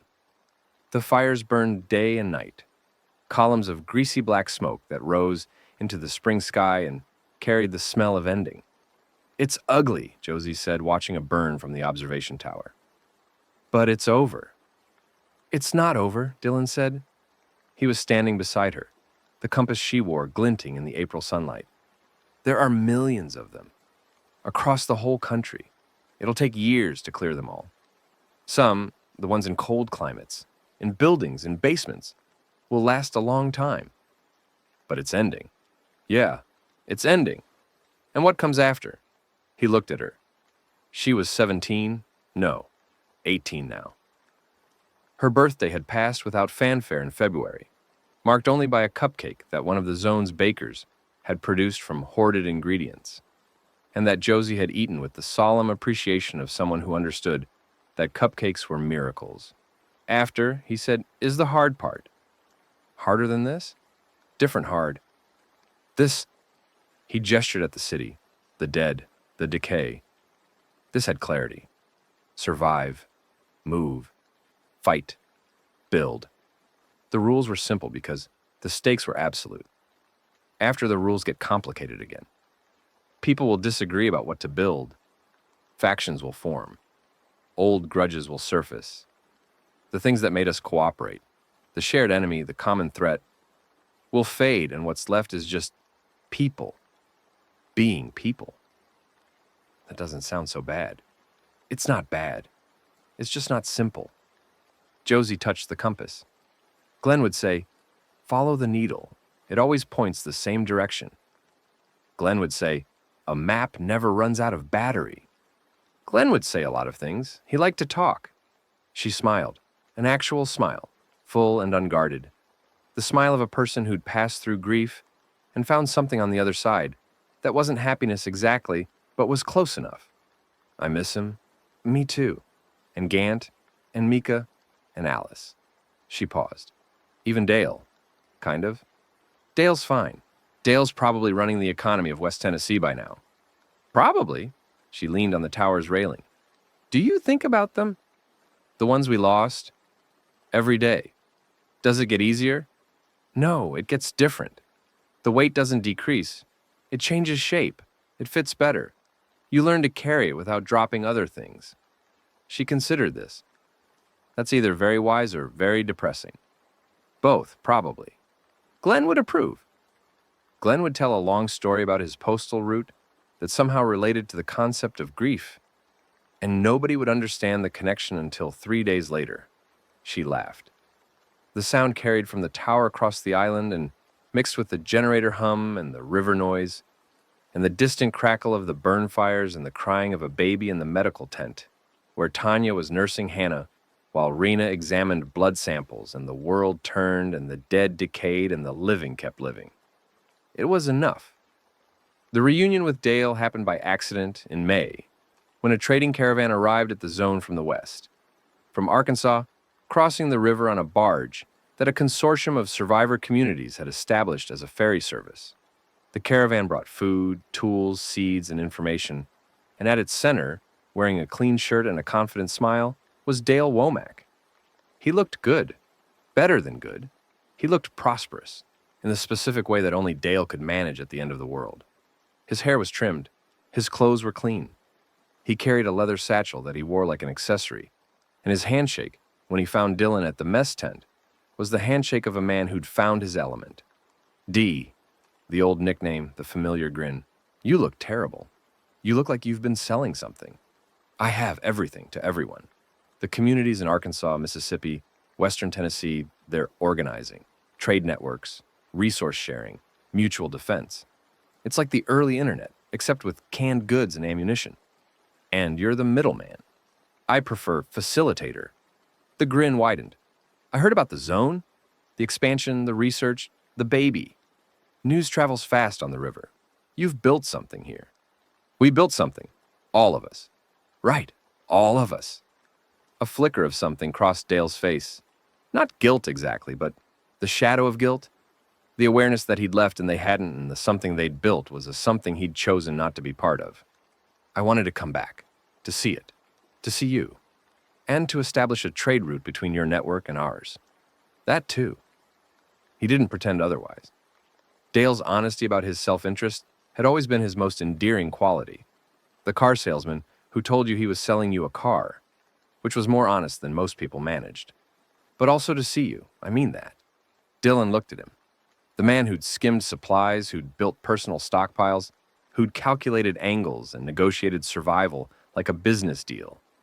The man who'd been useful and unreliable in exactly equal measure.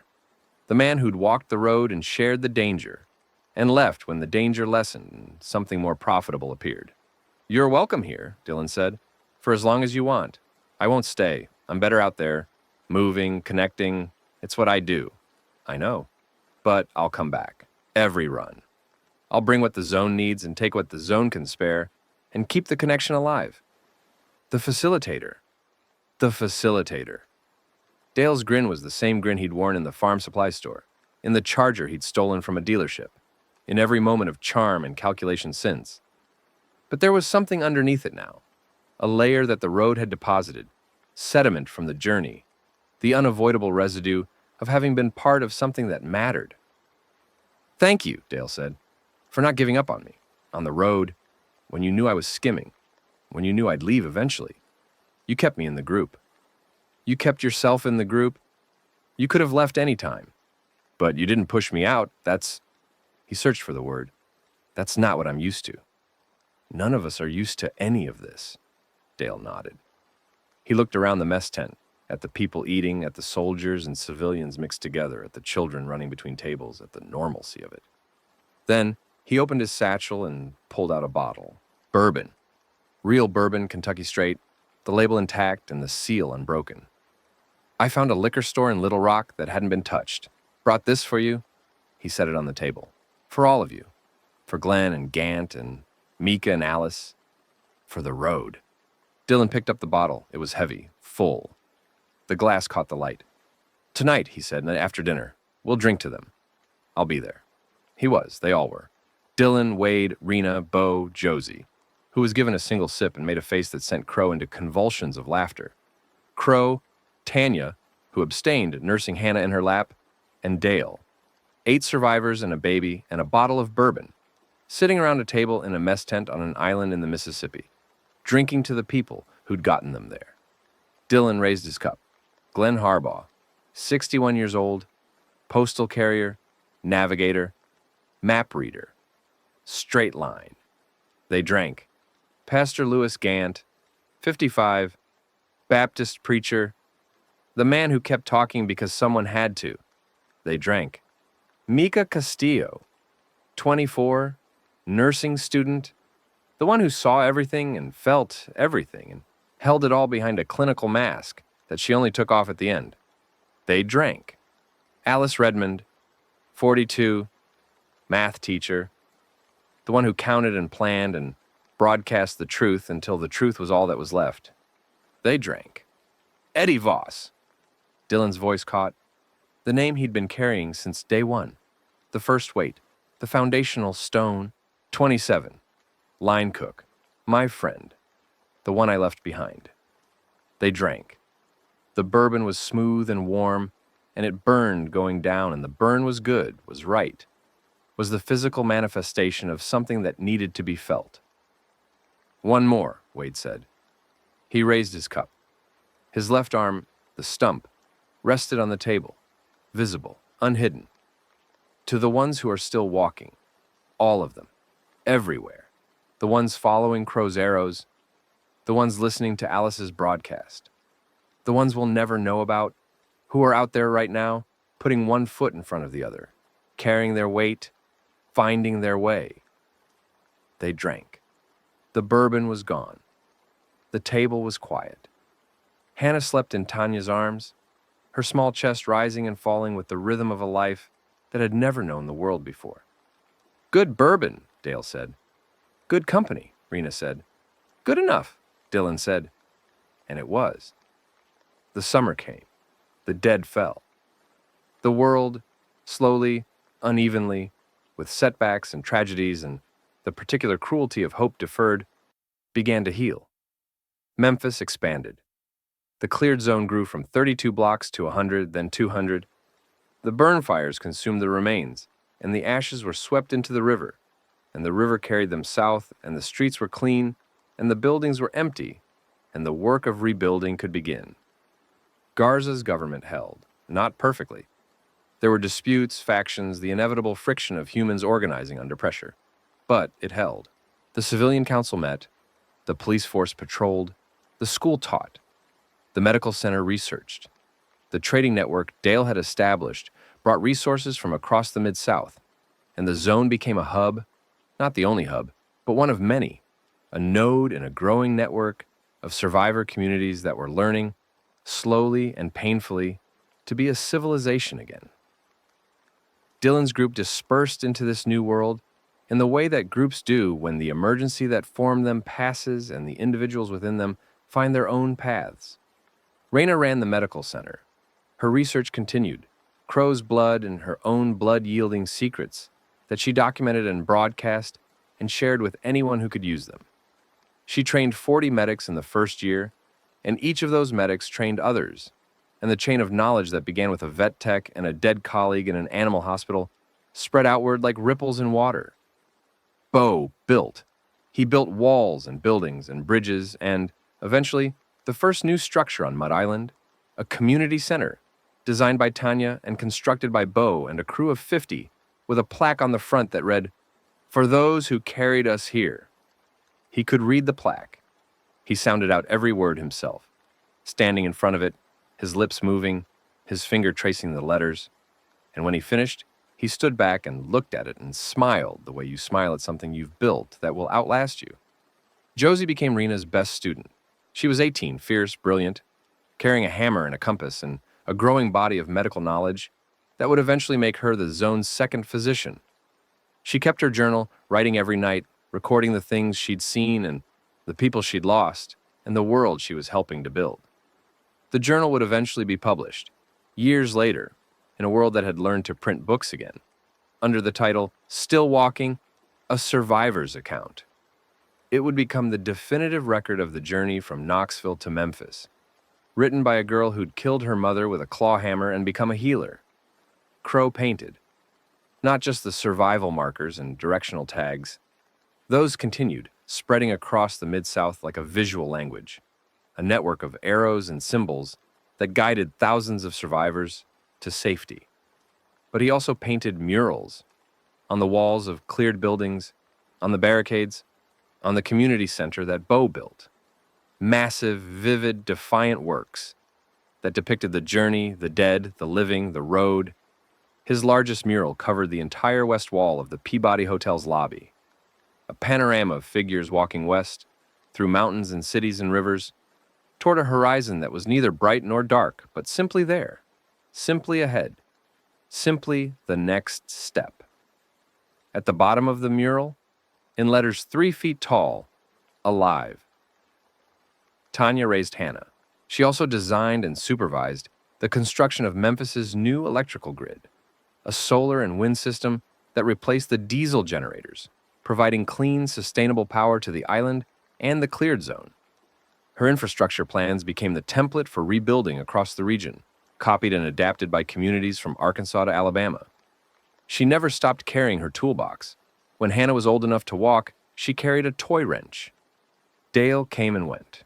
He built his trading empire, a network that eventually connected 37 survivor communities across 5 states, moving food and medicine and information and people. He was never fully trusted and never fully condemned, and he seemed to prefer it that way. He kept his satchel. He kept his grin. He kept a percentage. Wade worked beside Dylan, one-handed, right-handed, building the wall and then building beyond the wall, expanding the zone, clearing the city, laying the groundwork for a Memphis that would eventually become the largest surviving settlement in the American South. His stump healed into a smooth cap that he no longer hid, wearing short sleeves even in winter. The absence of his left hand as much a part of his identity as the gap between his front teeth. They made the cinnamon rolls in July. Tanya's growing plots produced wheat that Rena's students ground into flour. Dale's trading network brought sugar and yeast from a community in Arkansas that had established a working farm. Dylan found cinnamon in a spice shop on Beale Street, the jar intact, the seal unbroken. The smell when he opened it so piercing and specific and redolent of every Saturday morning in his mother's kitchen that he had to set it down and walk outside and breathe for 5 minutes before he could continue. They made them in the mess tent's kitchen, the closest thing to a real kitchen Dylan had worked in since Brasstown's. Wade recited the recipe from memory. Dylan measured and mixed with 2 hands where Wade had one. They worked together in the warm July morning, the dough rising under a cloth, the cinnamon and butter filling the kitchen with a smell that drew people from across the mess tent, from across the island, drawn by the scent, the way the dead had been drawn by sound, but for reasons that were alive, that were human, that were the opposite of everything the prion had wrought. The cinnamon rolls came out of the oven at 10 o'clock on a Saturday morning. They were imperfect, lopsided, slightly burned on one edge, the glaze too thin. They were the best thing Dylan had ever made. He and Wade sat at the mess tent table and ate cinnamon rolls and didn't talk. They didn't need to. The taste was a language more fluent than words. The taste of their mother's kitchen, of Saturday mornings, of a time before everything, of a thing that had been lost and found again in a form that was different but recognizable. The way a melody played on a different instrument is still the same melody. "She'd be proud of you," Wade said. "Of us." "Yeah." Wade licked cream cheese glaze from his fingers. The fingers of his right hand, the only ones he had. "Of us." The summer deepened, the dead thinned, the world turned. Hello everyone, welcome to the channel. Before we start the story, I want to let you know that this video has no ads, so just sit back and enjoy. I hope you give this story a chance because I truly believe you won't find stories like this anywhere else. And before you get too comfortable, leaving a like or subscribing would mean a lot to me, but only if you genuinely enjoy what I do here. Feel free to leave a comment telling me where you're watching from and what time it is for you. It really helps us feel like the global community we are. Now let's begin our night together. Dylan walked the streets of Memphis on a July evening, the air warm and thick with the humidity that was Tennessee's birthright. The city was transforming. Cleared blocks becoming inhabited blocks, boarded windows becoming open windows, the silence of the dead giving way to the noise of the living. Not a city yet, not the city it had been, but a city in potential, a sketch of what it could become. He walked past Beale Street, where Crow's jukebox still worked, and someone had gotten it to play on solar power and the sound of blues guitar drifted from the bar's open door into the evening air. He walked past the Peabody Hotel, where Crow's mural covered the west wall and people stopped to look at it, to see themselves in the figures walking west, to read the word alive and believe it. He walked past the graves under the cottonwood trees, where Gant and Mika lay in earth that was no longer frozen but green with grass, the rebar crosses solid and straight, Crow's tags weathering but legible. He stood there for a moment. Not to pray. He still didn't pray. Still didn't believe in the way Gant had meant. Still couldn't find the frequency. But to be present. To stand in the place where people he loved were buried and acknowledge that they had existed, had mattered, had been part of a story that was still being told. He walked to the western point of the island, where the Mississippi ran gold in the evening light, and the Arkansas bank was green with summer. He stood where he'd stood with Wade in January, where the river had been icy, and the sky had been gray, and the future had been uncertain. The future was still uncertain. That hadn't changed. The dead were declining, but not gone. The prion was being studied, but not cured. The communities were cooperating, but not unified. The world was healing, but not healed. The distance between what was and what could be was still enormous, still measured in miles and years and lives that would be spent crossing it. But the direction was right. The arrow pointed west. The compass pointed north. The road stretched forward. And the people walking it, the cooks and vet techs and postal carriers and teenagers and construction workers and electricians and painters and teachers and preachers and brothers, they were still walking. Dylan pulled the receipt from his pocket. The paper was nearly transparent now, worn to tissue. The pencil words, ghosts of themselves. He read them one final time. Wade, I'm coming. He'd come. He was here. The promise was kept. He folded the receipt and held it over the river. The evening breeze caught it, tugged at it, the paper fluttering in his fingers. He let go. The receipt drifted down, caught an updraft, spun once, and settled on the water. The Mississippi took it, gently the way a river takes everything, and carried it south into the gold light, into the current, into the endless, patient flow that had been running before the dead walked and would be running long after they stopped. Dylan watched it go. The weight on his shoulders shifted. Lighter, just slightly. Just the weight of one small piece of paper. One small promise that no longer needed to be carried because it had been fulfilled. He turned back toward the zone. The lights were on. The generators hummed, solar and wind now. Tanya's design, clean and quiet and sustainable. The sound of voices carried from the mess tent. The smell of something cooking. Bo's crew had found a barbecue pit in the cleared zone and had been smoking ribs all day. The smell so powerfully, impossibly, beautifully normal that it made Dylan's eyes sting. He walked back. Through the gate, past the wall Bo had built, past the medical center where Rena was working late, past the school where Josie was studying by lamplight, past the maintenance shed where Tanya was nursing Hannah and sketching a wind turbine design on a blueprint. He walked to the mess tent where Wade was sitting at their table, 2 plates of ribs in front of him, 2 cups of something that was probably terrible but was definitely alcoholic, and an expression that was, for the first time in 18 months, open. Not guarded, not angry, not calculating the distance between forgiveness and resentment. Open.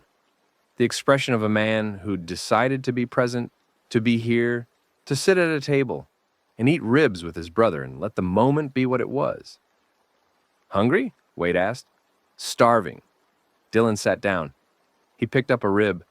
The meat fell off the bone, tender, smoky, seasoned with whatever spices they'd found in the specific alchemy of a summer evening in Tennessee. This is good, Dylan said. The secret is low and slow, Wade said.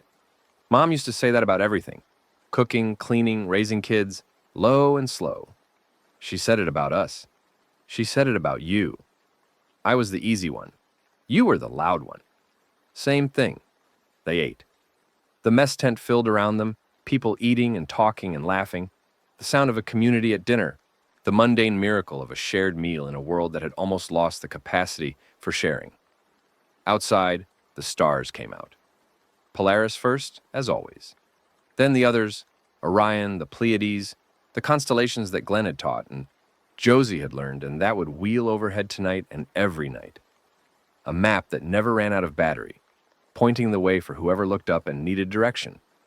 A crow flew over the island.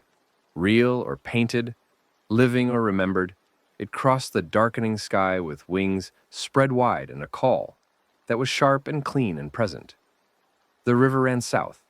The stars turned west. The dead fell and the living rose, and the world, broken and mended and broken again, continued its ancient, stubborn, impossible rotation. On a wall in downtown Memphis, 3 feet tall, painted in colors that would last for decades, a single word: alive. On an island in the Mississippi, in a mess tent at a table, 2 brothers ate ribs and didn't talk about the past and didn't worry about the future and didn't do anything at all except sit together in the present, in the warmth, in the ordinary grace of a summer evening. And that was enough. That was more than enough. That was everything. That